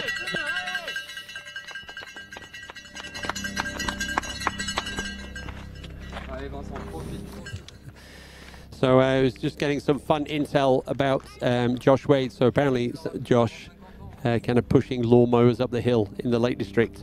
That's his secret training. Allez, oxygène, oxygène.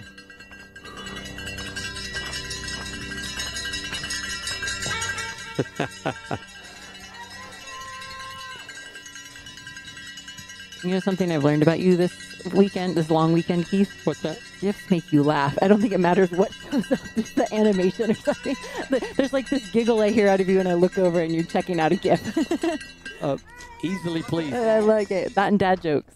Yeah, dad jokes, GIFs, and yeah, just so many things. And I think, yeah, there you go, Baptiste just having another look over at his shoulder. In fact, it's warranted. That third place is. Yeah, let's put Baptiste's concern into context in terms of, so Baptiste through Valocine, yeah, 2 minutes ahead of Joaquin Lopez. For him, yep. And then Hannes Namberger is 6 minutes behind Baptiste. So yeah, I guess that was, now we know.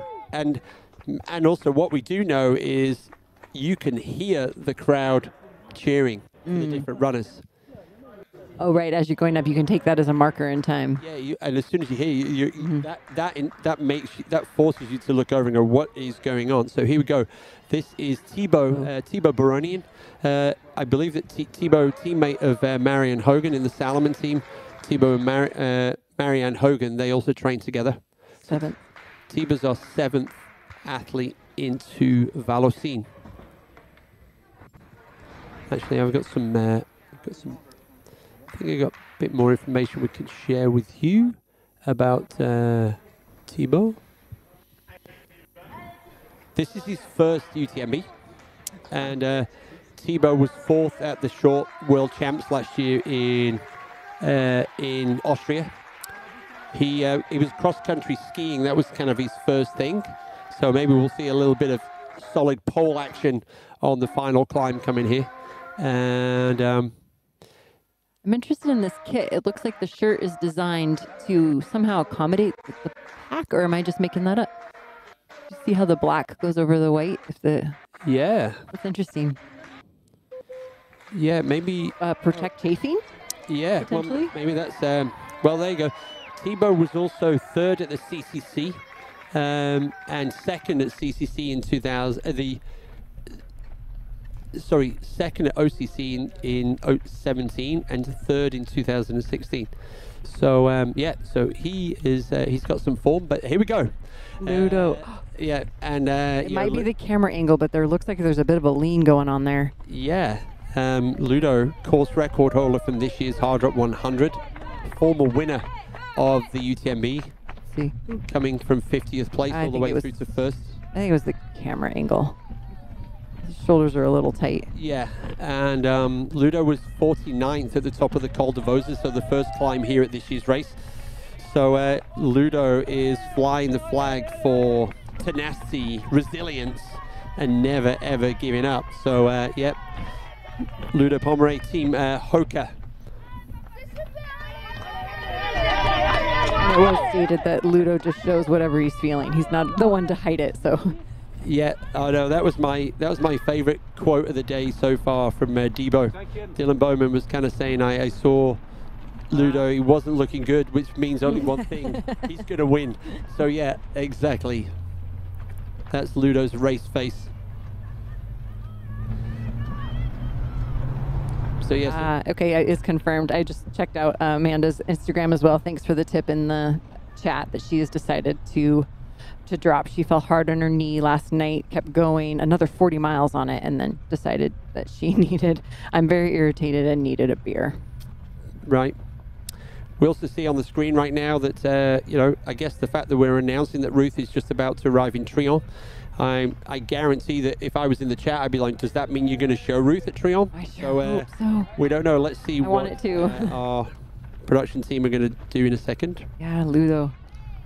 Seems like that left shoulder is hunching up. He's got like a kind of a crunch to his. Yep, but there we go. So you can get a visual. There's Doesn't Ludo mean it's affecting his speed at all. There's Ludo in 5. That's Baptiste Chassan in 2nd. And between Baptiste and Ludo, we have Hannes Damberger and Joaquin Lopez. And there is our race leader. Oh, he's closing in on that open area. He's kind of just breaking through the forested area now. And so he's about to get a much stronger visual of the top of that climb at La Flégère. Climb, another number that's been climbing. I got on this morning, 263 drops. We are now up to 494. This is the whole field of 2,700 runners that started last night. So that's a solid number. It shows you how tough this event is, and the heat may be taking a toll on people. I think over the years, I think the heat is whenever it's a hot year, the average finishing rate of the UTMB since they introduced the qualifying points and now the running stones. So you can't do this as your first 100 mile. You have to do some kind of a qualifying, or you can't have done like significant distance, not done any significant distance. So on an average year, it's 65%.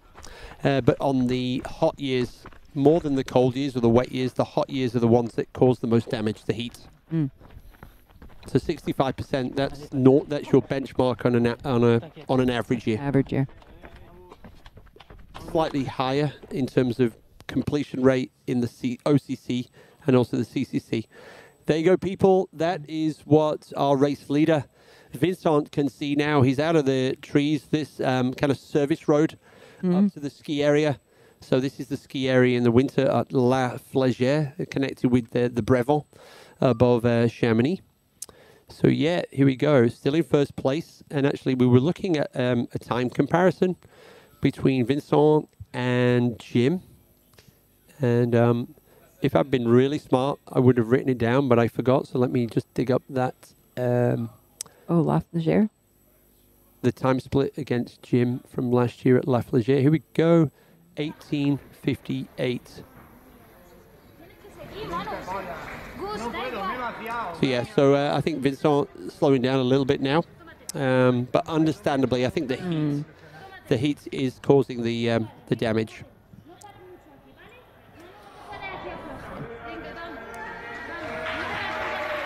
Yeah, 18:58, and then Jim's descent time from there to the finish in Chamonix was 39:11. Oh, I think we're getting busy here in Vallecine now. There's Ludo in 5th. Oh, now they changed it. And that athlete into the aid station. Actually, if you're watching from home, Cody Lind is going to be in the aid station at Vallecine right now. He's our top placed US athlete. That was the athlete we just saw in the aid station. That was Manuel Anguita Bayo. So Manuel 8th. Cody Lind is going to be coming in next. Then it's going to be Yannick Noah, and then it's going to be somebody called Katie Scheid.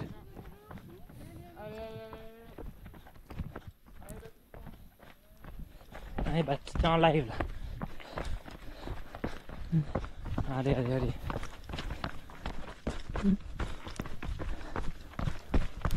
Quiet encouragement of the camera people.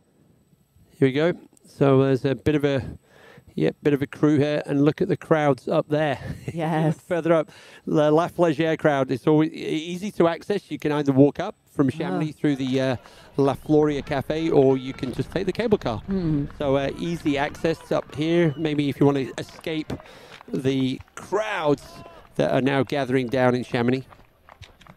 I wonder if anybody's racing down the cable car to see if they can see both. If that would time out. Yeah, because the cable car throws you a bit, outside of town a little bit. Yeah. Or out of downtown. Yeah. But you do, we used Jim's descent from La Flégère to Chamonix last year. You got 39 minutes and 11 seconds to get down there. So and jockey for a spot. That Chamonix, I bet just meters from us is full. So basically, I think we're talking about the men's race now. There are 4 athletes that have gone sub 20 hours on the UTMB course. Mathieu Blanchard, Killian Jornet, Jim Walmsley, and Zach Miller. So I think Jim's fastest time is not going to be beaten by Vincent today. But I think Vincent would take great pleasure in becoming the 5th athlete to do sub 20 on UTMB. From memory, ladies and gentlemen, that was awesome. You weren't referencing your notes when you rattled off those names. I love that. Well, thank goodness there's not 20. There's 4. And also the good thing was those 4 were in 2 clusters of 2. It was Killian and Mathieu together and Zach and Jim together last year. Great crowds, though. Love this.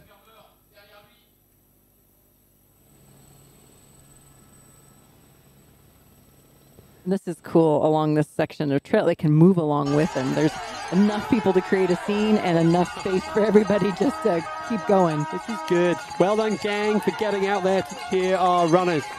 Let's not forget, no sleep, 19 hours, and already into the 160-kilometer distance.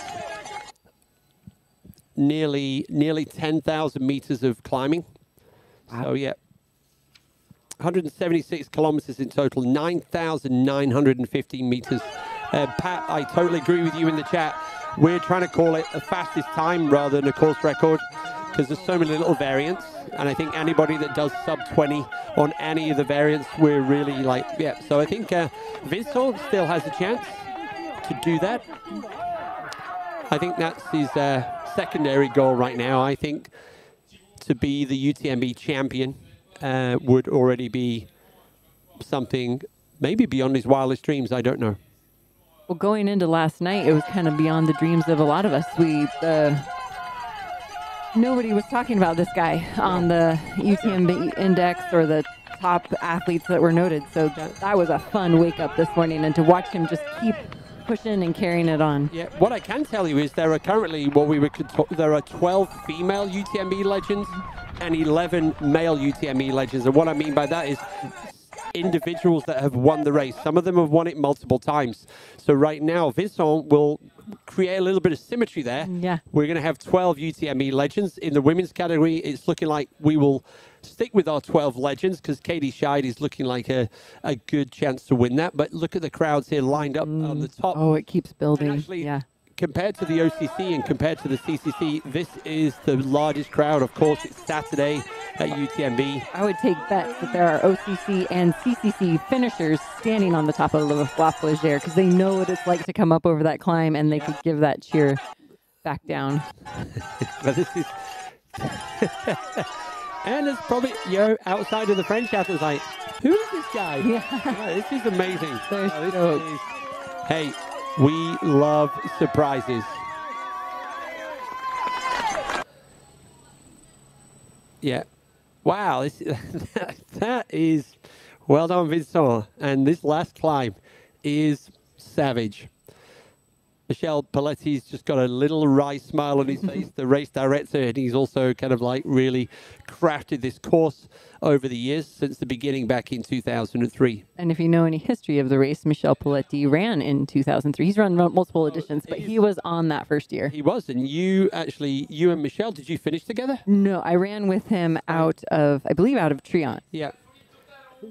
Not knowing who he was. Right. He was another runner at that point in my mind.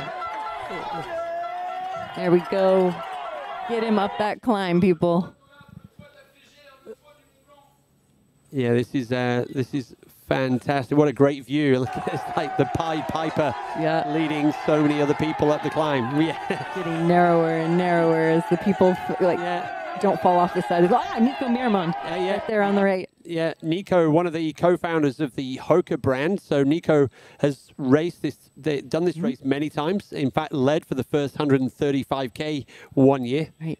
So yeah, but look at that. Oh, this is exceptional. So good. The excitement, the adrenaline for people, and just sharing that with him. Like, he's running this last section of the climb. It levels out a little bit, but like to be able to have legs to run along here, I've got to give credit to the crowd to help him up that last bit. And there's already the people lining the ridge behind as well. So, yeah.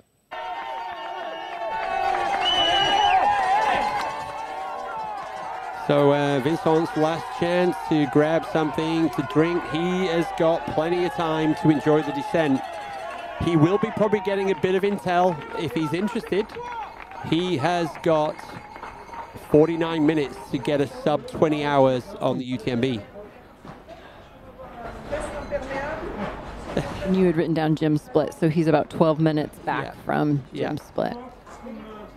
And after the craziness, and actually, we got a heads up about this, but we couldn't let you know in case we let the cat out of the bag. Every athlete is having a kit check at La Flégère.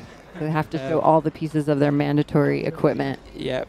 Because with the hot day, it might have been tempting to drop off the coat or a little bit of weight. But you don't do it here. Don't do it. Well, not worth it. All the other athletes now will know the cat is out of the bag, but I guess Vincent, as the race leader, the pioneer on the course, to prove he can carry enough water. Yep.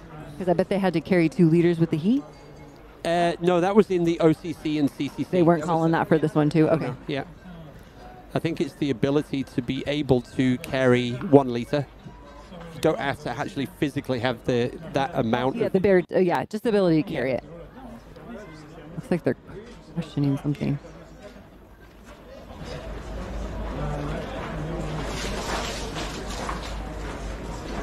Can I cool off while you guys are... Oh,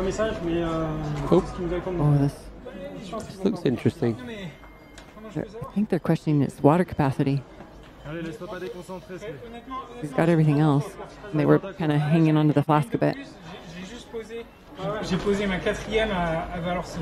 Et j'ai couru tout le long avec 4 flasques, sans déconner. Oh, wow. J'avais plus que le matos nécessaire. Une coca en plus? Je veux bien avec 2 gazeuses et une coca. Coca. Did he find the second? Maybe found the found it. Wow, that was almost a look of relief. Whew. Oh. I wonder if they were trying to guess if 1 would have been qualified as enough, but he found the second.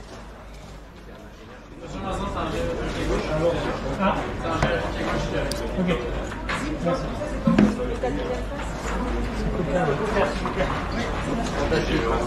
Yeah, so I guess Vincent's just been using 1 flask, but he was carrying the other, and he was just in somewhere. Phew. Okay, so we cleared that one up, and yeah, historically the kit check, because I see people in the chat like, whoa, we saw it normally in Champ-Belac. Here we go, Vincent, you are cleared for landing. Yeah, you can now land on runway number 1 in downtown Chamonix.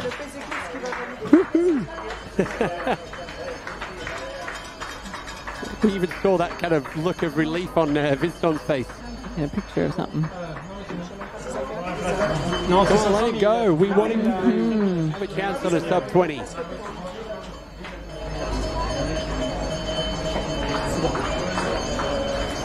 This is going to be more.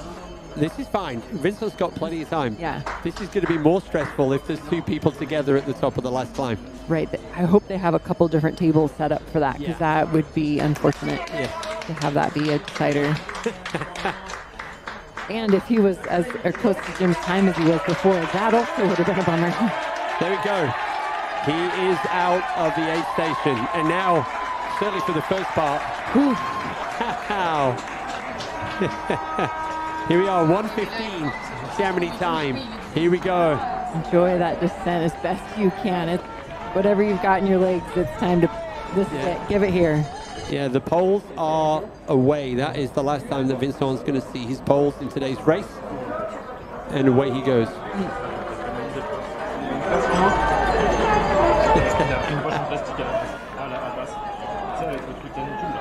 Oh, he's having a bit of fun getting the poles back in the quiver. I guess because everything's been packed fantastically well. Yeah, and it just got all jostled. Yeah.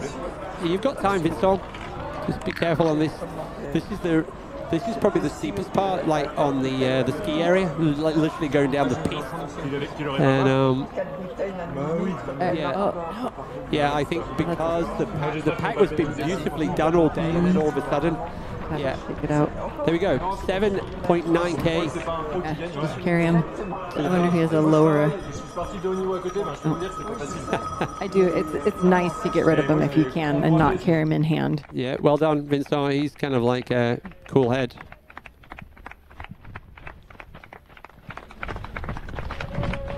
He's an engineer. He's gonna figure that out. Yeah, the physics of it. He's got it in his brain. Challenge accepted. So there we go. So there you've got the Argentier Glacier to the left of Vincent, directly to the front of him. Now he can see the Aiguille du Midi, the Mont Blanc. So here we go. And this is our second place male. This is Baptiste Chassan, about 30 plus minutes behind Vincent. So yeah, you can see 10K to go. So in terms of time, 3 kilometers behind Vincent. So France 1 and 2.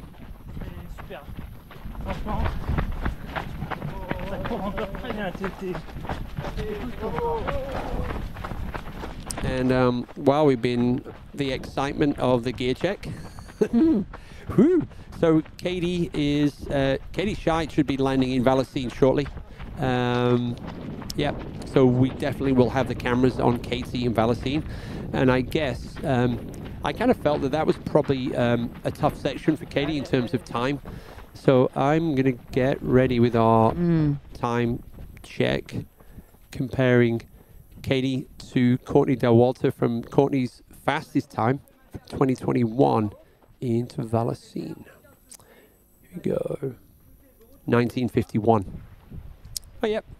There she is. Talk of the devil.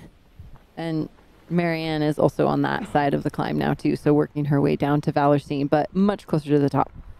And Ruth, it looks like we missed her in Triant, unfortunately. So she is out and on that steep, punchy, as you've called it, cheeky, as you've called it, climb.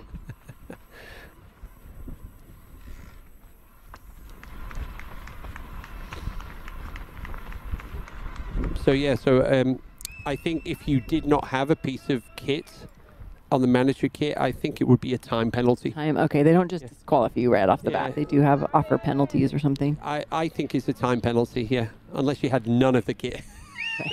So yeah, I believe it would be a time penalty. So there we go.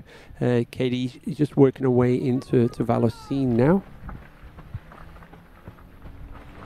We're like 3, 4, 5 minutes out. So yeah, Courtney Delwalter arrived into Vallecine on her 2021 fastest time, 1951. And Courtney's total time into Chamonix was 22 hours 30. Not out of reach. No, it's not out of reach. She's still got she's got a cushion. Yep, it's not whatsoever. So yeah, and now I think Katie's, she's already done the lap. She's come down, come around this extra loop that they make them do now so that they don't cross the railway line. And so Katie now and big crowds. And there's going to be some good noise here in Vallecine in a minute when we see Katie. And there we go. There's Vincent, our race leader. He's about to go into the woods and switch back central.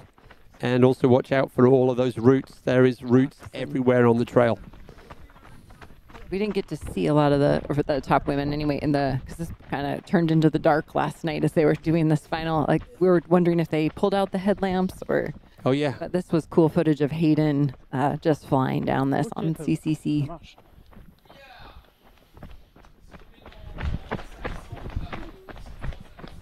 Yeah, some hot debate going on in the chat right now about the mandatory kit. I think ultimately, on a day like today, I can understand the debates about that. But on the bad weather years, mandatory kit, because when you hand over your money to the race organisers, and Chrissy is a race director, there's a responsibility that almost sits on your shoulders to look after all the runners, right? Whereas Here we go. There is Emily. Emily Horgood. Hey. We haven't seen Emily much, but that's but Yeah, Emily this now. is a great shot. This We is good. saw her leave Champé Lock, if I remember right. Yeah. La 13e I was going to say the ever. There you go. The ever smiling Emily Horgood. Emily is on her way down now to Trion. One of the top 4 in the Western States this year. Yep, there we go. So Emily Horgood. Well, do we have times right? But it doesn't show Blondie through Trion yet, or Lin Chen. So are the 3 of them on this? Oh, yeah. So I think they're all on this descent. So basically, Emily is about 3 minutes behind Chen Lin from China, and Chen Lin is probably 2 minutes behind Blondie and Lirondelle. So 4, 5, and 6 are literally neck and neck. So yeah, Emily Horgood flying the flag for Zimbabwe, but also based out of Auburn, actually. So the finish, close to the finish line of the Western States. So in terms of mandatory kit, yeah, ultimately they have different levels of mandatory kit. There's a cold weather kit, there's a classic kit, there's also a hot weather kit. The mandatory kit is there to make sure that everybody has what they need to be self-sufficient in the mountains. And as a race organizer, you're also, when you take people's money, you are carrying a large amount of responsibility to look after everybody. So that is why the mandatory kit does exist. And so if you went into the mountains on your own, you would create your own mandatory kit. And so it's just ensuring that everybody is prepared, so in case they do have to stop somewhere or on the trails. And I feel like with so many people, this sport booming, growing, this is a great education piece. Like, what do you need to go into the mountains? So if you haven't learned that before, signing up for a race that takes you to these extreme places, you got to know. Oh, here we go. Katie Ann. Yep. Valor scene. And Corinne just sent us a great example of that. So even though the weather was good, when Tom Evans was having a tough time out on the course, because of his mandatory kit, he had the right gear to keep him warm. And so the rain gear, that kind of thing. So the mandatory kit is really, really important. So, and it's more so to protect people when they're more vulnerable. When you're feeling good, the mandatory kit, you're never going to touch it. So there you go. So thanks, Corinne, and thanks to everybody in the chat for just kind of questioning why it exists. Katie Scheid. Yeah, and the hope is you don't have to use it, right? The hope is you carry that weight, and it's just your safety blanket. So Katie right now in Valocine is 29 minutes inside Courtney's time.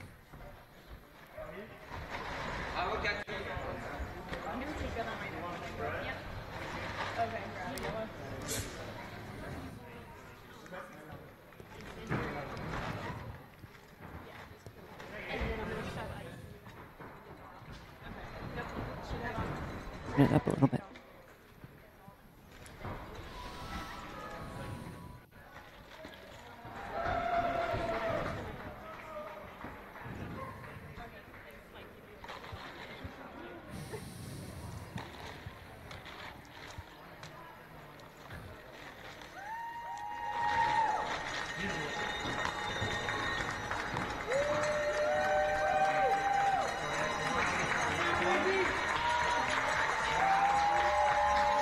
And the runner coming in.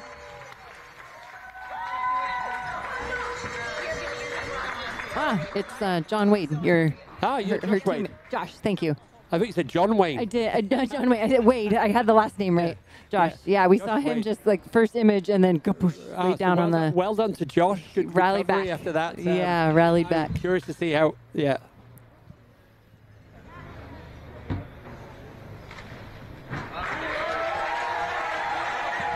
There we go, Katie Scheid. So yeah, we're kind of looking at. There we go. Ice in that bucket. Yeah. Extra cold water. Yeah. Oh yeah. Nice work, Meredith. Go, Katie. Oh, and taking a little extra cool. The heat obviously kicking in now. Good move. Go, Katie. So there we go. Katie Scheid, 27 minutes currently inside Courtney's fastest time from 2021.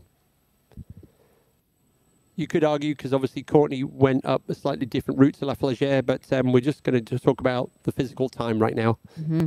She's got that bump that you wrote down the name, Les Champs, and then on to La Flégère. What do we got here? Oh no, that was really cool.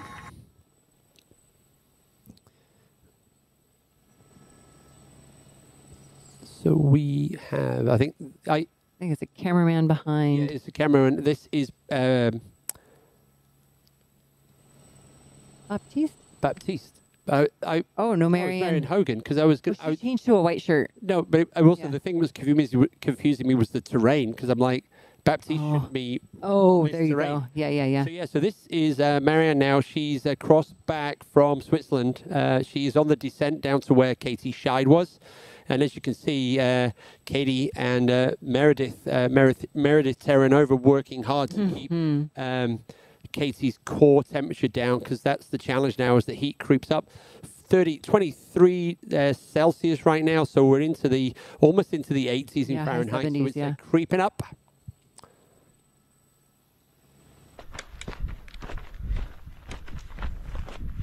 There's Buck. The white shirt. We were just ahead of ourselves.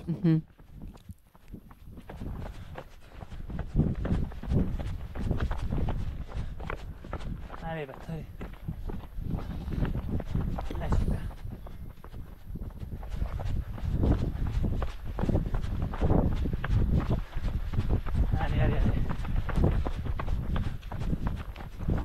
Yeah, not only are they gathering content, they're also cheering on the runners. So here we go. Here we are back with our race leader on the descent now to Chamonix.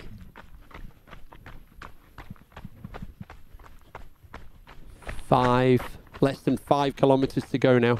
I was wondering about this. She took a picture of that plastic bag.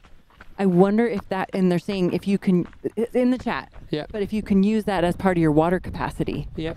So I wonder if that was not the second flask, but actually the plastic bag, and they took a picture just to maybe clarify later. I was wondering if that was what, I was like, why is she taking a picture of a bag? Sneaky tricks to reduce weight. Yeah.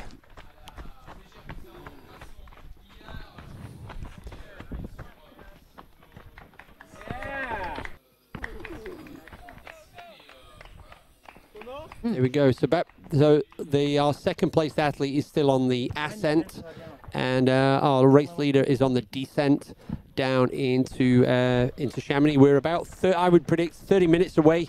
It's going to be touch and go. If he's going to break 20. And if he comes in 20, 30 seconds, I think he's probably going, hey, I need some time back from that time check at the top of the... But never mind. That's a minor point for now. I think we should be celebrating the latest addition to the UTMB Legends winners, first ever, so adding him to the other 11 male winners to go alongside the 12 unique female winners. And we're pretty much confirmed that Katie will add another win, so still 12 unique winners, but another U.S. win added to round it up to 10 100%. U.S. female wins at UTMB. Yeah, and I think these times from these athletes in this heat is more impressive. Yeah, I guess that we don't have that comparison of temperature side by side. No. But right now as well, so Katie is working away after Valocine. She's working away towards the Col de Monte, and we have our race leader in the men's race heading down into Chamonix.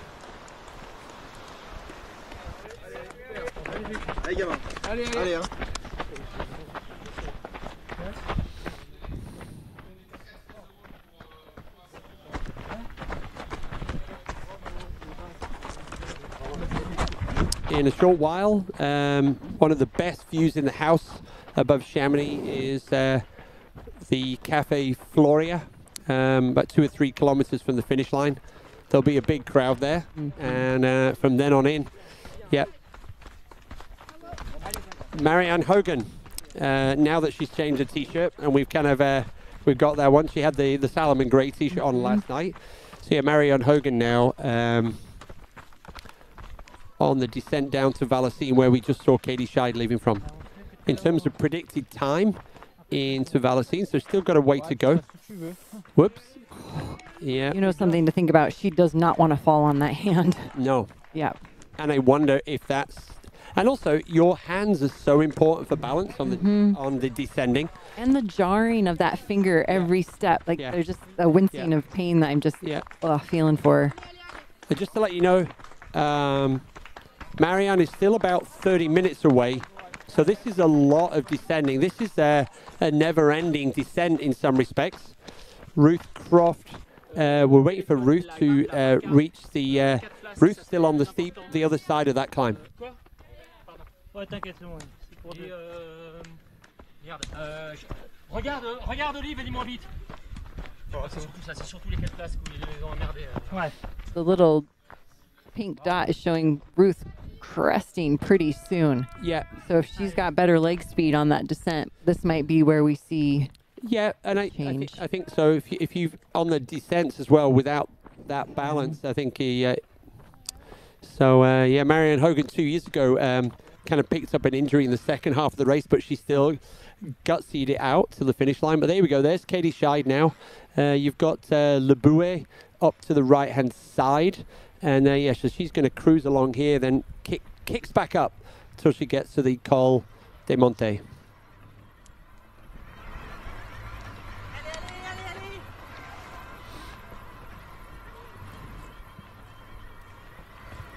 So yeah, great work by the camera crews all night and all day. So right now, this is one of our electric bikes. You can hear, the the whirring. So yeah, and they're basically doing laps on this segment of the course, so we can enjoy that. And then we've got our camera crews on foot, kind of working these climbs. So Baptiste working the climb, and our camera teams working the climb.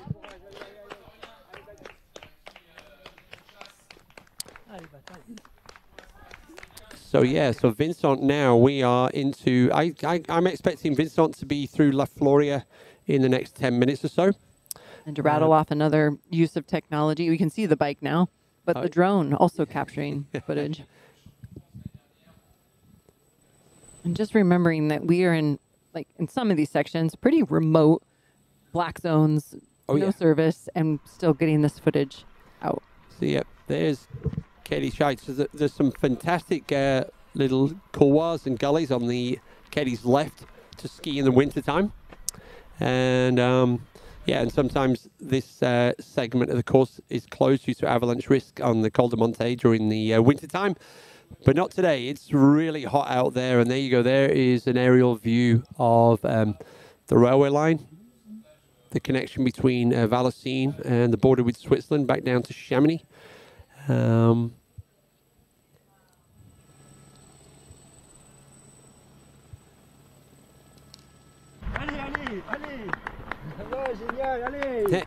Katie's still smart enough to kind of be not smart enough, so still in a positive mindset, doing the high fives to the young fans there.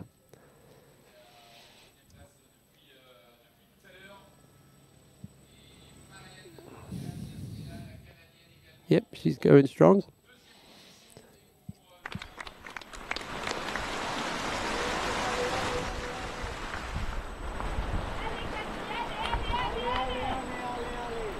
And I don't know if you know, Katie's, you know, because the gap with Marianne is far enough so there's no pressure there right now, and whether she's using the time, because she was asking for the time check before, just to give her that edge to keep pushing hard.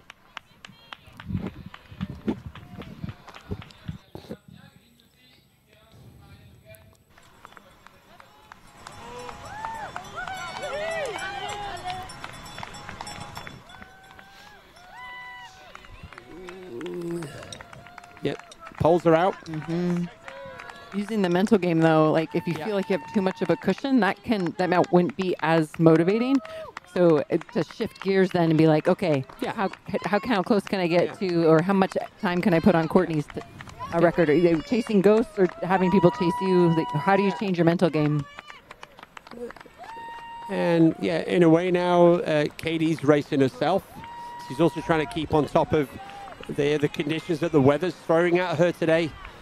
She's obviously eating well. We've not seen any kind of signs of, she's just fueled incredibly well today.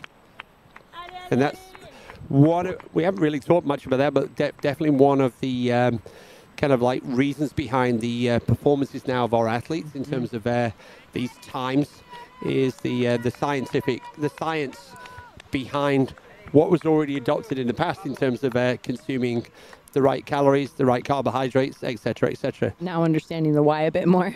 Yeah, and then if you throw in things like super shoes and you're really targeted coaching specifically to the races. And lighter weight gear, not carrying as much weight. Yeah, exactly. So all of this kind of comes together to create this kind of like annual reset of what is possible by all of these athletes. And I would add that this is a professional career now. People aren't having to rush home and sit in the office after a performance like this. This is their job, and taking it seriously like a job, and doing the training, doing the recovery, intentionally setting up where they live. Uh-oh, Antoine's in the house. Our boss is coming to check us out, so he's writing things down. Yeah, he's giving us some feedback. Things are good, or it's good feedback. Yeah, he's putting it in writing. That's never a good thing. But there we go. So, yeah, we're with Katie Scheid. We're also keeping an eye on the... here we go. This is second place. We're jumping around now. So, Baptiste Chassan climbing up. And we saw... I mean, I can't wait till Katie gets to the top of left. Yeah, the crowds up there enjoy that, yeah. Are amazing. And they have been on other parts of the course as well. So Baptiste is working his way up to La Flégère. Katie is also, she's going to be on that climb soon enough. The feedback, just to confirm that Vincent does indeed have 2 liters of containers. He's racing towards victory, and he's going to make history at the UTMB. So he, they've confirmed it on this end that what he's carrying is all right. Right. Yeah, I think the conversation was also because he's coming from, Vincent's coming from Skimo as well. And those kind of Ziploc bags are considered okay. Okay. Yeah. So, yeah. Trick revealed. His trick has been revealed. How many other people are carrying a Ziploc bag for their water capacity? If you think about it, the most famous trail runner that came from Skimo, that Spanish guy that's probably on the Mont Blanc right now. That one? And yeah, so Kilian's taught everybody how to navigate and maximize your potential. So while we wait...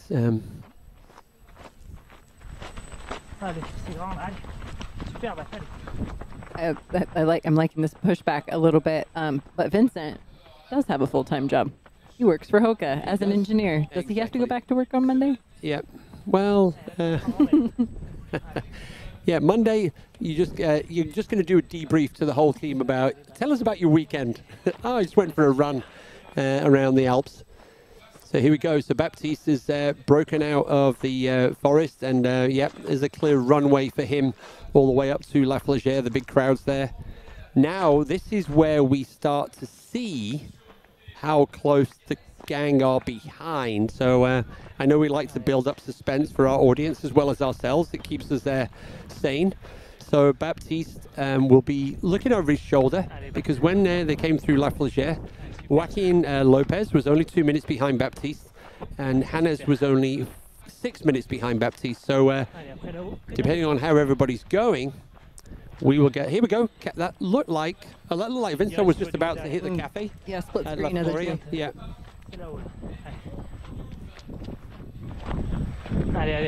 So yeah, so this is going to be interesting now, getting the drone footage and seeing how close second, third, and fourth are. And also, how much fun can we have with the gear check at the top of the climb? Ah, ça va être super là-haut. Somebody's telling us in the chat that if he had not had that liquid capacity, he would not have been allowed to continue, not just a time penalty. Allez. 3 minutes d'avance. 3 d'avance. I wonder if that sub 20 is motivating Vincent right now, or if it's just get to the finish. Yeah, I mean, mental. I mean, there's nobody hunting him down. I think I guess he's looking forward to seeing the family, but both his wife and some of the other members of the team that he's got here. And yeah, I have a feeling there's a big HOKA party lined up at the finish line right now. And, Fair to say. Yeah, I'm just trying to think now. So in the OCC, we had Eli, Team Adidas Terex. We had Yao Miao, Team Salomon. Yesterday in the CCC, my memory Hayden now. Hawk. Hayden Hawk, Team HOKA. So we've already had a HOKA victory. And Tony. And then Tony McCann, Team Adidas Terex. So yeah, so it's yeah. So here we go, Ruth Croft. Come on, Ruthie. Okay, I want to see that graphic of 3D. Yeah. Where are she and So Ruth Croft and Marianne. Ruth Croft's third place and Marianne Hogan in second place. That is a battle that we think is going to come to the boil at some point. I do. Now and the finish line in Chamonix.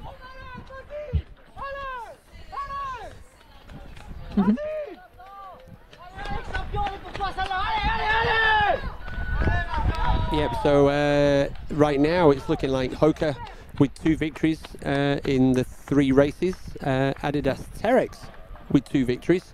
Team Salomon with 1 victory, Yao Miao, and then assuming that Katie can bring it home in the women's race, that would be 1 for Team the North Face as well. So I know that they afterwards there's always a good deep dive of like the top 10 and which brands perform the best. So it'll be that's for next week's digestion. You can follow that in all the different running blogs, podcasts, and also 1 or 2 of the social media plans as well. But this time we're back on the trail now with Vincent. We are on his way to Chamonix. Not sure if he did La Floria or not, because we... Well, kilometer-wise, maybe not. No, he might be by it. So yeah, 2.5K. No, then he's definitely by it, because it's 2 miles from La Floria down. Right, yeah, we've got 2.7 kilometers for Vincent to the finish. He's just got one more climb, actually, the awful bridge. But he's got time. Oh, yeah. He's got bridge time. Over. He survived the kit check. He survived, and actually, interestingly, and was not in anybody's conversations before the race about top 20. Yeah. We didn't see him last night. When we showed up, that was a new person in front.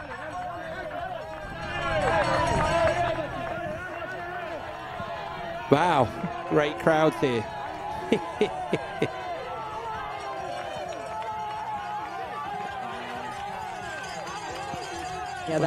Well done, everyone, getting out there and cheering these amazing athletes up this savage final climb of this year's UTMB.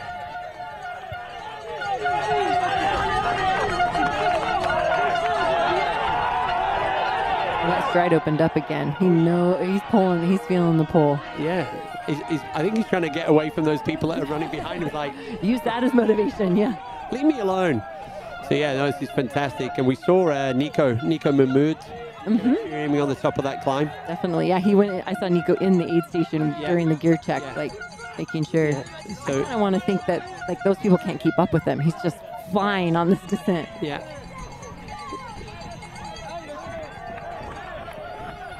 Yeah, there's a big crowd up at the top of La Flégère for Baptiste.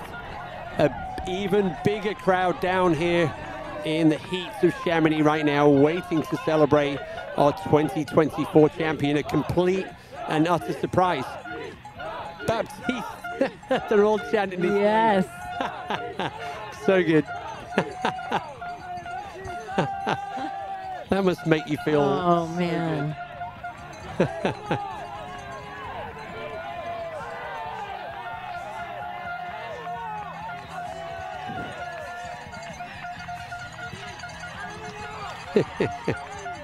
That energy is so awesome.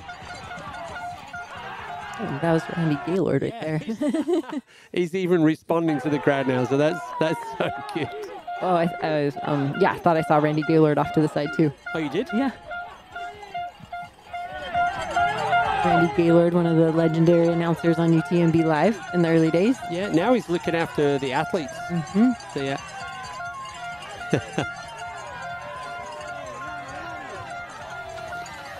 So yeah, as the breaking news tab says, Vincent, is just a couple of kilometers away now from making history.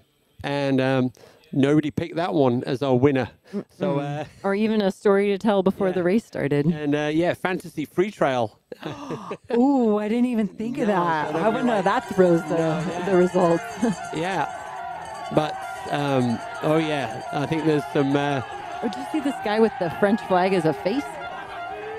Off here on the right. Beard and all. Oh yeah, that was impressive. Yeah. Well, when you wonder where do all the cycling fans from Alpe d'Huez go when they're not on the Tour de France? I guess they come to the UTMB. Yeah. So yeah, this is excellent. Almost like willing Baptiste up. He's running up it too. He's pulled the energy from this crowd. Yeah, they're almost willing. Oh, come on, Baptiste. No, this is brilliant. This is where that, celebrate with them. This is where that data on heart rate would be really cool. Like when he makes that push, does his heart rate skyrocket? Oh, that was great. And that was so good. There's probably so many people up there that he knows and recognizes as well. So, yeah, that is amazing. Don't forget the gear check. We got to see how this one goes down. Oh, yeah. I think maybe we should work on, let's come up with our best gift for the gear check. Get that giggle out of Keith.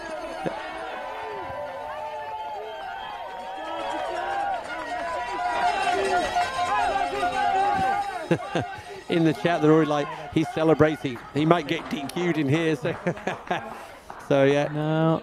Oh, there you go. There's a crowd now. Okay, show your stuff. Yeah.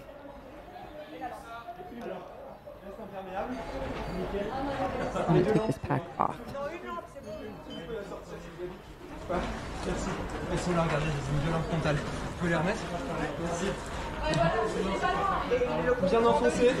Les contenants de litres. 2. Et le troisième. So he has 3 flasks, it looks like. Yeah, so Baptiste team Nike Trail, also sponsored by NAC. I can see that on his tab. Yep, looks like he's getting the green light. That was a little quicker than the last one. Yeah, and you know, you never know. I mean, there's nothing the team could have done, but maybe there was some intel that could got out onto the course. Just be ready, because the first run, it was a complete surprise. They didn't know there was going to be a gear check. But there we go. Fast through the... Didn't grab any liquid. They filled his bottle for him. He's got it in hand, yeah. Perfect. Well spotted. Oh, there we go. From the... oh, there's that bridge. I've seen people take the bridge, and I've seen people just go through the water.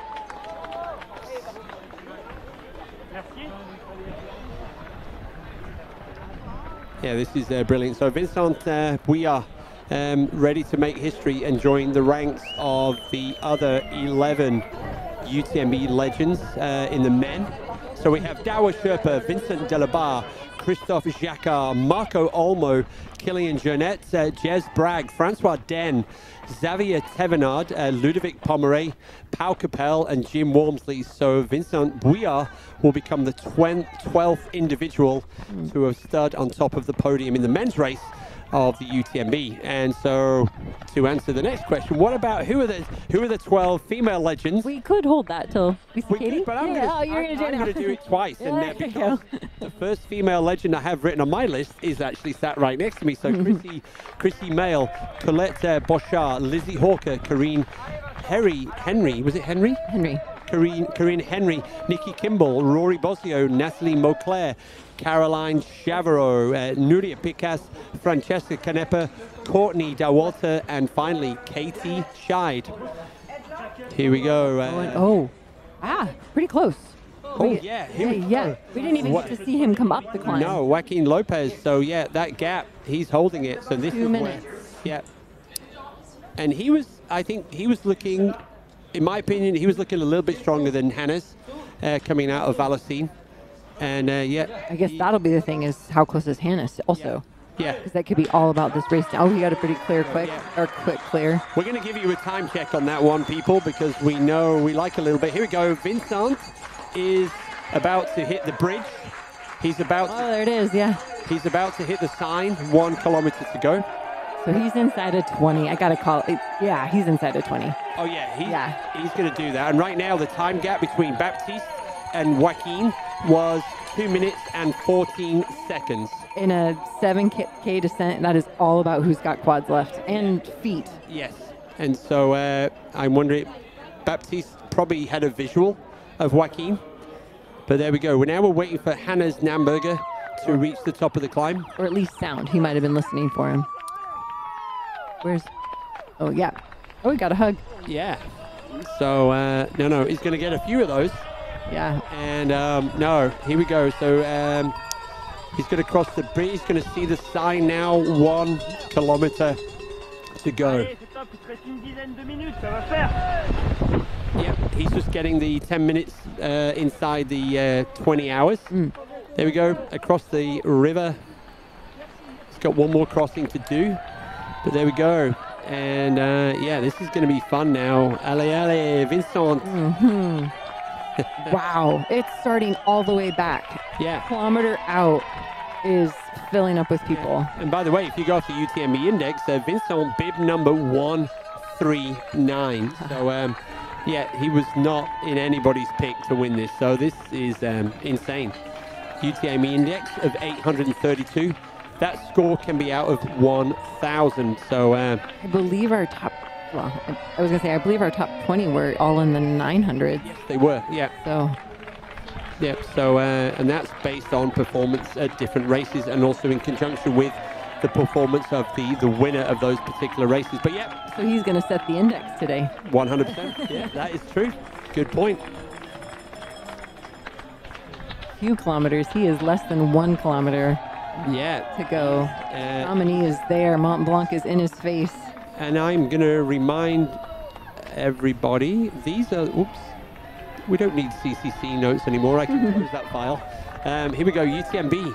In terms of the 4 men that have done sub, there we go, there's the Mont Blanc right in front of you. You've got the River Lave to your right-hand side. We have Jim Walmsley, 1937. We have Kilian Jornet, 1949. Mathieu Blanchard, 1954. And Zach Miller, 1958. So Vincent will now be mentioned in amongst those, pretty well recognized, and you know, some of the goats of trail running right now. And there we go. That must be Hannes Namberger. Hannes is climbing up as well. So yeah, still probably holding about 4 minutes on Joaquin into that from the last time we saw them down in Vallorcine. But here we go. Let's suck in the finish of the UTMB champion for 2024 from France. Look at this lineup. We didn't see this many people last night. Like, no. We've got. This is UTMB Saturday. We've got OCC and CCC finishers and their crews. Like, everybody that's in town for this event is standing in the heart of Chamonix right now. And if you think this is a lot of people, as soon as Vincent turns left now, the crowds, yeah, we saw it last year for Courtney. It is, everybody is out. This is incredible. I remember watching Courtney going, is she going to be able to move through? Like, people are just closing in on her and, man, trying to finish up and going for record time. I remember Pau Capel coming down here and starting to dance with the crowd. So, yeah. Well, there's that song. That doesn't bring emotion up in you as you come back into Chamonix to hear that song again when you heard it 19, almost 20 hours ago.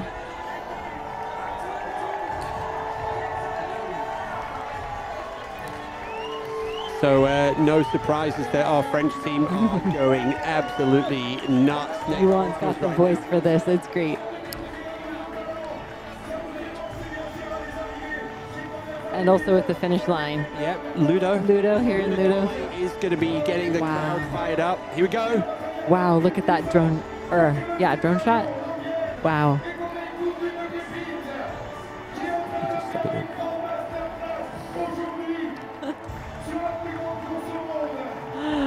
Oh my gosh.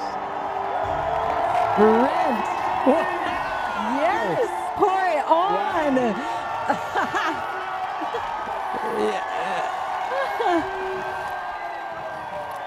Wow. Holy cow. Wow. There we go. Teamwork makes the dream work. And now that was insane. Nobody picked that one. Oh, yeah. Goosebumps time here at the finish line. Holy cow. Right into his wife's arms. That was beautiful. Vincent Bouillard, the UTMB 2024 champion. And those two met at UTMB in 2017 and hung out again in 2018 and now rocking the teamwork. Yeah, and so they said UTMB was a special thing for them, and now it's just adding to those memories a bit. So yeah, Vincent Bouillard, the champion, Team HOKA. What did you do? Wow. He's like... his next couple days are going to be pretty busy. Yeah. You got to figure out how to talk about this.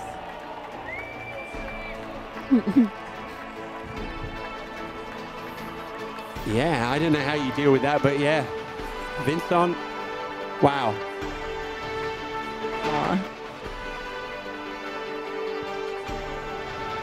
Is that his whole HOKA team right there? Yeah, I think he just got a... Oh, I think this new prototype on his foot, I'm joking. It works, guys. Let's put this one into production. Just kidding. I have no intel on that. I engineered this. Yeah. No intel on that. Yeah. Oh, there's a legend right there. Yeah, without that face. He's normally full of cowbells. Oh, but, that's right. Yeah. Mm-hmm.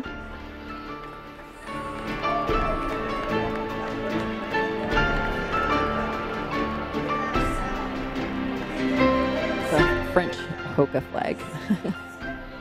Or no, maybe it doesn't have HOKA on it. Yep, lap of honor, not literally. He's going pretty far back. I mean, he's back at the river now. He was like, you know what? I'm gonna. I don't know if I'm ever gonna win UTMB again. Maybe he does, but like. Have you seen this? Somebody go this far back? No. They're like, come back. Yeah, he's like, okay, that's enough. Yeah. Good effort though. Add another quarter mile. He looked so fresh. Not that push to sprint. Whew.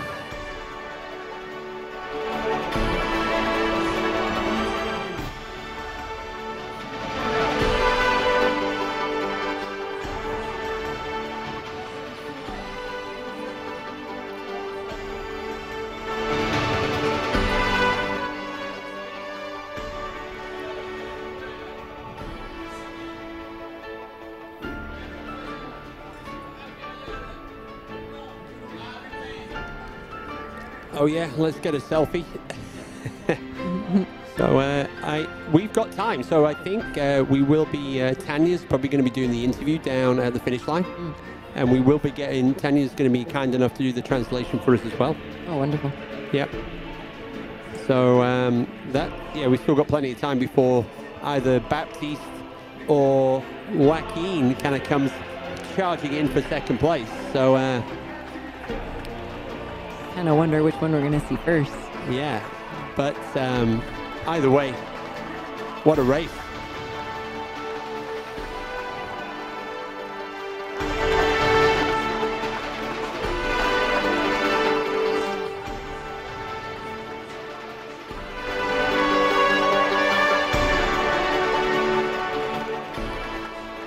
Yeah, if you're just joining and you're like, who's this guy?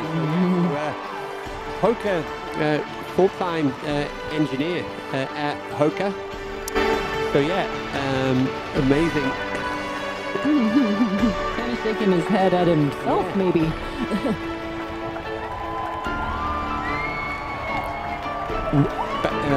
Vincent was training when Jim was over here training before UTMB. Vincent was training with Jim, so I guess you can't go training with Jim Wormsley if you're not pretty good at trail running. So I guess maybe Jim knew.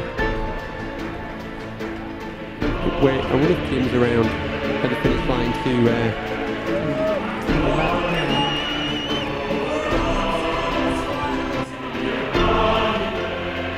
I've noticed noticed this armband on a bunch of the HOKA athletes. Hayden had one on yesterday.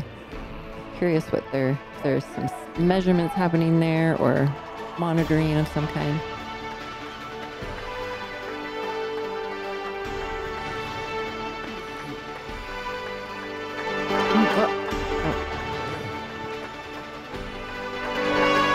So yeah, I think the HOKA gang are going to be happy that one of their folks has kind of nailed it today. Big hugs.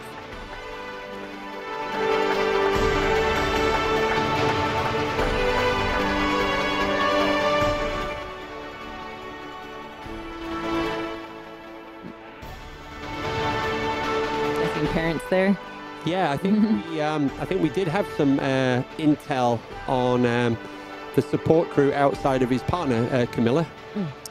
I'm going to share that with you right now. Give you a little bit of a...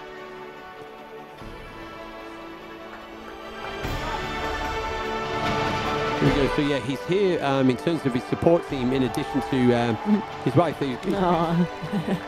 Yeah, his best friend, Destry, and his brother, Nathan, they're also there in the kind of support team. So, yeah, and I kind of sense the extended family too. So, yeah.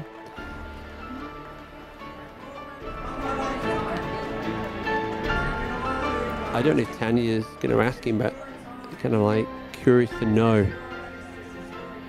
Did he believe that this could happen today? I'm absolutely curious to know. You know, we came in and he was leading. Do you know when he took the lead? No. There was so much carnage overnight. Pull that out.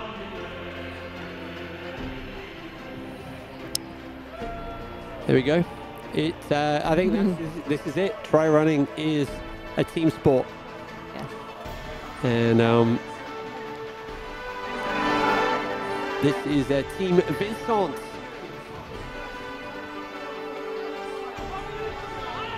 It looks like he moved into first at Courmayeur. He was running pretty up front. We just didn't know to look for him. He was 6th. 8th was as far back as he ever, or 9th through Le Balme. But then moved into first place in Courmayeur and never looked back. We have our second place man on the descent. Looking forward to these cheers as well.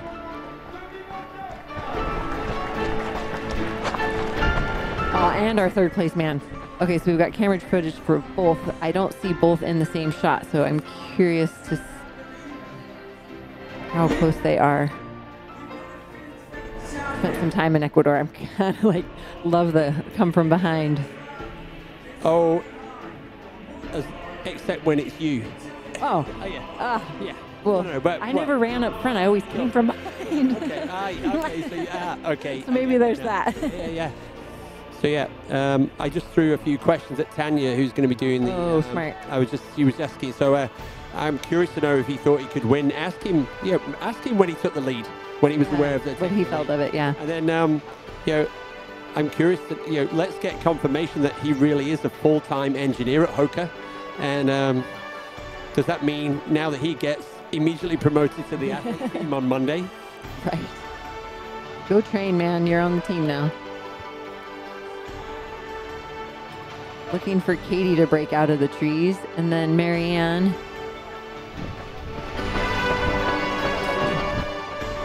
Get back on the right screen here. Yeah, so this is Marianne Hogan. Marianne, that never-ending descent down to Vallocine. So Marianne now is just outside Vallocine, so she's just got one more climb to do. We have Joaquin Lopez now from Ecuador. He is on the final descent. This is he is chasing down Baptiste Descent. So we're getting bing, bing. So we got a few camera crews out there, both at the front of the men's and the women's races. Je sais pas si tu te rends compte de ce que tu viens de réaliser, Vincent, mais je peux te dire que du côté des médias, du côté partout, c'est l'effervescence. On va pas se mentir, tu n'étais pas le garçon qui avait été mis en premier pour remporter cette UTMB 2024, hein? Oui, je suis pas sûr. Do you think you could win? No, I don't know. Donc, tout le monde tous les médias cherchaient un petit peu toutes les informations. J'ai eu la chance d'avoir une grande discussion avec un grand monsieur qui est Christophe Aubonnet et qui m'a parlé de toi forcément avec que du bien. Mais la première question qui me vient là, c'est tout simplement comment tu as vécu? On parle souvent du rêve américain, même si tu as été vivre là-bas et que ton épouse est américaine. Comment tu as vécu ce rêve à la française? C'est incroyable déjà pour moi de prendre le départ de cette course, c'est un rêve qui se réalise honnêtement. Je pense que la première fois que je suis venu sur cet événement, j'étais gamin ou tout début d'adolescence et je l'ai vécu en tant que spectateur, découvrir le sport, découvrir l'effervescence que ça a créé à Chamonix. Je l'ai vécu en tant que bénévole. Après, je l'ai vécu avec mon travail via HOKA.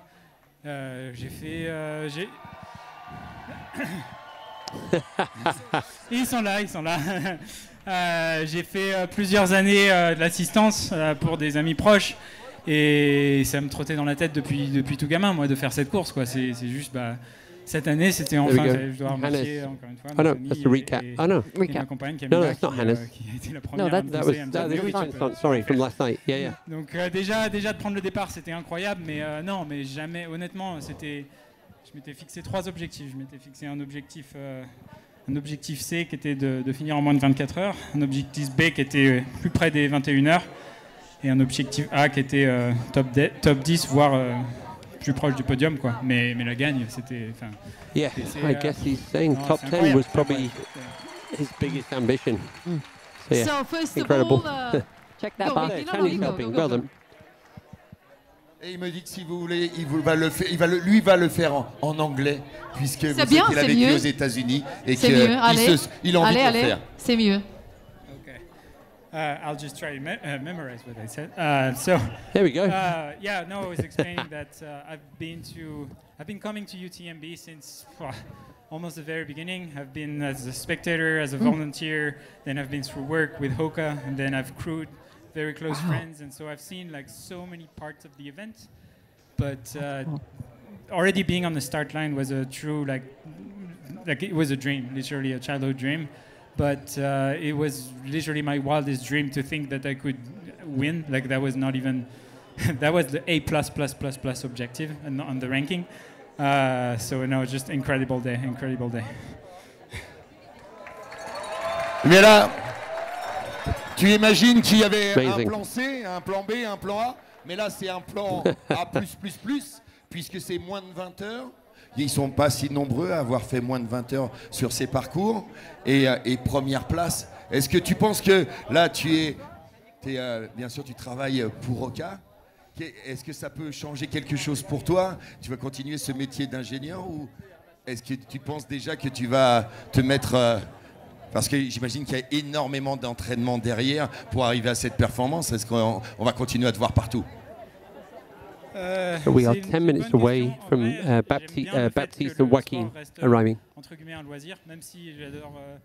into Chamonix. Entraînement de performance, j'ai fait d'autres sports plus jeunes, mais je pense que en fait, je tire l'avantage du fait de ne pas avoir de contrat, d'avoir la flexibilité la plus totale. C'est-à-dire que j'ai aucune pression de faire des compétitions, je poste 0 chose sur Instagram. Donc, je sais pas où. Oui, mais voilà. Yeah, I already seen his Instagram today. He hasn't posted anything. He's hardly got any followers. And someone said, "Tell me you're an engineer without telling me you're an engineer." So in English, I was explaining that I have a full-time job and I do not have any sponsorship contract. And to Ludo's question, I don't know if I would mandatorily look for one. It's something that, like, why not? I would always be open to the discussion, but I also enjoy the freedom of not having any contract and not having any pressure to do any type of competition or like posting on social media, which I do not at all. So it's also fun to enjoy that full freedom. Fantastic. En tout cas, une nouvelle fois, et nous, c'est ce qui nous a fait rêver, et pour tous les amateurs, Marianne coming into the aid station. On peut bien se préparer. Bien sûr, il y a beaucoup de talent, il y a du travail, mais on part tous sur la même ligne et que dans la vie, tout est possible. Et aujourd'hui, tu nous le démontres. Tu vas créer des vocations, j'en suis sûr. Personne ne t'attendait et tu as été juste formidable. très gentil et honnêtement, il y a plusieurs athlètes qui étaient sur la ligne de départ que j'ai serré dans mes bras avant le départ ou là en arrivant. Si je dois en nommer deux, il y a Jim Walmsley qui est un ami très proche et qui va forcément m'a inspiré grandement et Tim Tollefson. Les deux ont été athlètes et Jim l'est toujours, athlète HOKA. Et je les ai vus, pour la première fois j'ai vu Tim à l'UTMB et c'était juste incroyable de voir ces athlètes avec tout le bonheur qu'ils inspiraient et c'est des modèles qui m'ont inspiré moi, donc si je peux en inspirer d'autres, tant mieux, parce que c'est ça qui est beau dans le sport. So in English, yeah. Doing this work. Yeah, so I do have athletes that have inspired me, and notably I'll name two who are great friends of mine that were on the start line today, Tim Tollefson and Jim Walmsley, and I saw them both at UTMB for some of their first races, and it's been truly an inspiration to see them perform at their very best and train in the process of performance. And so if I can inspire others, that's honestly like a full circle, and it's great, because that's really the most beautiful part of sport, is the inspiration that it can provide to people. Un seul mot, Vincent. What a great guy. Merci à toi, tu rentres dans les gens, Man, dans les légendes. yeah. On ne pourra jamais plus te le reprendre, celui-là. Tu as gagné le HOKA UTMB Mont-Blanc. Wow, that was amazing. And like the interview with Hayden yesterday. Heartfelt. A sport with so many good human beings. So Marianne Hogan, give you a time gap there for you into Valacine. Marianne, 45 minutes behind Katie. So a bit like in the men's race, pretty much a done deal for first, but that's the only thing that's looking pretty solid right now. So we're waiting for Ruth Croft. Ruth Croft should be into Valacine in the next 10 minutes, and that would mean then that we're on, game on for the final climb between Ruth Croft and Marianne Hogan for second spot. And then if we look down a little bit further, there's a significant gap now. And then we're going to be looking at Katie winning.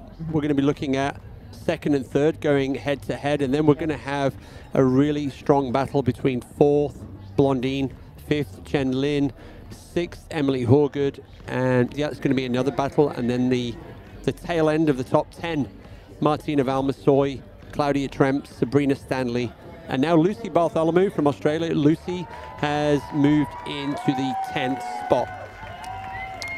We've also got second and third. They are going to be landing in Chamonix any minute now, and it's going to be pretty tight. Is it going to be Baptiste? Is it going to be Joaquin? Yeah. Are they keeping us in the dark, or no? Surprise? No, I know they're not. I just keep it a surprise. Yeah, I'm feeling like, oh yeah, there's Baptiste. I'm feeling once Ruth gets some intel at Valacine, that's gonna motivate that last climb. Oh, 100%. And I think, but I think Marianne looks like she's kind of just digging in and keep going. So she's proven tough before, battling through an injury at the end of this race. Yeah. So here we go. Baptiste is now down probably less than 2K to go until the finish line here in Chamonix.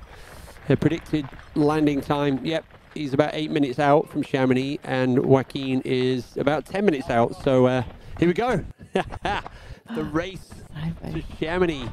Baptiste or Joaquin, two already fantastic performances. Here we go. They're both running well. It's just like, the time might stay the same between them. See.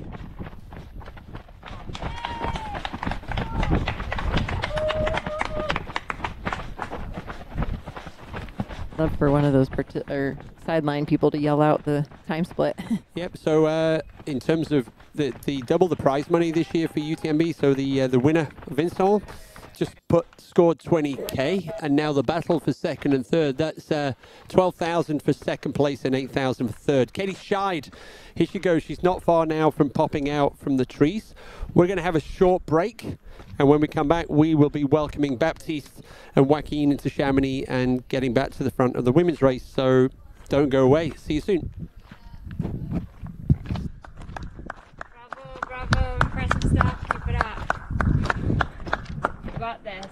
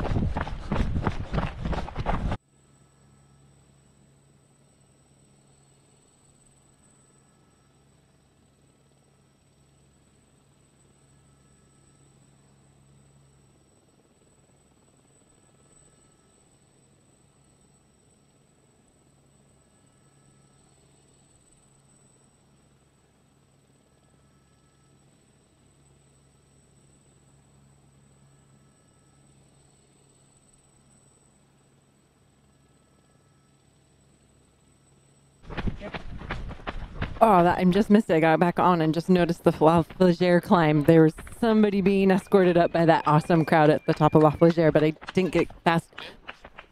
It didn't. But see, we've got this climb, so this is somebody else. If we're. It's, yep. That's Ludo. There we go. So that is our 5th man at the top of the climb because Hannah's is already descending. Perfect. So top 5. And so Ludovic Pomeray, Hard Rock champion, course record holder for this year. Now he's and former winner of UTMB. So that's going to be our 3rd Frenchman down into the finish line. Top. Here we go. Katie Scheid working her way up this final climb.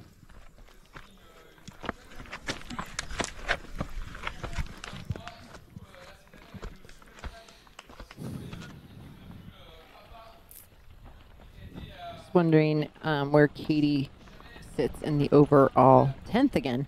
Yeah. Overall scratch. Here we go. Here's Joaquin Lopez, still in 3rd, chasing down Baptiste. So we're going to be like waiting for trail runners, like buses, and then 2 come along almost at the same time. Mm-hmm.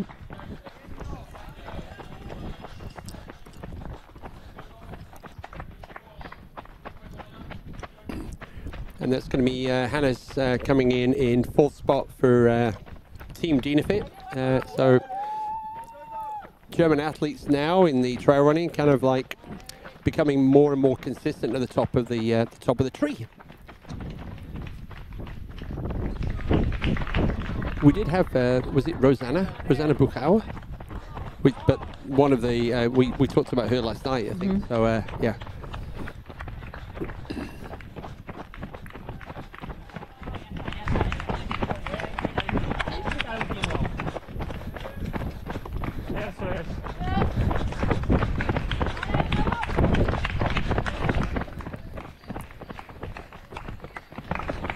So yeah, Joaquin now, he's just about, once you see the, here you go, the cars, the buildings, are about to pop out at the river. Oh, fantastic performance. There we go, Baptiste. Our 2nd, Baptiste Chassan, coming into Chamonix now. Less than 1 kilometer to go.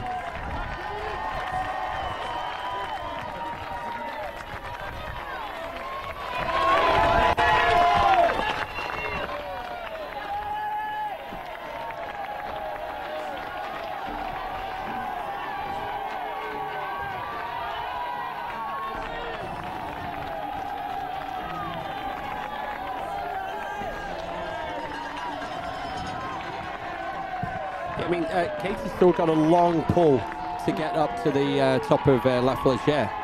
She's not going to be happy in the near future. I think it's, yeah, just after 3 o'clock. She's got that first Les Champs. Yeah. Yep. Climb first. Trail Les Champs, that's right, that little bump. So yeah, so...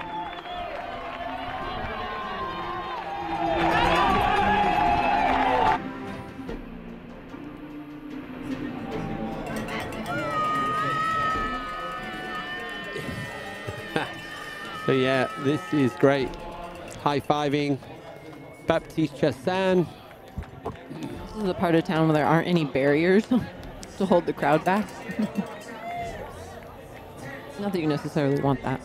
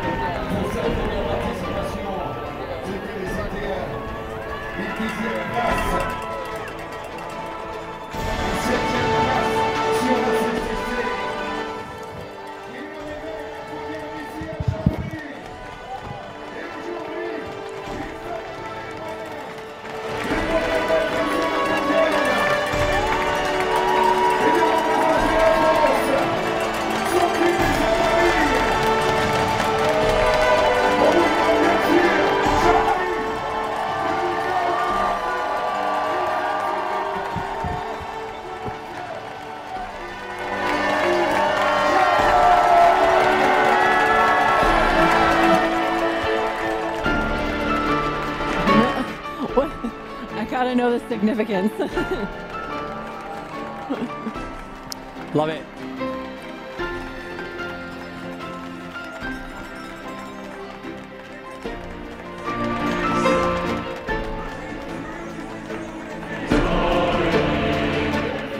I saw some emotion on his face when he first came around those couple bends, and it took over, and now it's back. Yeah, man. Feel that.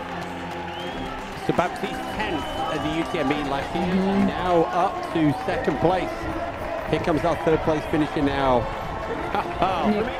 He's got to know that he couldn't let up there at the end.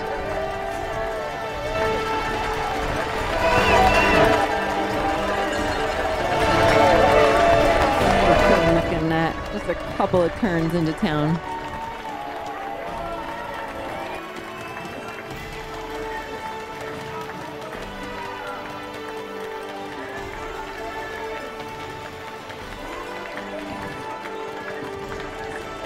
Awesome family support these last two. Oh yeah. So great. Joaquin was the 11th at UTMB last year. Just outside of the top 10. Second at the TDS in 2022. Let's crank up the music.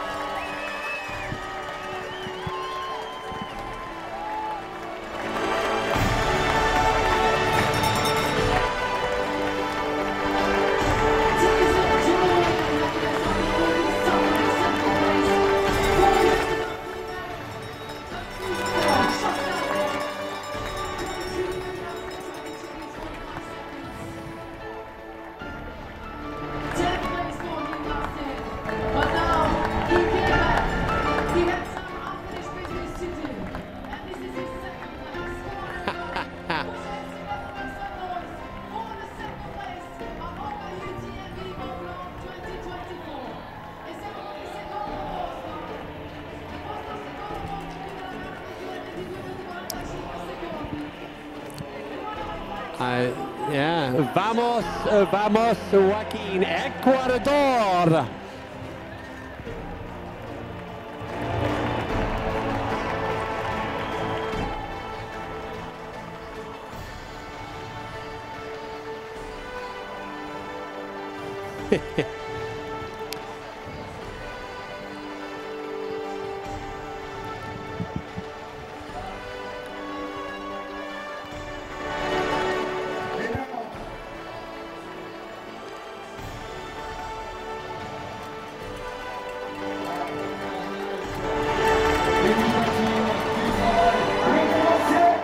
Wow.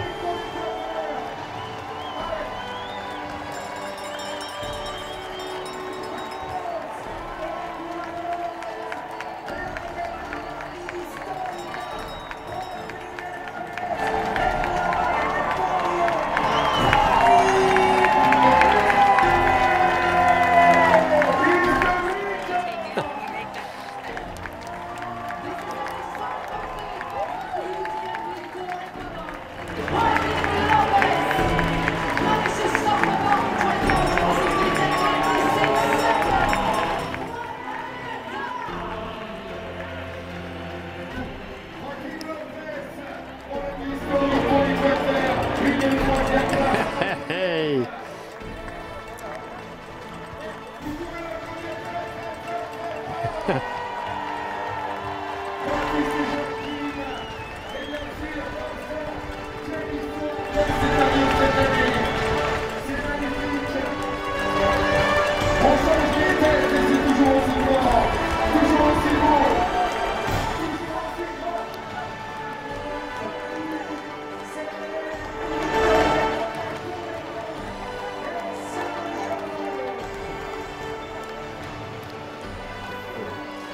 I guarantee not a single person guessed this in the fantasy free trial. Incredible. Wow. We love this.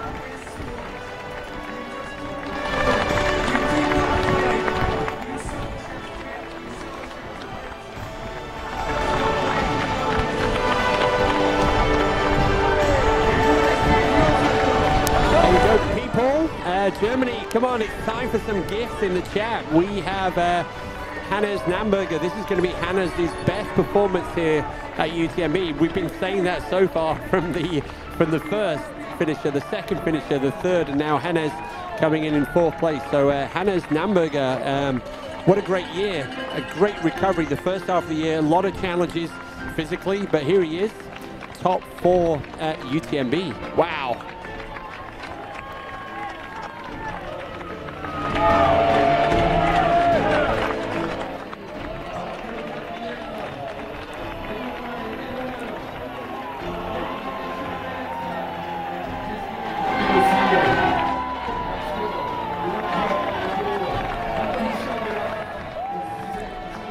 Looking through the results, as you see these finishers, if you look back, there's this incremental increase in performance every year, like knowledge on the course, 15-year training, like we saw with Katie working on her leg speed, coming from a mountain background, other athletes doing the reverse.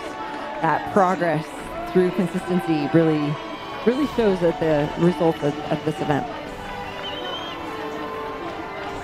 Yeah, and we've got, after Hannah's, Ludo Pomeray is about 20 minutes away from completing our top 5. I think once Hannah's crosses the line, we'll have a bit of a time gap. So that's probably when there's Alejandro Ochoa from Latin America, UTMB. So yeah, I think once Hannah's crosses the line, we'll probably do the interviews. Well, I met Alejandro on a shuttle from Geneva to Chamonix last year.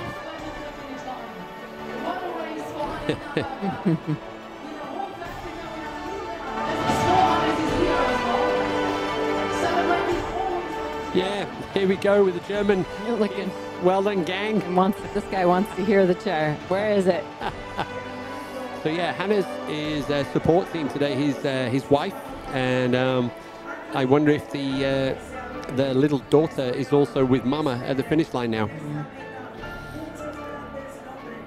I'm such a sucker for that. They're such sweet moments.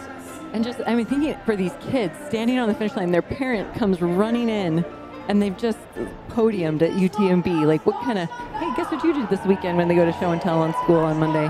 Whew. So yeah, and this is a great inspiration for maybe somebody that's not considered one of the top elite athletes. So dreams can come true. As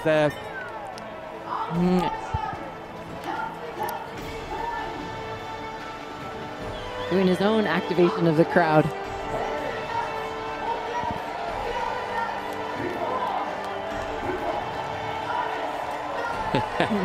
Good celebration there. Yep.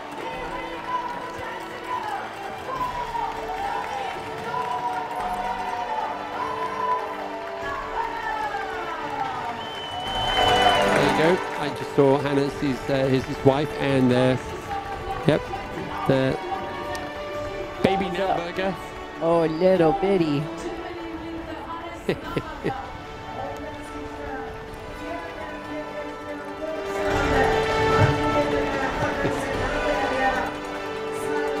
That's got to be overwhelming for that little tyke. I remember at Lavaredo, the little kid had ear defenders on. Had what's that? Ear defenders. Oh, ear defenders, yeah. Ear muffs.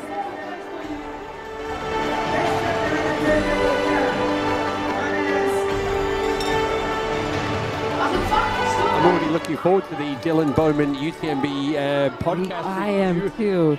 Big shout out to those guys putting out so much important and helpful information and just really communicating how the sport is evolving and the professionalism of it. Awesome team over there. Free trail. Yep. Hashtag unexpected.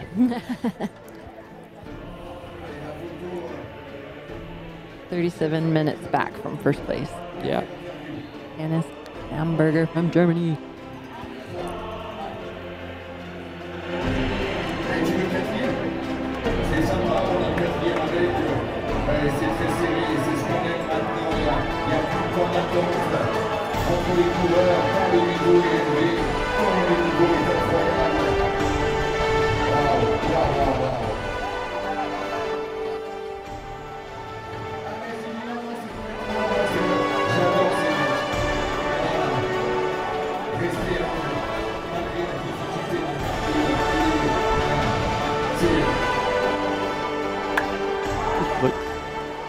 They've just been for a bit of a run. Amazing. Knew who we missed. He's going to be here for this top 4. Scott Jurek. I hope he's down there enjoying this. He's going to come back and help us announce the top top men.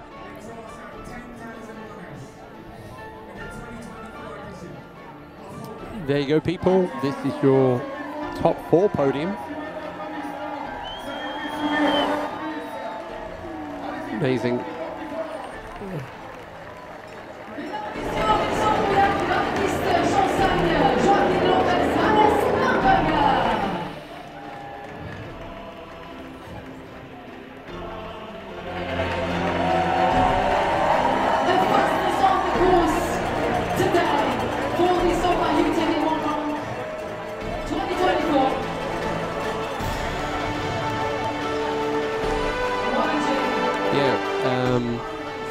Okay, while we're watching the finish line, top 4 men, we've got in the women's race, we've had our top 3 through Valacine. Katie Scheid. Katie's got about a 45-minute lead over Marianne Hogan from Canada, and then Marianne has a 15-minute lead over Ruth Croft. Ruth is about an hour ahead of 4th place Blondine Lirondelle. So it's just going to be, I think, the first interesting shakedown in the women's race is going to be the race for 2nd and 3rd. Okay, our next athlete into the finish area is going to be Ludovic Pomeray in about 10 minutes or so. We're going for an ad break, and we'll hear from the runners when we come back. Sur une des courses sur le podium, ça c'est fait. Good. Puis tu gagné la Saint-Élion, ça c'est encore à faire. Puis voilà, c'est juste formidable. Tu t'accroches depuis de nombreuses années, tu travailles très dur, très fort, et aujourd'hui c'est génial. Pardon, je suis tellement ému.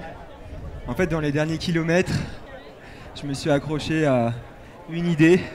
Je sais qu'il n'y a que les 3 premiers qui parlent à ce micro. Pardon, je vais parler ici. Il n'y a que les 3 premiers qui parlent à ce micro. Et je voulais avoir cette opportunité parce que je voulais dire en grand merci à Chamonix, à tout le monde. J'ai reçu un paquet d'amour, c'était un truc de malade. Et aussi, je voulais dire merci et je vous aime à mes proches parce que sans eux, en fait, ça sert à rien. Et je suis tellement bien entouré. Et je me suis accroché. Je me suis dit, je vais envie de dire ça dans ce micro pour qu'ils l'entendent en grand, en fort. Et voilà, je vous aime et je vous remercie. So you had 3 goals. The first one was to be a French champion. It's done. The second one was to be on the box for one of the World Series. It's done. The third one is to win Saint-Élion. It's still to go, but you did a great job today. I say yes. For me, it was very important to be here today because I know only the first 3 are talking in the microphone. And for me, it was important to talk because I wanted to say out and loud, I am happy to be here, and I wanted to say thank you, Chamonix. Thank you for all the love I received during this race. Thanks to my family and friends, and that's the reason why I wanted to be here, to have them hear it here on the finish line. Merci à toi, parce que quand on est parent, on est fier de ses enfants. Mais voilà, quand les enfants renvoient la balle aussi aux parents, forcément, ça nous touche tous. Mais pour revenir sur la course, comment tu l'as vécu? Avant la course, j'étais hyper apaisé. J'ai réussi à construire cette année un équilibre de vie qui m'épanouit de ouf. J'étais pas stressé, je me disais, j'ai juste à rentrer le plus vite possible parce que dimanche, j'ai une vie géniale qui m'attend. Du coup, je suis couru comme ça, en me faisant confiance. Je suis parti doucement avec mon pote, Thib Barreau. C'est mon frère, quoi. On a fait Notre-Dame de la Gorge ensemble, c'était incroyable. Et puis petit à petit, je suis remonté et je comprenais pas. J'étais 5, 6, j'avais des jambes incroyables en montée. Je suis un peu tendre encore en descente. Du coup, Joaquin, il m'a poussé dans mes retranchements jusqu'au bout. J'aurais aimé avoir une arrivée hyper douce et profiter à fond dans les rues de Cham, mais je pouvais pas me permettre. je voulais pas lâcher cette deuxième place, donc il faudra que je revienne pour avoir un peu plus d'écart et en profiter.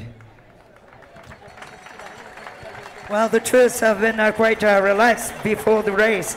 I was starting with no stress, thinking about the finish line, thinking about what's going to be my Sunday. I've been on the track with Steve Barrow, who I've been doing a few things. And then by and by, I realized that I was coming back. I didn't really understand what was happening. I was quite okay on the uphill, but then on the descent, on the decline, I was a bit more split. But in the end, I've been coming back by and by, and here I am. Écoute, une dernière fois, tu vas l'entendre puisque tu l'as entendu des milliers de fois. Allez Baptiste, magnifique! One more time, you're gonna hear it. You heard it so many times. Come on, Baptiste, you're magnific, magnificent.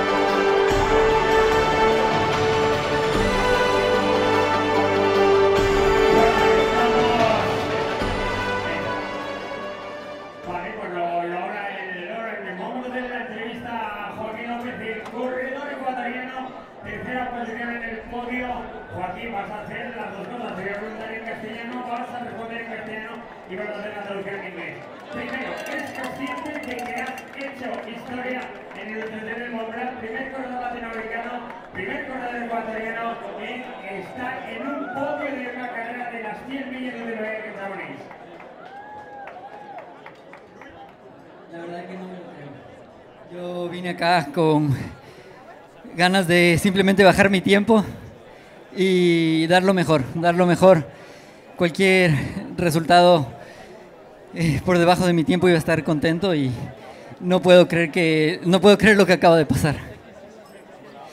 I came here with just with the expectations to lower my time, and I was able to get it down for more than an hour. I never thought I was going to be able to do this. It's amazing. El año pasado fuiste el primer latinoamericano, también 11º aquí en esta meta de Chamonix, este año tercero. ¿Qué es lo que ha cambiado en Joaquín López del año pasado, del 2023 al 2024, para llegar a creértelo y estar en el podio? Bueno, creo que lo más importante es que está parte de mi familia acá, el tener a mi hermano, a mis sobrinos, a mi esposa que estuvieron en toda la ruta y a mis amigos. Eso hace la diferencia. Realmente yo no podría hacer nada sin ellos y secundario el entrenamiento. Creo que entrené más que nunca desde el inicio, desde que crucé la meta el anterior año, decidí que quería volver.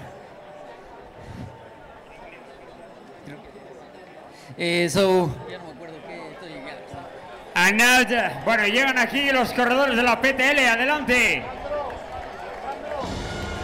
Ladies and gentlemen, welcome. Petite trotte à Léon. Yeah, we got two athletes coming in from the PTL. The PTL, they've been going since Monday. 305 kilometers, 25,000 meters of positive elevation. So this is a challenge rather than the races we have here. And this challenge was set up for those people that have already done UTMB a few times. So they normally bring out the bells for the next runner coming in the PTL. PTL standing for La Petite Trotte de Léon. So Petit Trotte, it's kind of like an irony in French, talking about the short walk. I'm going to guess this is one of our Belgium teams. The Chinese team had 4 members. This is a 2-member team.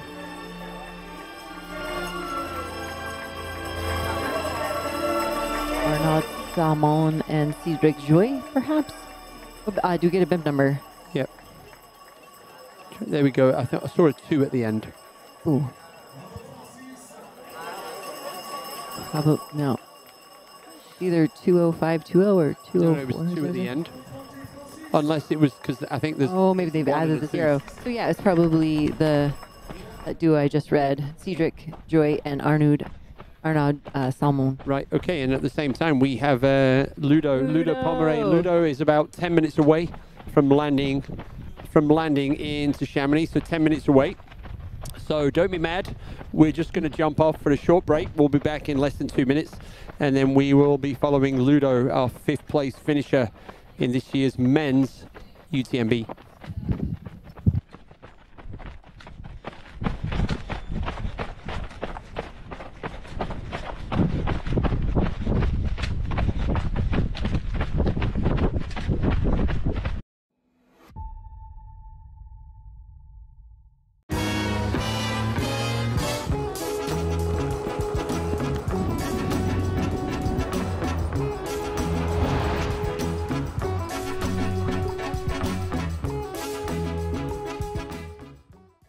With Get Your Guide, choose from over 100,000 travel activities.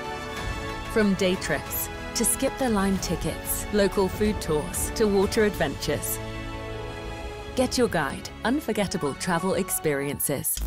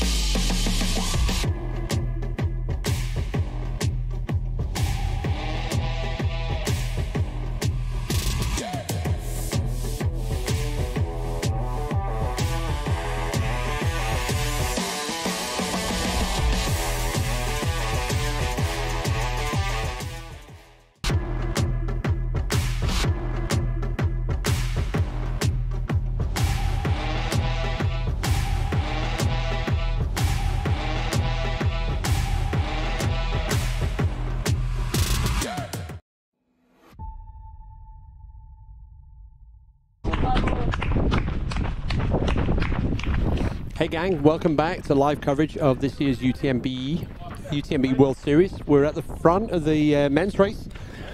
The legend that is Ludovic Pomeray is about to come into Chamonix, 5th place athlete. Is there a way that we can start the go, Ludo, Ludo, Ludo? I think the crowd are going to give Ludo some big love as he lands into Chamonix, so yeah. Previous come from behind winner in 2016. And this year set a course record at 48 years old on the Hard Rock 100 over in Colorado. Different altitudes, similar crazy elevation gain profile, but this one being more humidity. Call that out. But this one a lot lower, so arguably more runnable. And Ludo he doesn't have to look over his shoulder as such. The next athlete is going to be your favorite, who was right out of the front last night. So another French athlete, Arthur Joyeux-Bouillon. He's going to be in about another 10 minutes. Behind Arthur, the top 10 right now, we've got Manuel Anguita Bayo. He is still on the climb up La Flégère, as is Thibaut Baronian, as is the American athlete, Cody Lind, and then Yannick Noel. And there we go. Katie is working her way up this brutal, savage last climb. And you can see on the profile now the red, it's almost complete. So Katie, we're expecting Katie at the top of Flégère in probably about another 20 minutes. Allez, on encourage notre championne là. Allez, Katie, c'est bien ça. Allez. Come on, Katie. And this is where it gets a bit complicated, because we also, here we go. Oh, Ruth. To Ruth Croft. Replay. So this is Ruth live. This is a replay. So we're seeing Ruth come through. Yeah, this happened. Can't even tell you when this happened. This happened at 24. So this happened. Oh, this was half an hour ago.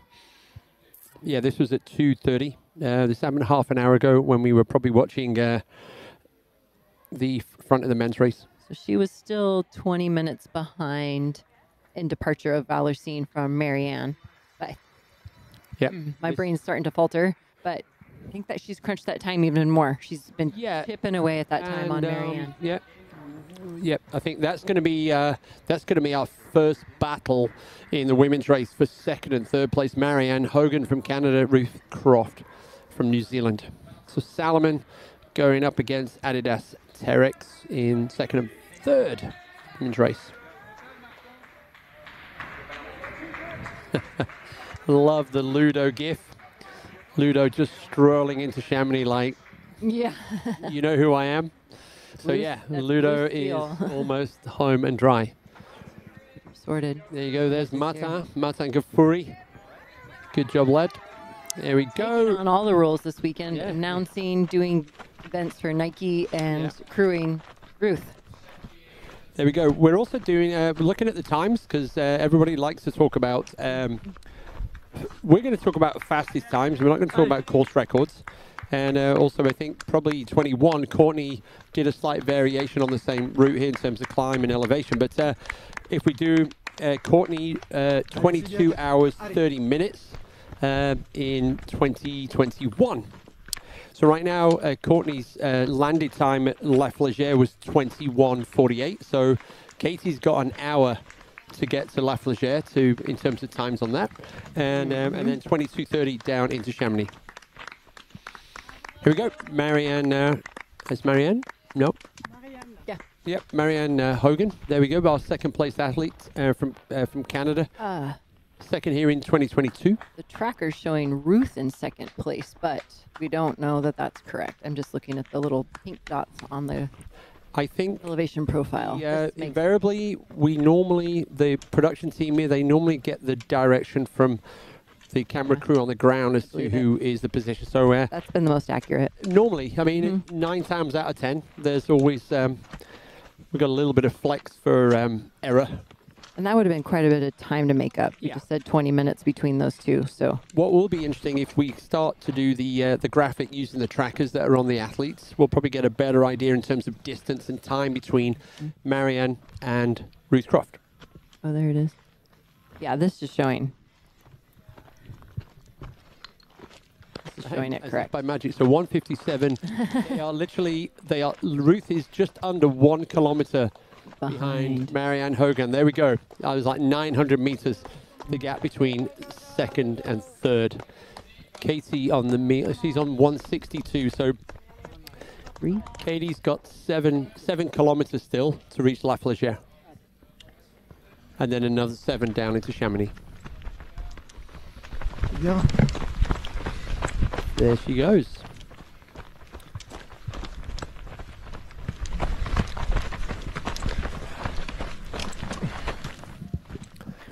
Yeah, there was listening to various commentary pre-UTMB, obviously concerned about Katie. Katie will become the second female to have done the Western States UTMB win double. And obviously Courtney just added on the hard rock as well on top of that. In the middle. In the middle, Yep. yeah, that's right. But, you know, Katie's always been a strong mountain runner, but she, in the last couple of years, in her focus on Western States, she's really built that running speed as well. And that's why Katie has just done so incredibly well this year. And actually, if you're just joining us, in terms of the scratch, so the overall, if we throw Katie into the mix with the guys, Katie is currently sat at 12th place. So Josh Wade, I think he left Valacine just before Katie. Saw him come in just after her, yeah. So yeah, so we've got Josh Wade from the UK. Josh is just outside the top 10 last time we checked. Allez, serrez donc, Katie, allez. Yeah, so Josh Wade currently 11th overall in the men's race. Katie Scheid overall 12th out of the 2,600 runners that started. We're almost up at 700 people of DNF. Oh, I hadn't checked that in a while, yeah. And here we go. There is the 640. The Ludo Meister. So Ludovic Pomeray, he is coming. Here comes the Uber food delivery driver.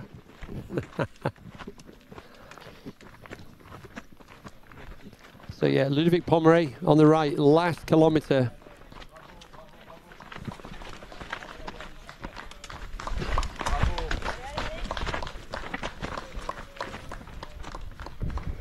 Oh, MD, great question. What is Chamonix like on a Sunday for crowds?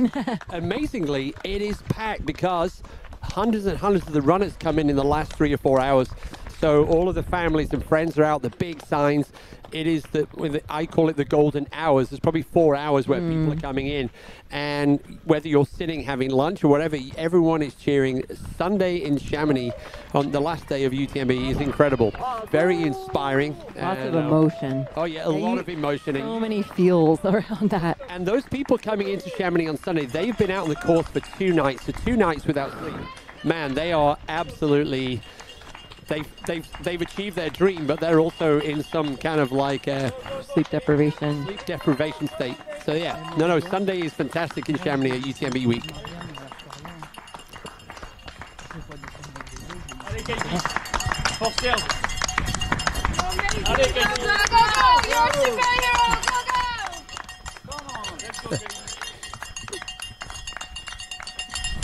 Oh, and here we have our. It's not our 4th man. We've already had Ludo's our 5th man. So this is your friend, Arthur. This is Arthur. This is our 6th man out on the course. So Arthur is about 10 minutes behind Ludo. Arthur Joyeux-Bouillon for France, team on running. We got Ludo from HOKA. And for reference, I was just having a hard time with his uniform last night, and today I remain impressed that he took it out so hard and is finishing in the top 10. Yeah.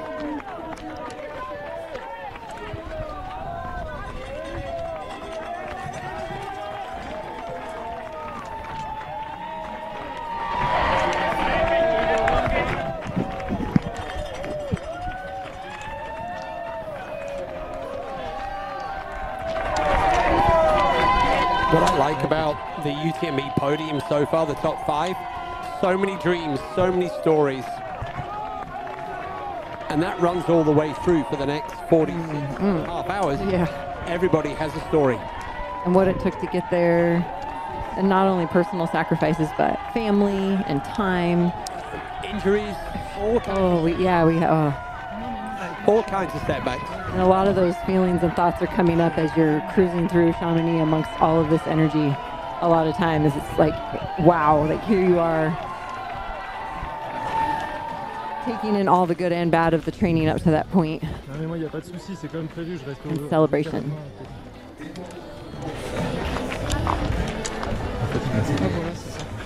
Allez, Cathy. Well done, HOKA. You got a pretty good deal when you signed Ludo all those years ago. It's kind of like the athlete that keeps on giving. Well said. I like that. Yeah, he's not ready to be farmed out as an ambassador. No, I'm still doing it. So yeah, well on to Ludo. Finishing like a boss.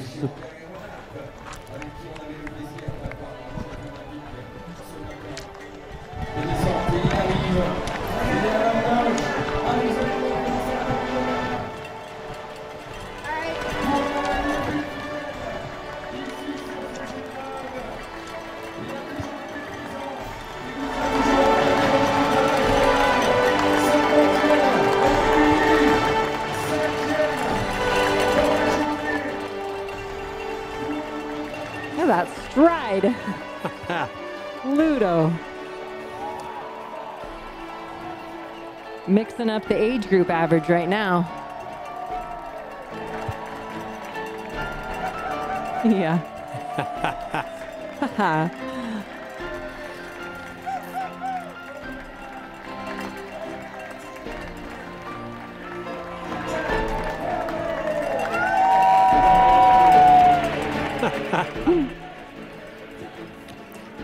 Was that pole a symbol for how he feels right now? Oh, I was thinking like sponsor promo for Lucky, but well done, Ludo. So good.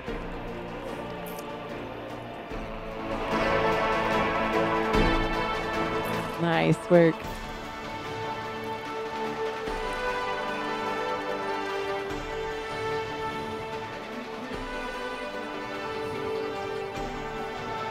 Oh, he's making the lap a little longer as well.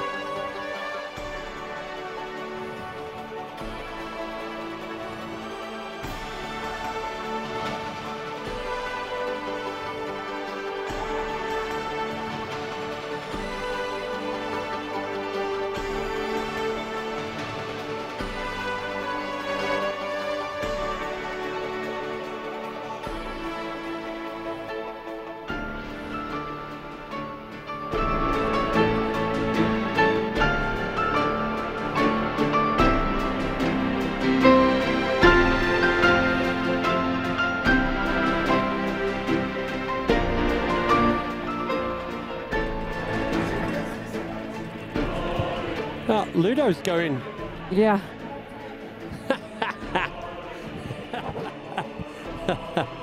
Way back. He was like, okay, Vincent, I see how far you went back. I raise you. That's good.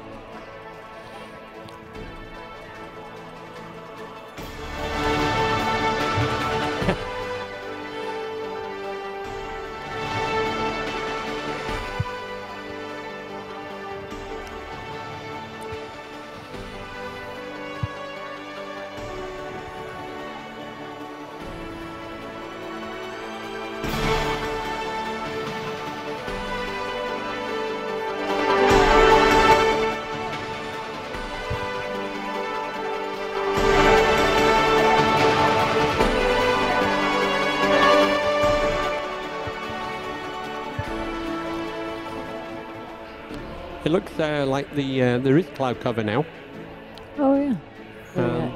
Which is no bad thing for the runners. Still 23 degrees, though. Oh, yeah. Humid.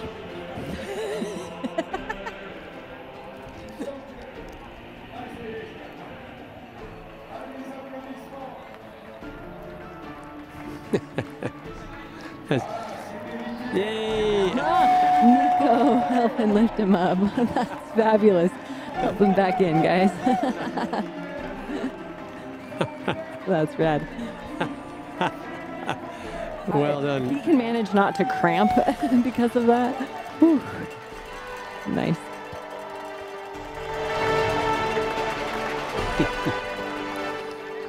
Somebody in the chat saying that that time was 3 minutes faster than last year, and he's got hard rock on his legs. Oh yeah! Wow, Yeah. Good call.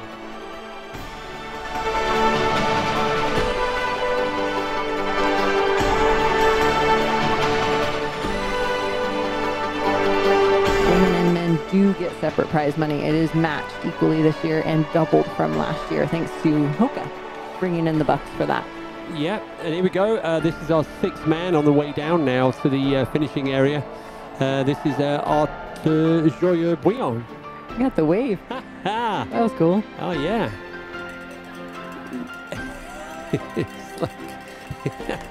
What a smile. Ludo's brilliant.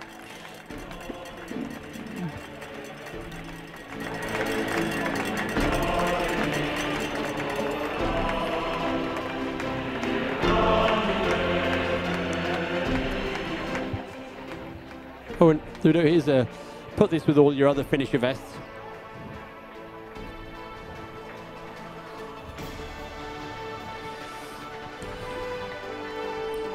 So just, we are now up to 21 hours elapsed in this year's UTMB. Katie Scheid. Look at this shirt on Ludo. Or it's for Ludo. On Ludo, for Ludo. That's fun. Yeah, two characters, both called Ludo. Yeah, two characters. And they know each other back. I mean, they follow the history back. Yeah. So those guys are absolutely best buddies. United by more than just their name. But yeah, sorry, I was giving you an update on the women's race. So Katie Scheid is working her way up to La Flégère. Yeah. She had about 7K to go the last time we saw her. So yeah, closing that gap or to the top.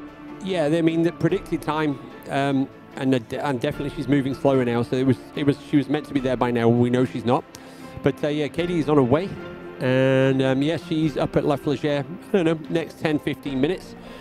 Marianne Hogan is about an hour out from that, and here we go. Arthur.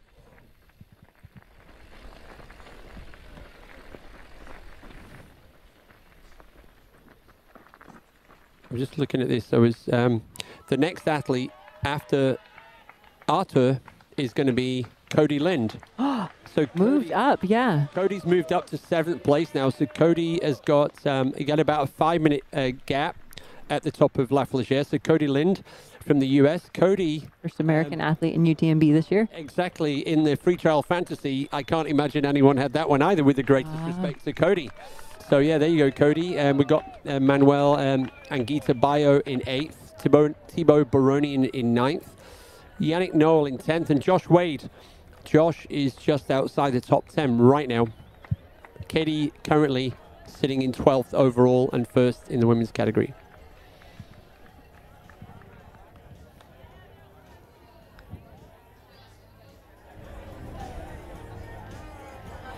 So right now, asking when is the first female athlete due into Chamonix? I think, let's be cautious about this. I would say 4:30 would be the exact same time as Courtney Dauwalter from 2021. So that's a good bet. She might be earlier than that. And I think the last time we had a time check, she was ahead of Courtney's fastest time. So yeah, between 4 p.m. and 4:30 local time. According to the graph, she's there or close to La Flégère. Yep, and I think we're calling for another PTL team that's coming to. PTL finish. Now we receive the 6th of the men. There we go. The 6th team coming in the PTL. So they've been out on the course since Monday, 305 kilometers. That sounds impressive, but then if you add in the 25,000 meters of elevation, those folks have been out for, so no, Katie's still, she's got a big chunk of time to get to the top yet. Yeah, unfortunately this graph is not matching where...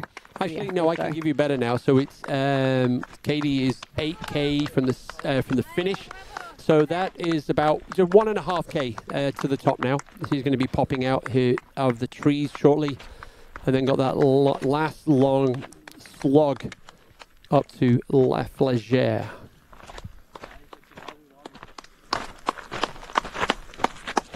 Oh yeah, don't worry, you will be getting a La Flégère kit check for Katie Scheid. It's coming.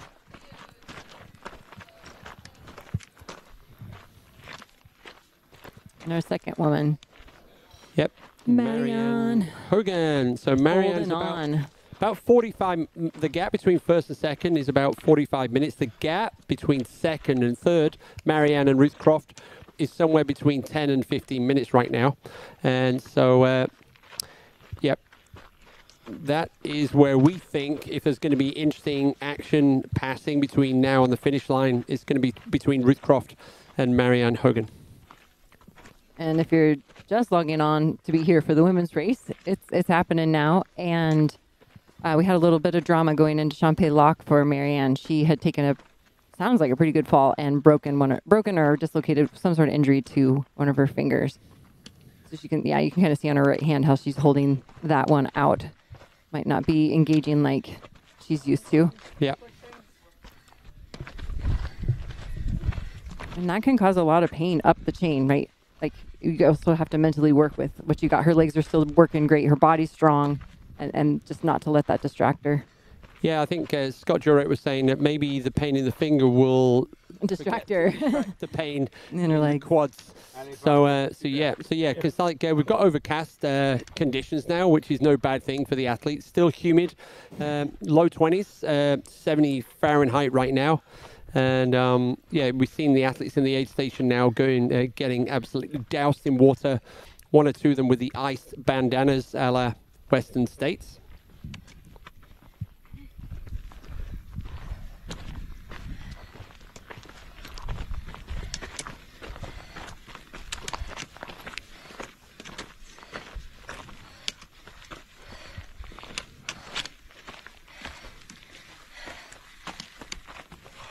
Super thankful to our camera crews for having these visuals for us. Especially as the technology is pretty awesome. And and now we're open. Now we're out in the tree, out of the trees. Yeah. Good job, Katie.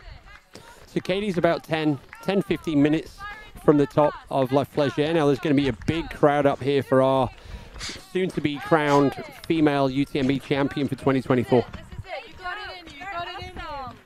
You're awesome. Go, go, go. Let's go. Let's go. Well done to the gang for getting out, cheering all of these athletes. So we've got Arthur, our 6th place finisher, coming in, and UTMB. Arthur was out in the front overnight and still managed to stay in the top 10 when so many people were falling apart around him.